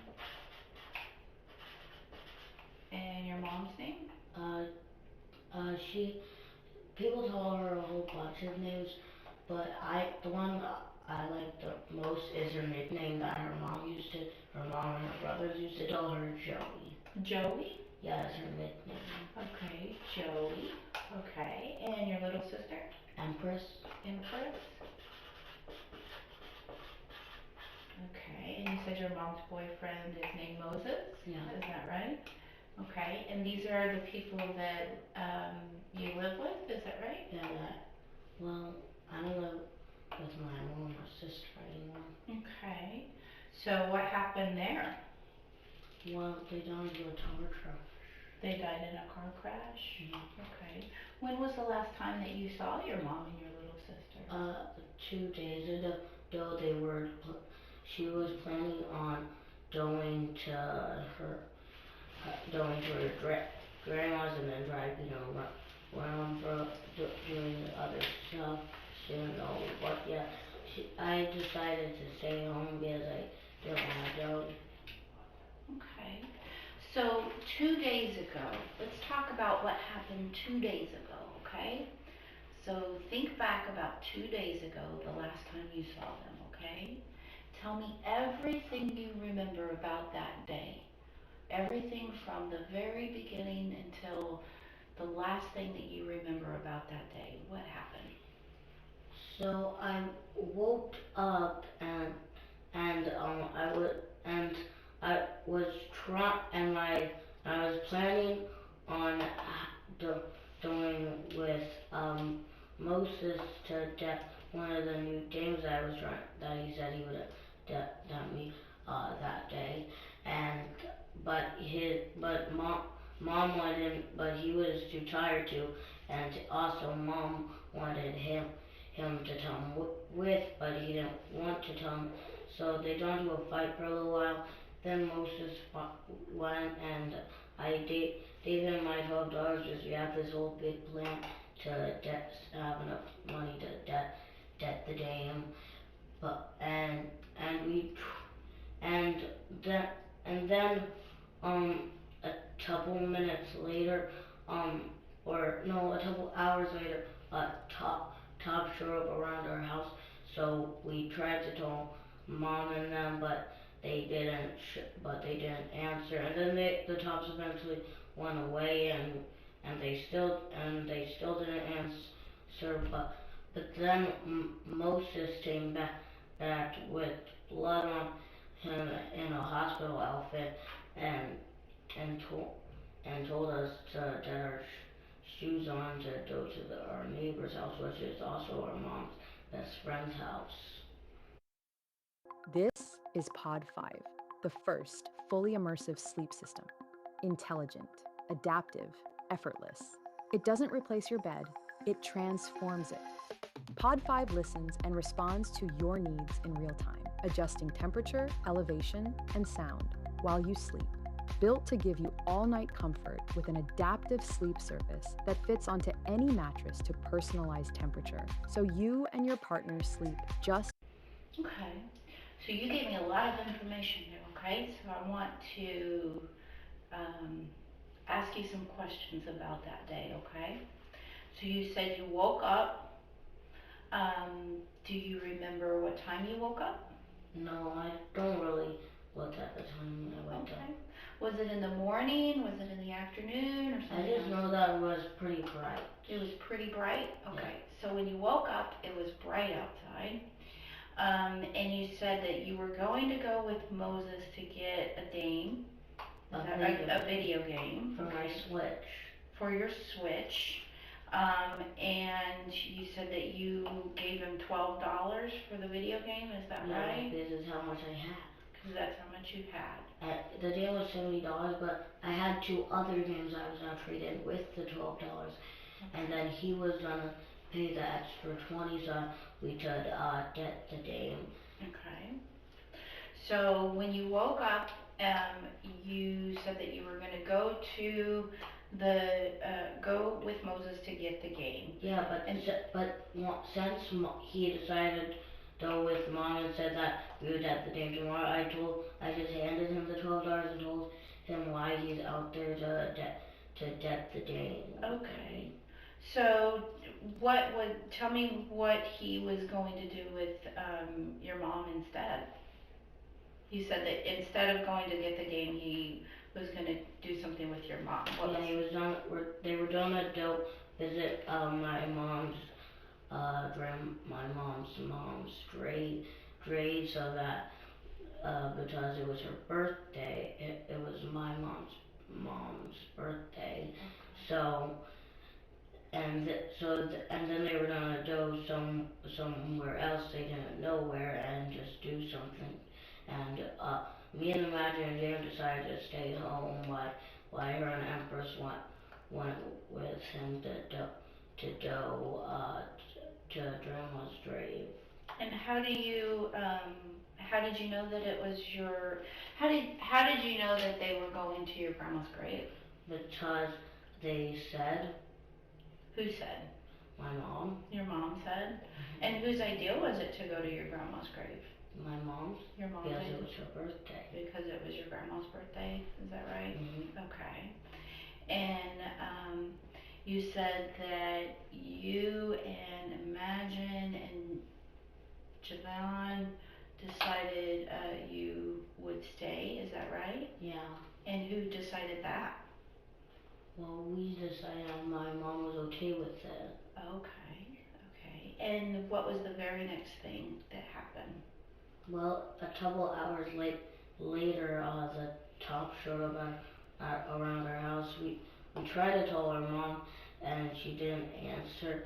So we texted her and told her what. But then eventually they went away, and we tried to tell her one more time, but she didn't answer.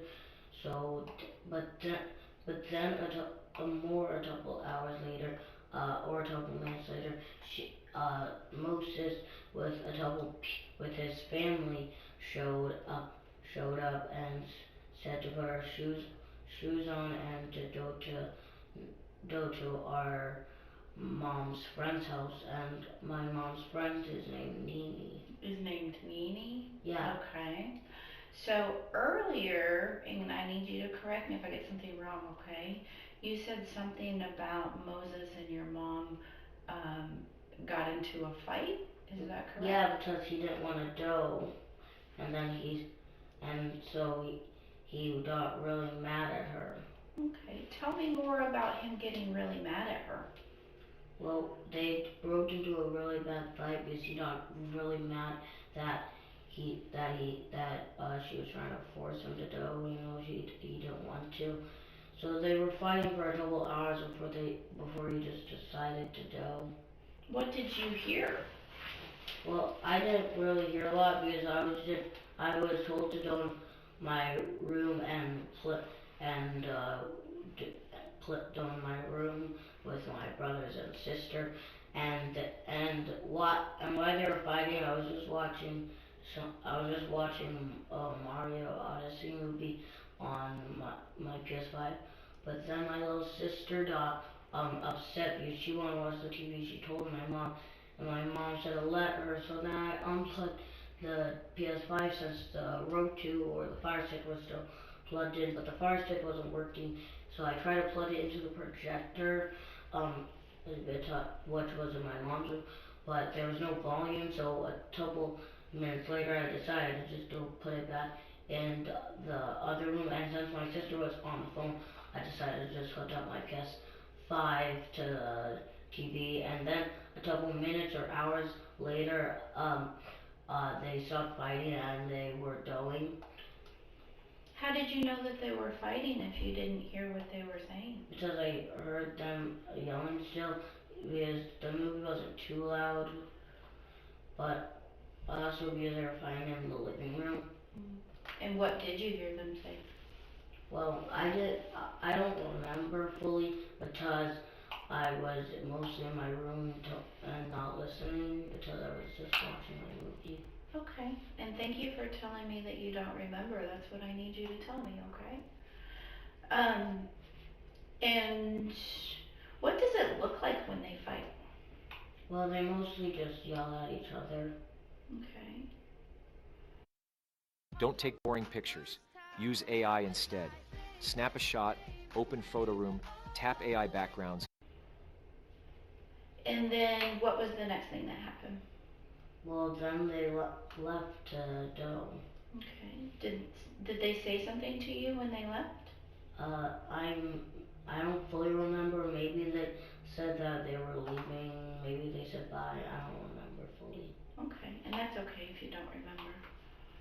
And then you said that you tried to call your mom because the cops came. And was it still light outside when the cops came? Or? No, it was pretty dark. It was pretty dark. When did the cops come? It wasn't fully night. Near dark time, but it wasn't fully nighttime. It was like blue, there was like stars in the sky, but it was like blue black. Oh, okay. So when your mom and Moses left, where were you when they left the house? Well, when they were leaving, I gave them the $12 before, and once they stepped out of the house while I was in the living room too, I decided to just go back and watch my movie. Okay. And where was everybody else when they left? Oh, they were also in the room, or maybe some of them were in the living room and then went back to the room. I just remember once they left, everybody was in the room except for Empress, who was going too. Okay. So where was, you said everybody else, so where was Imagine when? He was in the room too. Okay. And Javon? Jim was just laying on the couch. Did they already say it? Did Imagine already say it? Let me rewind just a little bit, because he said, she asked him specifically, what is the content? That's fair. Fair. What is the content of the argument? He says he didn't want to go. Mom is telling him, take me to my mom's anniversary. And then he finally decides to take her.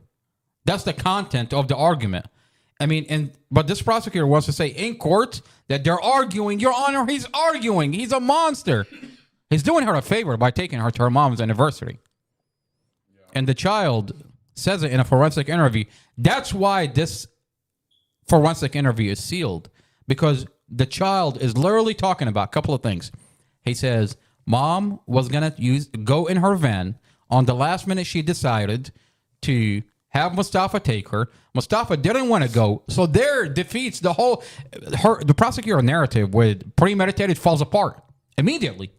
Exactly. I mean, the prosecutor is saying specifically, she says that Mustafa on this day was angry at Dorothy, angry at 5-year-old Empress, that he forced Dorothy and Empress in this vehicle to crash it. Dorothy is the one that's asking Mustafa to go. We have Pharaoh saying it. We have a Google Nest that we're going to play in a minute, where Dorothy is the one that's asking Empress. It's her idea. Imagine goes to Mustafa and says, Mom said, are we still going? He's asking Mustafa. In a Google Mom Nest. says, are we still going? And then now you contact Rexon and you find that they've deleted the portion where it shows that Dorothy was in her vehicle. In her van. Yep. And then decided not to go, and then have Mustafa. I mean, I want to see where the part is. Is named Nini? Yeah. Okay. So earlier, and I need you to correct me if I get something wrong, okay? You said something about Moses and your mom got into a fight. Is that correct? Yeah, because he didn't want to go. Because he did not want to go. That's at 8:47 in a forensic interview that we posted on YouTube under Not Another Boring Podcast. If you go to 8:47, the forensic interviewer is asking Pharaoh, Dorothy's 9-year-old child, what was the content of the argument? Because he didn't want to go. But in court, she paints him as this monster that Mustafa was arguing with Dorothy. Prosecutor, you have a video that you're hiding from this community. And you sit there, you want to say that Mustafa is a monster, he's arguing, and the child in a forensic interview says they're arguing because he didn't want to go. He woke up late, she's waking him up, and then he finally decided to take her. Where's the news on all this? Like, why is there no media Where coverage? is Julie Carey? I mean, isn't Julie Carey covering this case? I mean, is this video like, or what, are they going to say this is an AI altered video? This is directly from the evidence. This is directly from Sarah Sammy's closet. Directly from the county. Yet no coverage. Nobody wants to talk about this video where they're asking what was the content of Dorothy and Mustafa's back and forth. Now, I remember you talked to Julie Carey about the forensic interview, that I have the forensic interview. I'm releasing that. But what does she say? She wants to gaslight the conversation. She wants to say the same thing Elaine Jarvis is saying. The same thing Elaine Jarvis. Oh, he's abusing the children by posting what they're saying. How is that abuse? The only person that abused these kids is Amy Ashworth and the police department by putting them through this horror. Imagine 2 years of horror, 2 years of trying to coach these kids on how to say something negative about Mustafa. Okay, these kids lost their mother. They lost the most precious thing in the world to them, their mom. I mean, wait until what you see Javen, the 14-year-old child, says in a forensic interview. He said the police lied to me. I mean, this is crazy. Told me this and that and this and that about Mustafa. Weaponized this kid against Mustafa. It's crazy. I mean, Julie Carey doesn't see the significance of what this child just said. This child just said that the police actively coached him on to saying something negative. But, you know, children will always be children. They're always going to spill the beans. They're going to tell the truth. Okay? The truth is going to come out one way or another. And, you know, for anybody that says, like, don't talk about the case publicly, don't talk about it. You're going to give the prosecutor ideas of what to say. You know, we want these kids to see the truth. Okay, we want the prosecutor to see the truth because obviously in their office they don't want to take it. When you go to the county, I mean, what's our recourse? Our recourse is to go on a podcast and talk and steal these files from the police department and release on the internet. I mean, you're forced to do like what we're doing here is to come out publicly and talk about what the hell they're doing with Mustafa. See, Prosecutor Sarah Sammy, you forced me to become a criminal. I'm out here robbing the police department, files, police body cams. I'm out here being Robin Hood. In the name of justice. In the name of justice, I'm robbing the fuck out of you, lady. In the name I reached into your pocket, I took out the file, and I'm putting it on the internet. I guess I'm a certified criminal now. I mean, isn't that the job of the Commonwealth Attorney? To come out to the community and to explain yourself. You were elected by What is she going to explain? People. What is she going to explain? That I've used investigator that falsified this case? I mean, what is she going to say? I Nothing. mean, put yourself in the Commonwealth Attorney's shoes. And, I mean, you know, she has every right to just stay silent and be quiet. And as she's doing now. Exactly. Stay silent and be quiet. The file is being leaked all over the internet, and it's falsified, and it's the whole thing is falsified. And you see all of these resignations. All these the police have resignations. The county lawyer resigned. The jail has all these people resigning. It looks like they know what's coming. They know what's coming. The storm is coming, and the storm it's not going to look so good for them. I can tell you that right now. In this forensic interview, the child psychologist is going to ask Pharaoh, what does it look like when mom and boyfriend Mustafa is arguing? He said they're mostly talking. Wait a minute. Isn't the prosecutor in court screaming that he body slammed Dorothy, that he's abusive? The child is literally telling you that they're mostly talking, even when they're arguing. Even when they're arguing, they're just talking. What does that mean? I mean, if you have violent parents, the first thing kids will pick up on is violence. They're going to say, he always hits my mom, or she always hits him. He says they're just talking. Even when they're arguing, they're just talking. What's wrong with talking? What's wrong with that? I mean, when you watch the Google Nest video, it shows us a beautiful relationship. I mean, it's so beautiful that even when they're arguing, they're just talking. But the prosecutor wants to tell this community, they want to tell the courts that Mustafa's a violent person. Okay, they want to mislead the community so that, you know, they want to talk about tampering with the jury pool. They're the ones actively tampering because this video contradicts everything that the prosecutor just said in court. What do you mean? Everything. The investigator falsified Mustafa's statement, and he said, you told me that you were arguing inside the vehicle with your girlfriend. And you have a recording that we're going to play in a little bit that Mustafa never said that. He's talking about a guy that is traumatized. He just lost, I mean, the most valuable person to him. He just lost that person in a car accident. And you want to sit there and like hammer this thing, tell him, you told me you were arguing. You have the dash camera. You have the Google Nest. You have his phone. You have every piece of event that occurred in this case is on video. Everything is on video. Okay, Mustafa was never questioned, not once. Never questioned. Yet he sits in the county jail in solitary confinement, condemned guilty by this prosecutor who's hiding evidence, who's tampering with evidence, abusing children, abusing little kids, just to get them to say something negative about the guy that sued the police. That's what it's about. Let's get the guy that sued the police. This is payback for them. And then he got really mad at her. Okay, tell me more about him getting really mad at her. Well, they broke into a really bad fight because he got really mad that she was trying to force him to go. You know, he didn't. She was trying to force him to They go. were fighting for a couple hours before Wait, I thought the prosecutor is arguing that this is premeditated murder. Mustafa planned this out, and it's his idea. I thought he was jealous about some ex-boyfriend. Why? What are we talking about? The ex-boyfriend that he doesn't even know? What's going on The here? ex-boyfriend says he doesn't know me? What's going on here? I mean, I thought we were talking about, I thought the prosecutor said he was arguing that Mustafa was jealous of Glenn Ford. I mean, like, try to get this in your mind. I'm so jealous for you that I'm going to put you in the car. Let's all die together. Does that make sense? No. That Like, what the narrative defies logic. That I'm going to put a dash camera in my car. I'm not going to be wearing a seatbelt that day. I'm going to drive into oncoming traffic, kill my family. Oh, wait, I'm in the vehicle. But wait, before you do that, can you transfer me some gas money? Let me buy a pack of cigarettes. Let me make sure the lights are off. Let me make sure this camera is recording. And then let me save $2 off my pack of cigarettes at 7-Eleven. Let me take you to the cemetery, and on the way, maybe I'll just, end everybody's life because I'm so in love with you. I mean, get the fuck out of here, man. Like, come on. What did you hear? Well, I didn't really hear a lot because Oh, you have Waleed saying salam. Waleed, salam alaikum. Brother, thank you for being here. Clipped on my room with my brothers and sister, and while they were fighting, I was just watching Mario Odyssey movie on my PS5.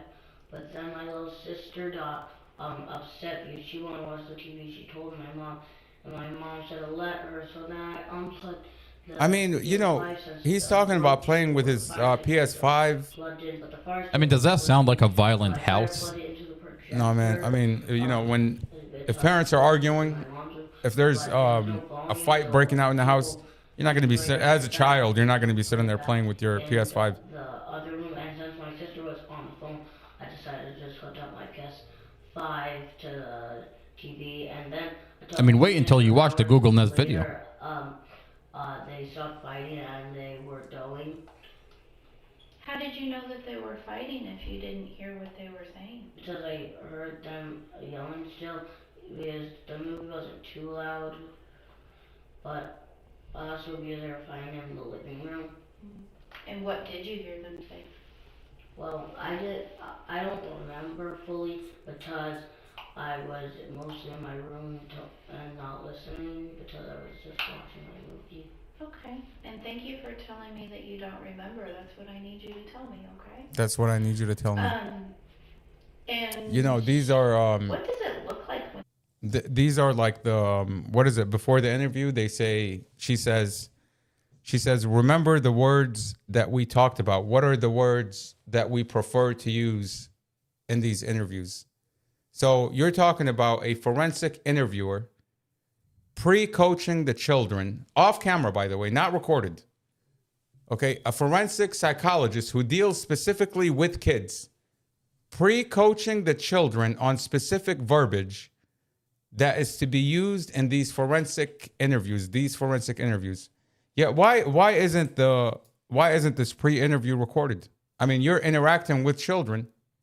Why aren't you recording what you're teaching these kids? Why are you? Because they're coaching the kids. They're coaching and weaponizing the kids for the prosecution. Why are you teaching these kids specific type of words? Are these words that the jury like to hear, like about domestic abuse, domestic violence? Is this what you're coaching the children about? Specific type of words that the jury like to hear in convictions? That's what you want to teach them? I mean, why are you teaching these kids words that they don't even know? I mean, they talk about it with Pharaoh. They talk about it with Javen. With Are we talking about the same Javen that in the file, in the discovery, that there is domestic violence between his mom and the ex-husband, where Javen has a document where he lied to the police for mom, and he was coached into lying and admitted to the police that he was coached into lying to the police. Are we talking about that, Javen? Yeah, there's an entire incident, a violent incident actually, between Dorothy and her ex-husband. And somehow the kids who were there got involved in it because, according to the officer from this report, he says that Dorothy tried to tell the child what to say about dad hitting her. And then he came out and said the truth. And Dorothy was arrested. And then the officer says this is not his first time interacting with this couple regarding domestic violence issues.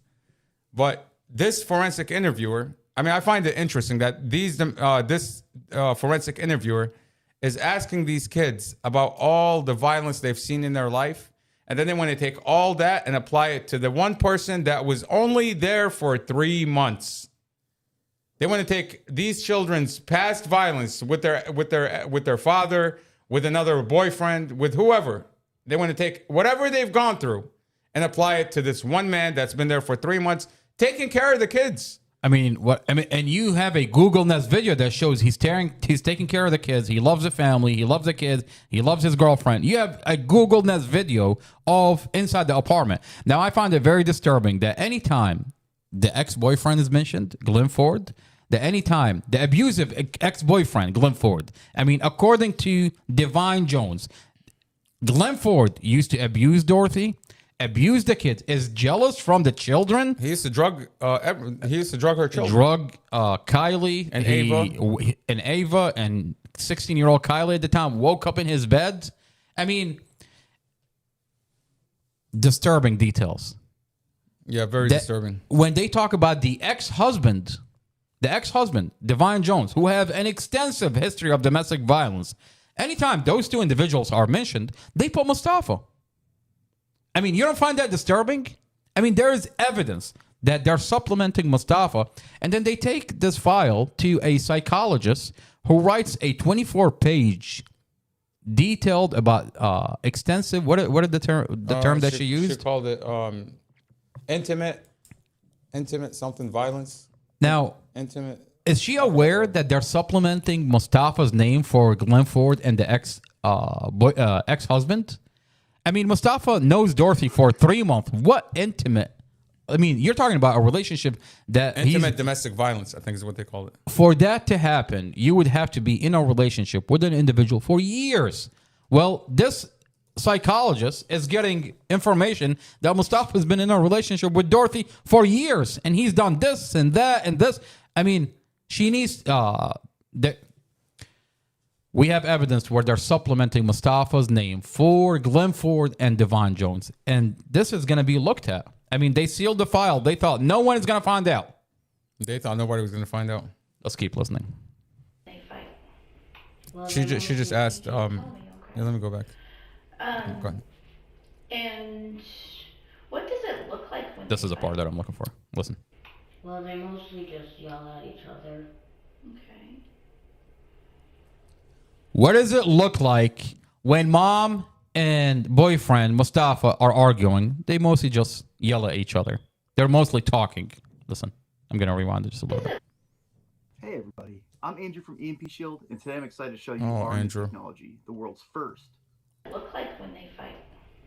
Well, they mostly just yell at each other. What does it look like when they fight?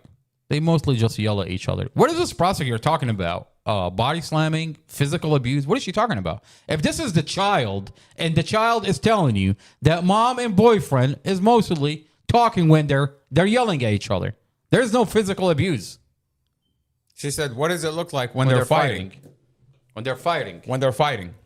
And he says they're just yelling at each other. Two things that you take out of this forensic interview is when she asks, what does it look like when they're fighting?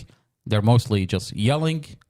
And then the second thing is, so there's no physical abuse. The second thing is, what was the content of the argument? And he tells her He didn't want to go. She wanted him to take her to the cemetery. That's what the argument's about. That's what the argument is about. I mean, literally, the narrative of the prosecutor falls apart once you into. That's why she wanted to proffer. I mean, why do you think she wanted to proffer? She wanted to say whatever she wanted about what this child is saying to the judge, just to revoke Mustafa's bond. She knows this is not going to hold in court. She knows it's not going to hold. I mean, you're weaponizing the child. The child is telling you They're the narrative. abusing this child. I mean, they're putting this child through this interview, teaching them these words that they like to hear in a jury trial. They're actively coaching them what to say about Mustafa, and that's abuse. I mean, this child should be getting some kind of therapy. I mean, he just lost his mother. He just lost his baby sister. And the in closest a vehicle person, accident that shows everything every detail showed that this is a vehicle accident. Instead, they turn it into murder. They falsified. They sealed the whole file. They put this narrative in this child's head that this man murdered your mom. That's what they tell him. This man murdered your mom and sister and ran away from the scene. He crashed a car on purpose and ran away from the scene. Muhammad, listen to what Javen, the 14-year-old child, the 14-year-old is going to say exactly what you just talked about. Javen said that in a forensic interview. Yeah, what does he say? He says, detectives told me that. I mean, the children were not there at the accident. They weren't there. They don't know what happened. The child forensic psychologist asked Javen, how do you know that? He said, detective told me. You have Drum running around. You have Detective Romero, who the prosecutor likes to praise up and down this police report. Detective Romero did such a good job with these kids. If he did, then why are these kids being abused? Why are these children being abused left and right?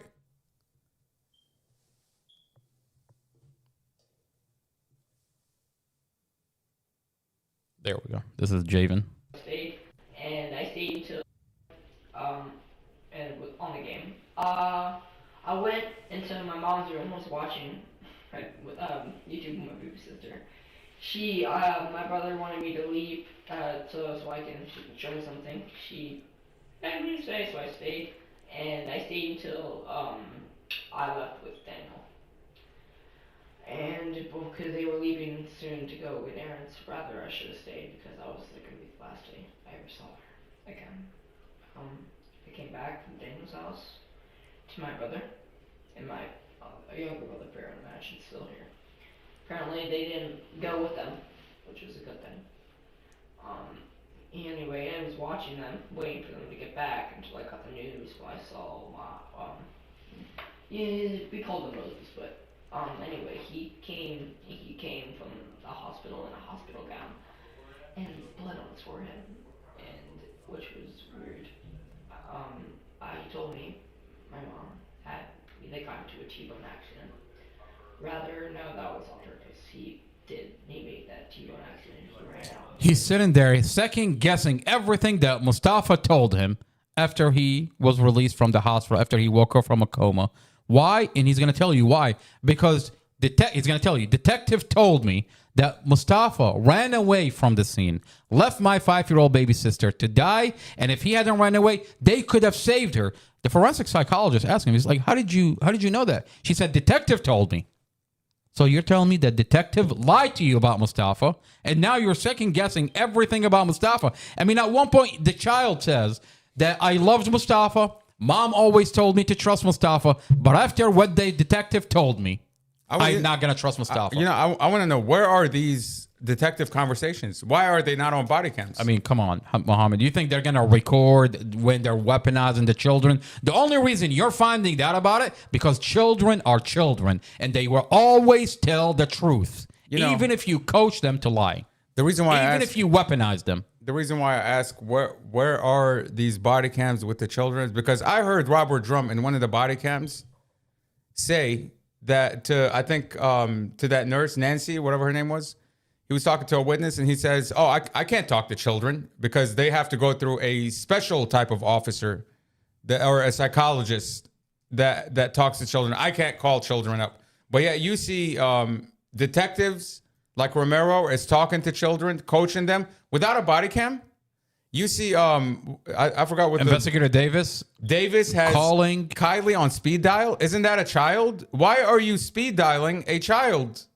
Why are you constantly calling this child? And if you want to check up on her, I'm sure there are proper routes for this county to check up on a child. It's not through a police officer because according to Drum, police just can't talk to children.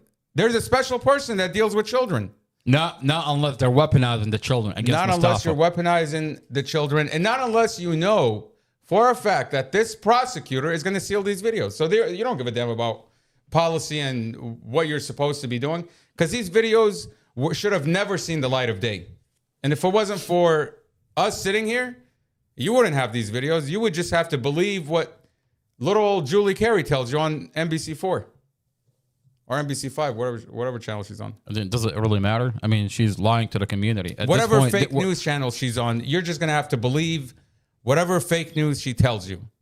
You're going to have to believe whatever Amy Ashworth decides to fart that day. But they're not going to release any evidence. They're going to give you a You're going to narrative, have to and just you're take just their going to word for it. That's what you're going to have to do. You're going to have to take their word for it, okay? Just bow down and, keep sheeping along. believe the police department. Take their word for it because they're the police department. Stay away from the window. Go to sleep. The police department, the government is here to help. Take their word for it because they're the government. We're the government, and we're here to help. We're here to help. He put himself in an accident on purpose. I don't know why. I don't know his reasons. But at the time, I was so upset. I didn't realize the truth. I was crying. I was upset. I was really upset. My mom just died. He said he crashed the car on purpose. I don't know why. I don't know his reasons. I mean, this is 2 days after the accident. I would like to know who exactly had access to Javen, this kid. Who had access? Well, in to the him? discovery, it says Investigator Romero. Okay, so what did Detective Romero tell this kid? And I mean, let's just listen along, see what he says. We cleaned the whole house for her too. Cheer her up. And at the time, my baby sister was in the hospital. She was in a car seat at the accident. She sadly did not make it. The fact is, I saw him lie to my face, and his family lied to my face. He lied to my face. His mom lied to my face. And they were trying to protect him. He left before the cops can get there. When they got into the car crash, the detective said he jumped out and ran. Did you hear what he just said? Detective said he jumped out. When they got into the car crash, the detective said he jumped out and ran, left my baby sitting there. Wait a minute. Mustafa was in a coma. Mustafa was helicoptered to the hospital. I mean, that is Mustafa crazy. wakes up from a coma. That is crazy. They do a toxicology on Mustafa. No alcohol, no drugs. After 4 or 5 hours, they release Mustafa. And Mustafa's number one priority is to check on the kids. I mean, Mustafa's all banged up. He's got cuts and bruises, and he can barely walk. By the way, when you look at the documents, Mustafa was injected with 50 mcg of fentanyl by the paramedic. We have a document that says Mustafa was injected. So you're talking about an individual who's checked out. I mean, 50 mcg of fentanyl, you're checked out for the next 9 hours. But what do you see when you look at Mustafa? All he's asking for is my family. Where's my family?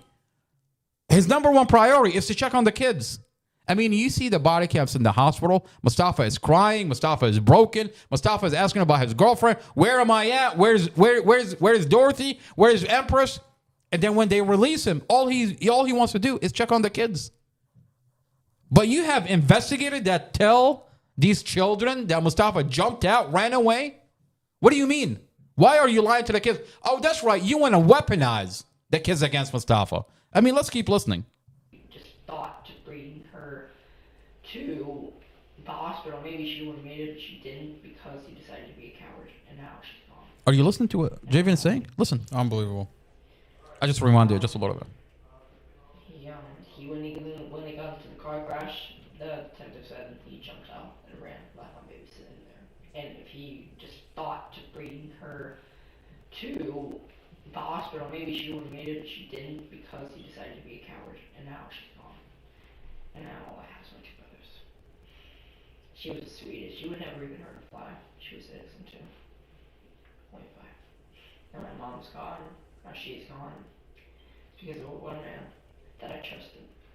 My mom kept on telling me he's a good guy. I kept on saying, okay. Alright, I told her, I had my suspicions, and I should have went with my gut. I knew something wasn't right, and I still... I mean, they're making this kid like doubt himself. I mean, like, listen to what he says. He said, Mom always told me to trust Mustafa. Listen. They're making him doubt himself, yeah. Listen. If he just thought to bring her to the hospital, maybe she would have made it, but she didn't because he decided to be a coward, and now she's gone. And now all I have is my two brothers. She was the sweetest. She would never even hurt a fly. She was innocent too. 25. And my mom's gone. She's gone. Because of one man that I trusted. My mom kept on telling me he's a good guy. I kept on saying, okay. Alright, I told her, I had my suspicions, and I should have went with my gut. I knew something wasn't right, and I still... They're making him doubt himself. He said, I trusted Mustafa. Mom always told me to trust Mustafa. The detective told me Mustafa jumped out, left. They could have saved my 5-year-old sister. Borrow this for a second.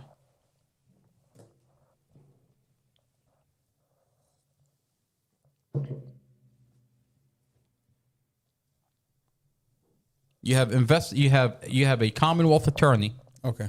Let me let me switch back. You have a Commonwealth attorney.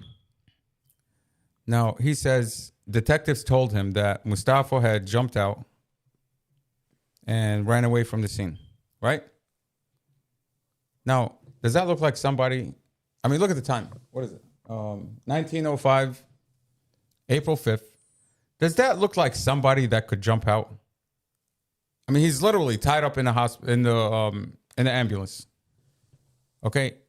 Detectives told him Mustafa jumped out of the car and ran away from the scene. And they could have saved his 5-year-old baby sister if Mustafa didn't jump out and run away. I mean, what are we looking at here? That's the date. That's the time.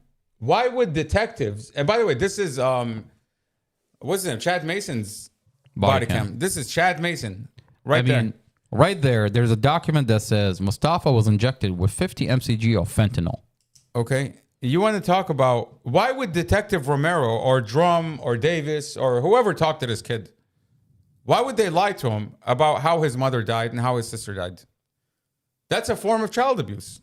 Okay. And it's worse because you're a police officer. You ought to know better. You should know better than to abuse this child and put him through this trauma. I mean, I'm looking at this kid. I swear I feel so bad for him. I feel so bad for what they're putting him through. He's like thinking, if I had done this, if I had done that. Even imagine, he's like, maybe it was my fault. What did I do for mom to go back into the apartment and ask Mustafa to take us? Maybe I was a bad kid. Maybe I should have been a better kid. But why are these kids being put in that type of position? The only person that they trusted was Mustafa. I mean, like it's so sad. Mustafa was... There's a Google Nest video inside the apartment that shows the children the children loved Mustafa. I mean, even a forensic interview, Muhammad, a forensic interview. What did Javen say? Javen says, I trusted Mustafa. Mom always told me to trust Mustafa. I mean, that sheds light into the relationship that Dorothy has with Mustafa. The child is telling us. Only after an investigator told me that Mustafa ran away, left my 5-year-old baby sister, did this on purpose.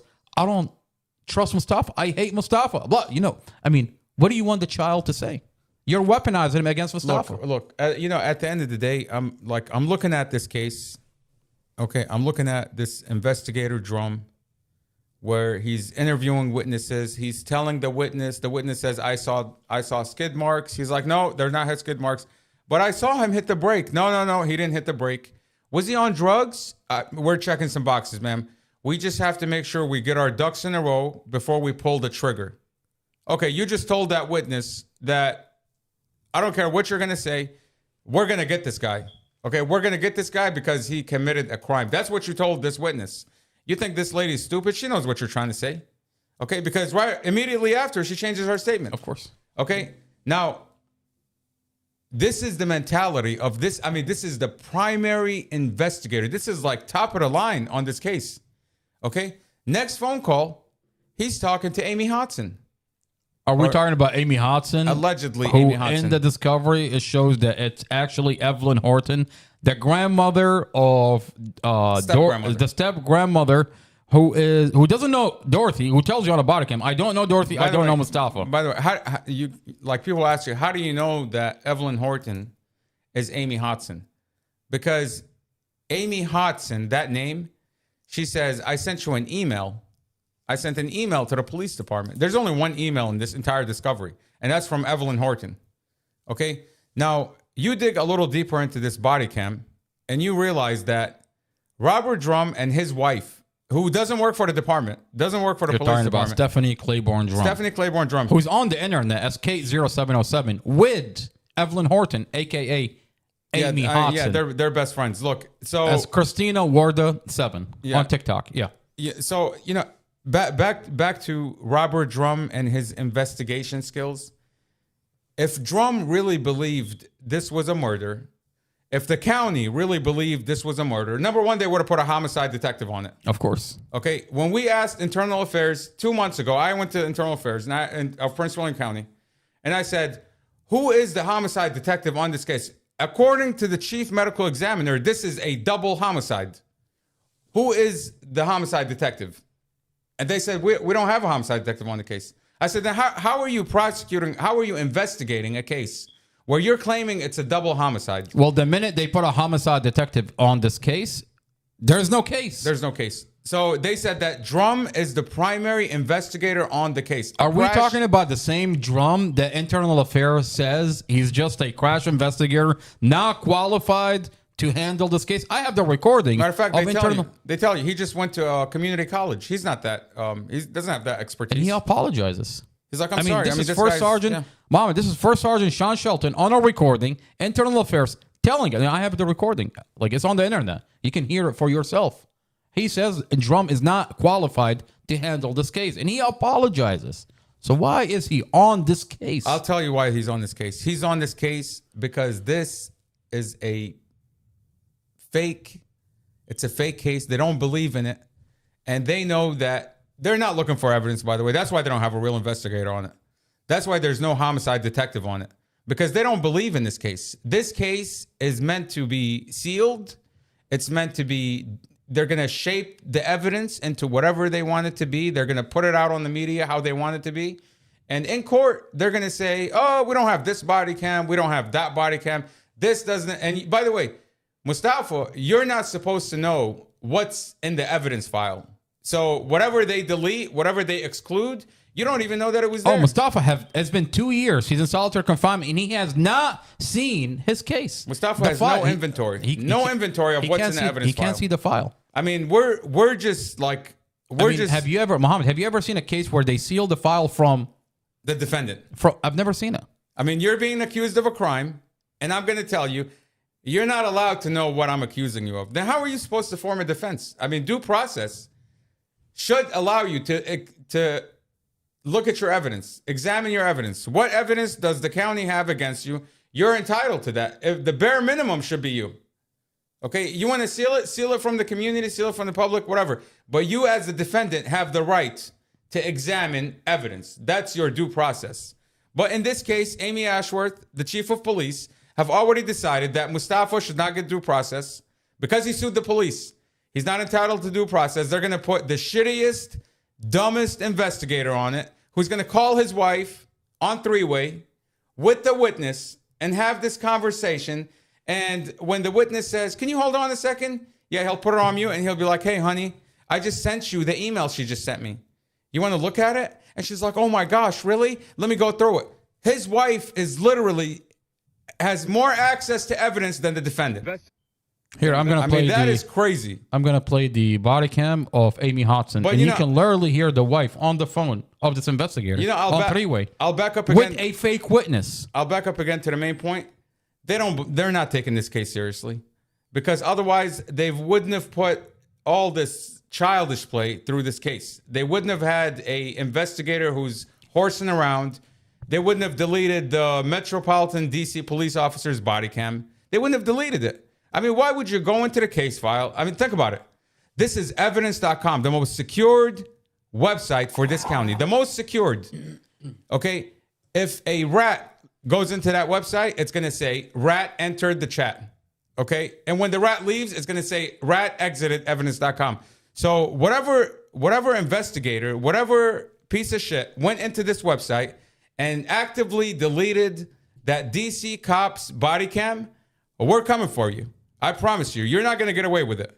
Whatever individual went into evidence.com and deleted that Metropolitan DC cop's body cam, you're going to get it. I promise you. You better retire quick. And if you did retire, we're coming after you. And I'm saying legally.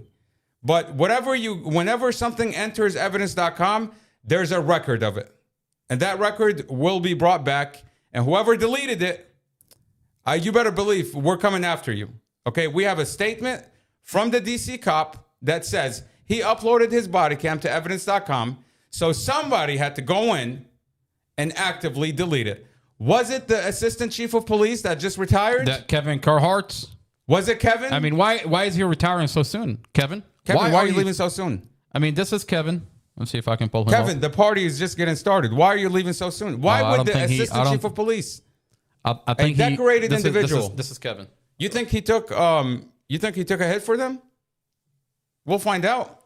I mean, he was at the jail board. It doesn't even, and he was not happy. He was on scene when the DC cop was there. He was on the scene. Okay, and that's a good omen. You see, Kevin, this butterfly that's in the, I don't know if you can see here in the camera. That's a good butterfly omen. just entered the chat. Coming for you, sir. The storm, the party is just getting started, and I promise you, you retiring. I mean, look, will not help you. Such a young, beautiful, handsome man. Look at him. Okay, such a beautiful, handsome young man, just retiring all of a sudden so soon, leaving this county so soon. Served in the military, served with the police department for I think over 2 decades. I think he decided to die on this hill, and he said, "Oh, Commonwealth Amy Ashworth has my back. She's gonna seal the file, so I'm gonna go ahead and die on this hill. Mustafa Sudas, I'm gonna get him back." I mean, look, all I'm saying is it's not gonna help you, sir. Evidence.com is a very, very sophisticated website, and whoever you are, whatever position you have in the police department. If you went in and you deleted Mustafa's body cam, you better believe we're not letting it go. Okay? You better believe we're getting that body cam back. And according to the system, it's going to stay on the record for at least 10 years. I mean, I've got a document, Mohammed. I've got a document that show the DC police officer Margiotto uploaded his body cam to the file, to evidence.com. Let me see if I can find it. I mean, you thought Stafford County was a lawsuit? This is a document, Mohammed, if you want to zoom in on it. I mean, take a look at that. What does it say? You don't have the original one? Let me see.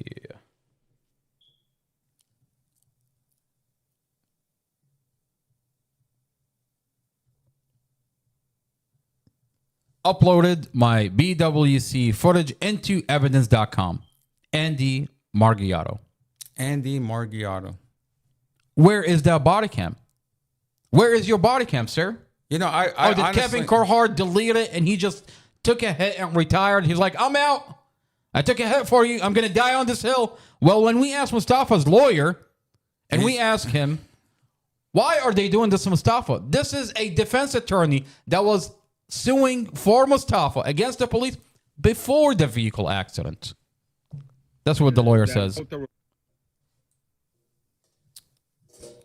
The investigator that wrote the report, he lied on the report. We recorded that conversation. I'm sure he did. Yes, Frankly, sir. I'm sure they all know that you sued the Stafford cops. And they beat your brother up because they know that you sued the Stafford cops. Yes, sir. You know, I wonder how many times the Prince William County Police or Amy Ashworth has gone into evidence.com and actively deleted body cams. What do you mean? I talked to... How many times has she done it? I mean, was talking to. I mean, as an individual, an inmate that was released, Joseph. I ran into an inmate that was locked up at Prince William County, and he's running into the same issue. He says they're charging me with assaulting a police officer. I never assaulted a police officer. Where is the body cam? Talking about Jerry. Not Jerry. Oh, I mean, yeah, I've got Jerry. I'm talking about someone else today. And he says the body cam should show that I never assaulted the police officer. It's the other way around. The police officer beat me up. Now, it's on the body cam, but they're not releasing that portion of the body cam. Why not? I mean, don't we pay for those body cams? I mean, is it taxpayers' money that's why the police officer have a body cam? I mean, who pays for the body cams? We pay for the body cam.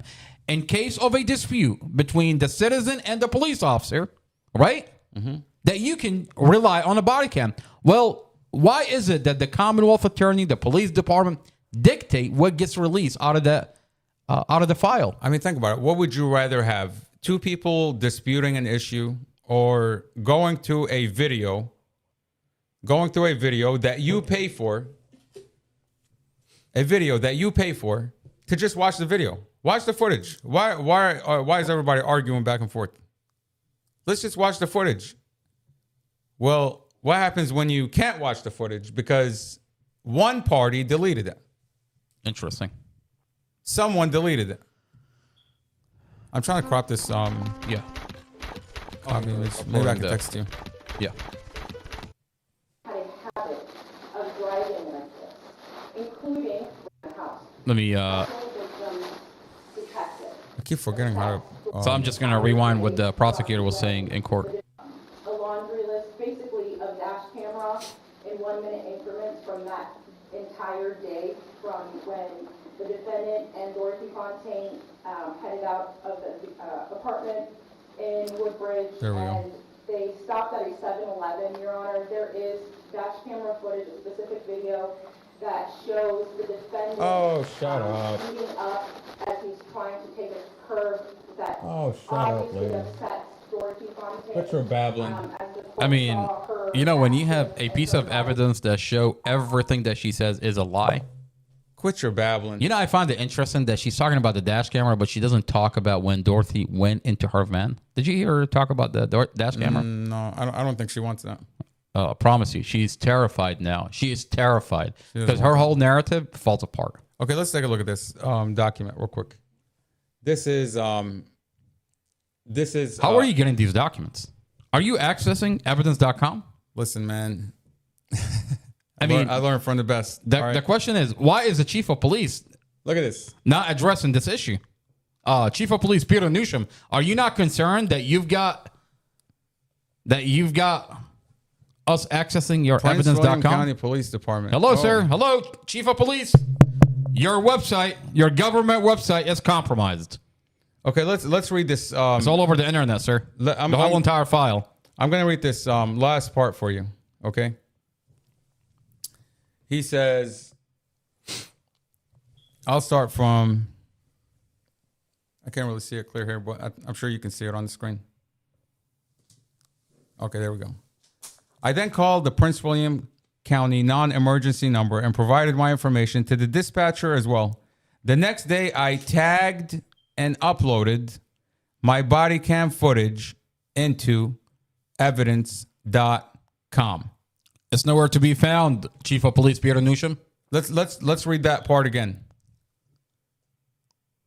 The next day, I tagged and uploaded. The key word here is uploaded. He uploaded. He didn't say, I'm going to upload. He didn't say, I was told to upload. No, he said, I tagged and uploaded my body-worn camera footage into evidence.com. And by the way, for those that say... Where is it? For those that will say, what is your evidence that this body cam does not get in, is not in evidence.com? I have 1, 2, 3. How should I put people. this? Okay, I have 4 confirmed people. Mm-hmm. Okay. Oh, forget confirmed people. 2 are lawyers.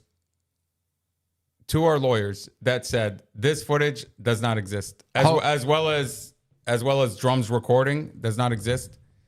Footage from Mustafa's dash cam prior to 1:14 p.m. does not exist in evidence.com.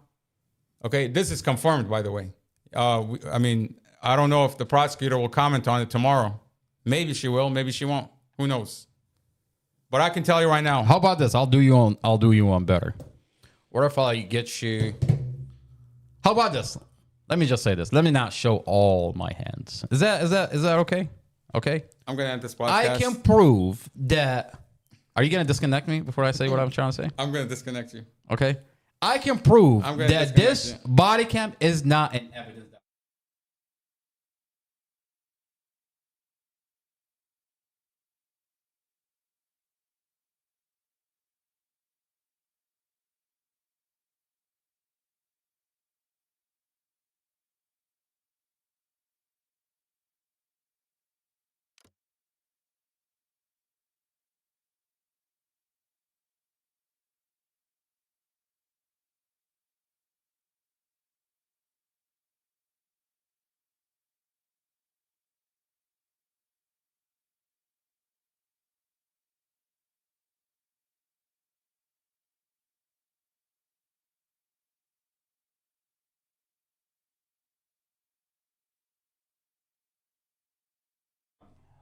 All right, we are back. It is actually, you're absolutely right. It's better not to show all your hands. But I can tell you, all we're gonna say is we have evidence. We have evidence that Mustafa's evidence is being tampered with by the police or by the prosecutor. Who knows? Maybe by Kevin. What's his face? But someone deleted this footage, and I think it's very concerning. It should be extremely concerning to the chief of police and to the Commonwealth attorney that someone would actively go into evidence.com and delete footage, whether it's internal affairs, whether it's Sean Shelton, whether it's the other guy. I mean, this is a good point for the chief of police. Sir, I'm actively in and out of your evidence.com. Listen, man. I mean, listen, does that make sense? Listen. Is that a fair point? Amar, and there, I mean... Just listen for a second. Yeah. Hold on. Let me get the screen back. Did you disconnect me? No, I didn't. Hold on one second. Let me get back on track real quick. Okay, look. Whether you say like you've been in evidence.com in or not, whatever, evidence.com is a extremely, extremely secure website. You know, like I told you earlier, it's a government police department website. If an ant crawls into that space, it's going to say the ant entered. You know what I mean? So I think it should be very concerning to the chief of police and to the Commonwealth attorney. I mean, we're not here to like point fingers and say, aha, gotcha. No, we're saying that your server that is supposed to hold evidence is being tampered with. Okay, we're not happy about it. Of course, we're not happy about it. They're actively deleting files from Mustafa's discovery. And that's why that should be very concerning for anybody in that police department. That's why we're very upset, because this evidence would ultimately exonerate Mustafa. And to think that some Joe Schmo like Robert Drum or Chad Mason or whoever they're working with on internal affairs is going in there and actively deleting footage from a case or removing dash cam footage or does not want Google Nest videos that you allege is a double homicide. You don't want the footage. To us, that's very concerning. To the community, I think the community is shocked and outraged that a prosecutor who claims this is a double homicide does not want video footage of that day. It just does not make any sense. It does not make any sense. And when it doesn't make sense, that means you must be in on the corruption. You must be part of the corruption. And if you are, I promise you, you're going to be exposed and your time is very limited. That's all I have to say. On that note, I think this is a good place to end the podcast tonight. Missy says, I love how you silenced Amar. I didn't silence it. We had some technical difficulties. But Amar, go ahead and end the yeah, I think this is a good... you want to go over the comments? It's a lot of comments, right? It's a lot. Yeah, I think it's a good idea to go over the comments. How about this? I'll switch my... Goddamn, that's a lot of comments. What I'm going to ask everybody to roll over their comments to the chat. When we end the video, roll over your comments. Yeah, I'll read the comments real quick. God damn it, man. Just let everybody roll over the comment. I'm actively Can they roll blocking it? and What does deleting that mean? people because they're not putting comments in the... What is roll and over these are mean? people that have been with us for like over a year and a half. I know, but what does that mean to roll over? Like you just... what do you mean? What do you gotta They're do? not literally rolling over. I'm just telling them to take their comments and put it on the... Like you push a button and it just rolls over? No, man. No, that's not how it works. Okay? This is not like evidence.com. I'm trying to answer the question for the elderly people like Glenn Hill, Amy Ashworth, whoever's on this chat That's actually that's a not valid very point. tech savvy. That's actually a very valid point. What does it mean when you roll over the comments? When we end the video on YouTube, those comments don't automatically register under the video. When we end the video, go back and Like copy and paste whatever comment you ask me questions for the next goddamn podcast. Comments about what you're seeing. Put a goddamn emoji. Dre, aren't you not an expert in emojis? Everybody's complaining about you sending an emoji. Like, sir, put a goddamn emoji on the video. When we come back. When are we coming back? Right now? No. You've been on a 10-hour podcast. Do you know how much money you're costing the prosecutor? They're actively monitoring your podcast. And how long have we been here? I think instead of monitoring the podcast, they need to go into evidence.com and see the login, log out. Well, you know, they're gonna wake up to a reality that they're not gonna be happy with, because I have we have Andrew Margiotta right here in my pocket. Just kidding. I mean, here's the deal. What I'm saying here, when I say that they've actively deleted evidence, I have proof. Okay, I'll read the last couple of comments. I'm not gonna. Casey says all the we're not gonna go witnesses- into the details, but I'll tell you that I have evidence, and this police department is not gonna be happy with the evidence that I have. So let me read these last couple of comments real quick. Actually, I'll start backwards. Moses will be coming home. The truth will set him free. That's Juliana. Missy, I love you, ma'am. I got the business cards. Missy says, I love how you silenced Amar. Casey says all the witnesses are fake. They are indeed fake. Every witness in this case actually admits they have never interacted with Mustafa. Every witness, whether it's Amy Hodson, whether it's Glenn Ford. Oh man, this is beautiful for the business cards. This is beautiful. Amar is really happy. I am absolutely happy. You should hear the purring. What am I? Night Princess and Mo. Juliana says good night, Princess. Oh man, these are beautiful. Let me see. Oh wow. Actually, Missy, I love you, ma'am. These are really beautiful. That is funny. You know, I gave someone my card, my business card. Wow, dude, these are really nice. I gave someone my business card. Wow, with your new the number. guy's like, "Oh my god, you have your face on it." I definitely following your podcast. That's funny, and it's double-sided too. It's black on the back. That's beautiful. These are beautiful. You should definitely see Amar's tail is wagging. I mean, if you have a third angle at, like, you see my tail wagging, it's like, oh, this is beautiful. I've got my face on my cards. Okay. I want to remind everybody. Oh, Missy says, let me see. Which camera are we on? I can actually take a picture of it and then put it on the... Can you see it? No, I can actually take a picture of it. Here. Oh, go ahead. Yeah. Wow, he's so sophisticated. He can just take a picture and put it right up on the screen. Bustos, you got Amar over here. Here, it's on. Oh, this is beautiful. You got Amar in here, all technical. I mean, I'll just put it up on the screen. We have Bustos. I love you, ma'am. You've upgraded this podcast to a different kind of program. We've got multiple angles, video, follow, audio. I love you, ma'am. The best is yet to come. The channel is already picking up traction.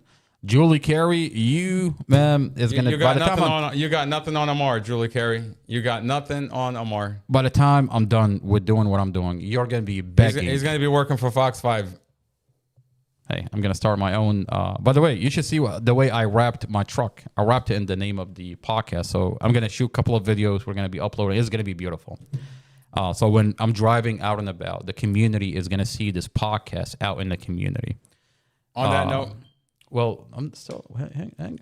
Hold on there. Hold on. There's a bunch of things that I want to talk about really quick. All right, let's this podcast is sponsored by Quantico Mobile Mechanic. Call us at 571-368-7205 if you need a mobile mechanic, roadside assistance. Follow us on our other media platform under Not Another Boring Podcast, Instagram, TikTok, Facebook, obviously YouTube. If you follow us on Facebook, I will add you to a group chat that's for the podcast.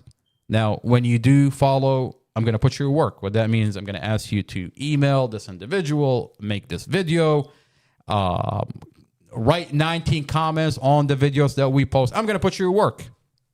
And if you're not active, I'm simply going to remove you. Not because I don't love you, not because it's personal. It's because we are actively working the Mustafa Al-Jazari case. We are actively working this county. We have other files that we have to be active. Now, I want to ask this community to come together, and there are a couple of things that we need to upgrade our podcast. But before we talk about those, I want to specifically thank Bustos. Thank you, Bustos. I love you, man. Thank you for upgrading this podcast. I want to thank Shelly. Shelly, you do a lot behind the scenes, ma'am. I love you, and I can't thank you enough for doing what you're doing.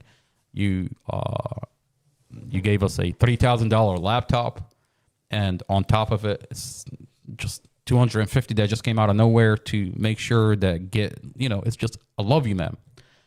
I want to thank Casey. I want to thank Missy. I want to thank Farah. I want to thank Farah. I love you, ma'am. Thank you for being there, and thank you for donating into Mustafa's Legal Fund. Mustafa's Legal Fund is a Cash App. Mohammed, if you want to do me a favor, I'm going to put the Cash App on the screen. If you want to go to the exhibits. Oh, Missy says those cards are from me, Bustos, Casey, and Stefano. I love you, ma'am. Thank you for being there. And Juliana says, look, Princess has his own business card. Julia, I love you, ma'am. Thank you for being there. This is Mustafa's Legal Fund. I want to remind everybody, Mustafa's Legal Fund, Mustafa's phone is $50 every 3 days. I mean, that's not easy, especially when they're sending you a lawyer that takes all your money, that you had to sit in the parking lot where your business is shut down and you're slowly bringing it back up. I mean, this is a nightmare, but we're working on it. We're getting back on our feet, and we're fighting hard. And we're gonna hold this county accountable by law. They're gonna have to fix what they've done to Mustafa, and along with other files that we have. I mean, this is not a isolated incident. This is Mustafa's Legal Fund. It is literally a Cash App. It's Mustafa Legal Fund. And we're simply after the truth. That's our ultimate goal, is to tell the truth from videos, because this entire case is on video. I mean, luckily for Mustafa, the whole case is on video. When he was inside the apartment, there was a camera recording everything. The moment he stepped out of the apartment, his dash cam picks up.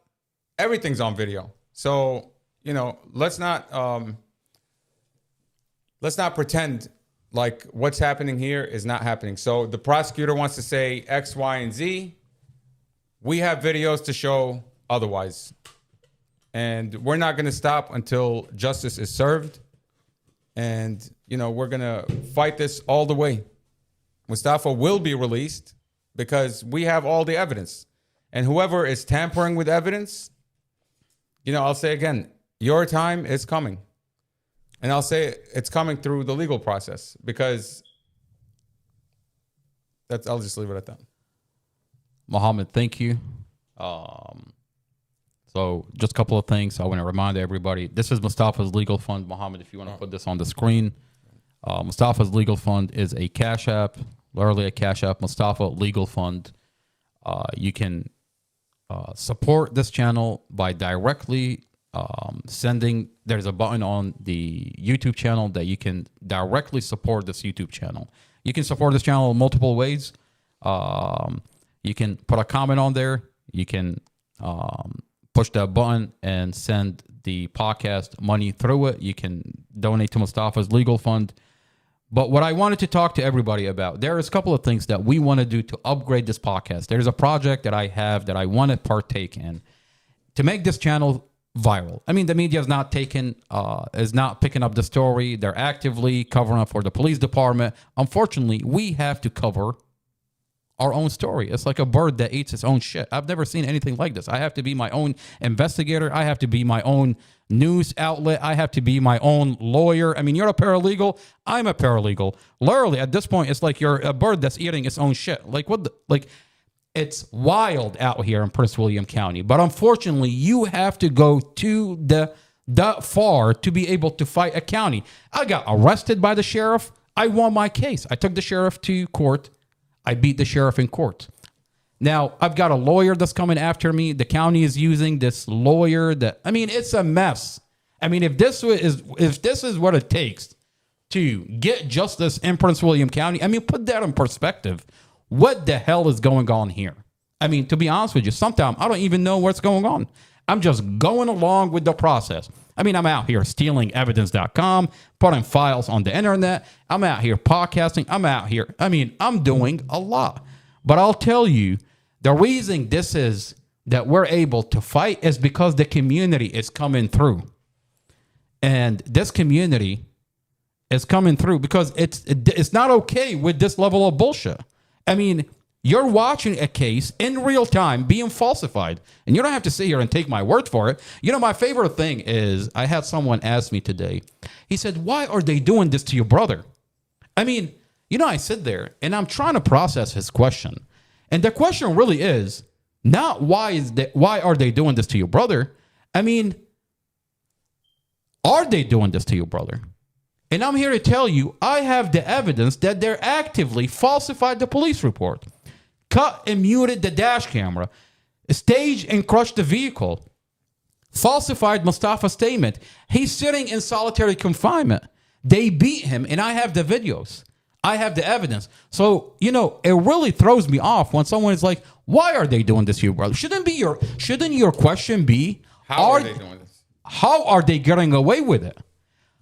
Are they doing it? I mean, if I didn't have the evidence that I have, then yeah, you can ask me, oh, why would they do this to your brother? But I actively have the file that they falsified everything. So the question shouldn't really be, why would they do this to your brother? The question should really be, are they doing this to your brother? And I'm here to tell you, you don't have to take my words for it. How many are they doing it to? Exactly. How many other people are they doing it to? I mean, I've got Mustafa's file. I've got other individuals' files, and they're actively doing it. So why are they doing it? I don't know why they're doing it. But I can tell you that they're doing it. They've turned a vehicle accident where Mustafa did everything he can to avoid a vehicle accident into a murder. I mean, they falsified everything. And I have the police report. You don't have to take my word for it. I have the file. And I'm going to be getting on this podcast every day until we get someone to actually take a look at this file. I mean, this is not okay. And what we're going to be engaged in doing, I mean, we're doing great, by the way. We have a beautiful studio. Our equipment is upgraded. This community is coming together, and we're slowly upgrading, and we're doing great on the internet. I mean, I've got one of the videos, it's 47,000 views. I mean, Julie Carey is not going to be able to contain the story and continue to lie for the police department. This community is listening and is watching, and we're going to be partaking in a project. I have this project that I want the community to come together and help me get this done. These equipments are not battery operated. You have to have a power source. So what we need is a lithium battery operated that I can power all this equipment. A power bank. And this is the power bank. I don't know if I can hit play on this. This is $375 that I can power all this equipment. What I want to do, I want to take all this equipment in front of the Department of Justice. I'll have a podcast there. I want to take this in front of the police department. And last time I checked, we have a First Amendment in this country that we can sit on public property and do a podcast there, peacefully protest. That's our form of protest. Peacefully talk about this file. Talk about what they're doing and go in front of these departments. I want to go in front of the police department. I want to go in front of the sheriff office. I want to go in front of the jail. I want to go in front of the Department of Justice. I want to go in front of the goddamn White House. And I want to see if Trump is okay with this. I mean, I promise you, you do a podcast there a couple of times, he's going to come out and he's going to ask you, what is this county doing with your brother? On my watch. He's going to tell you on his watch he's not okay with this. In our own backyard, we have a Commonwealth attorney who act like a goddamn tyrant, seals off the file and tell you, good luck. What do you mean, lady? What do you mean, good luck? You can no longer gaslight the conversation of Mustafa Al-Jazari because I goddamn have the file. And your police officer flat out falsified everything. What I'm asking this community is to come together and get us a power bank so I can take all this equipment and be able to go in front of these departments so our voice could be heard. There is a power bank. There is a case. This is, I don't know. Let me see.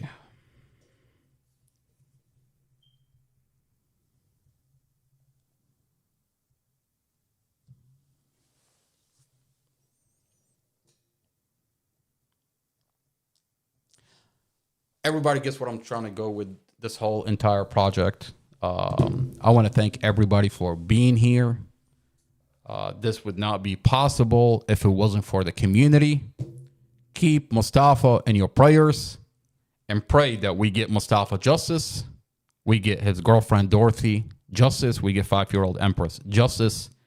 And it's already in the work. I mean, it's a miracle that we have the file. Give me another case where the county seals off a file, but here you have it all over the internet. I mean, this never happens. This is a miracle. It's a miracle. On that note, I want to thank everybody. I love everybody. And for the love of God, if I removed you out of the chat,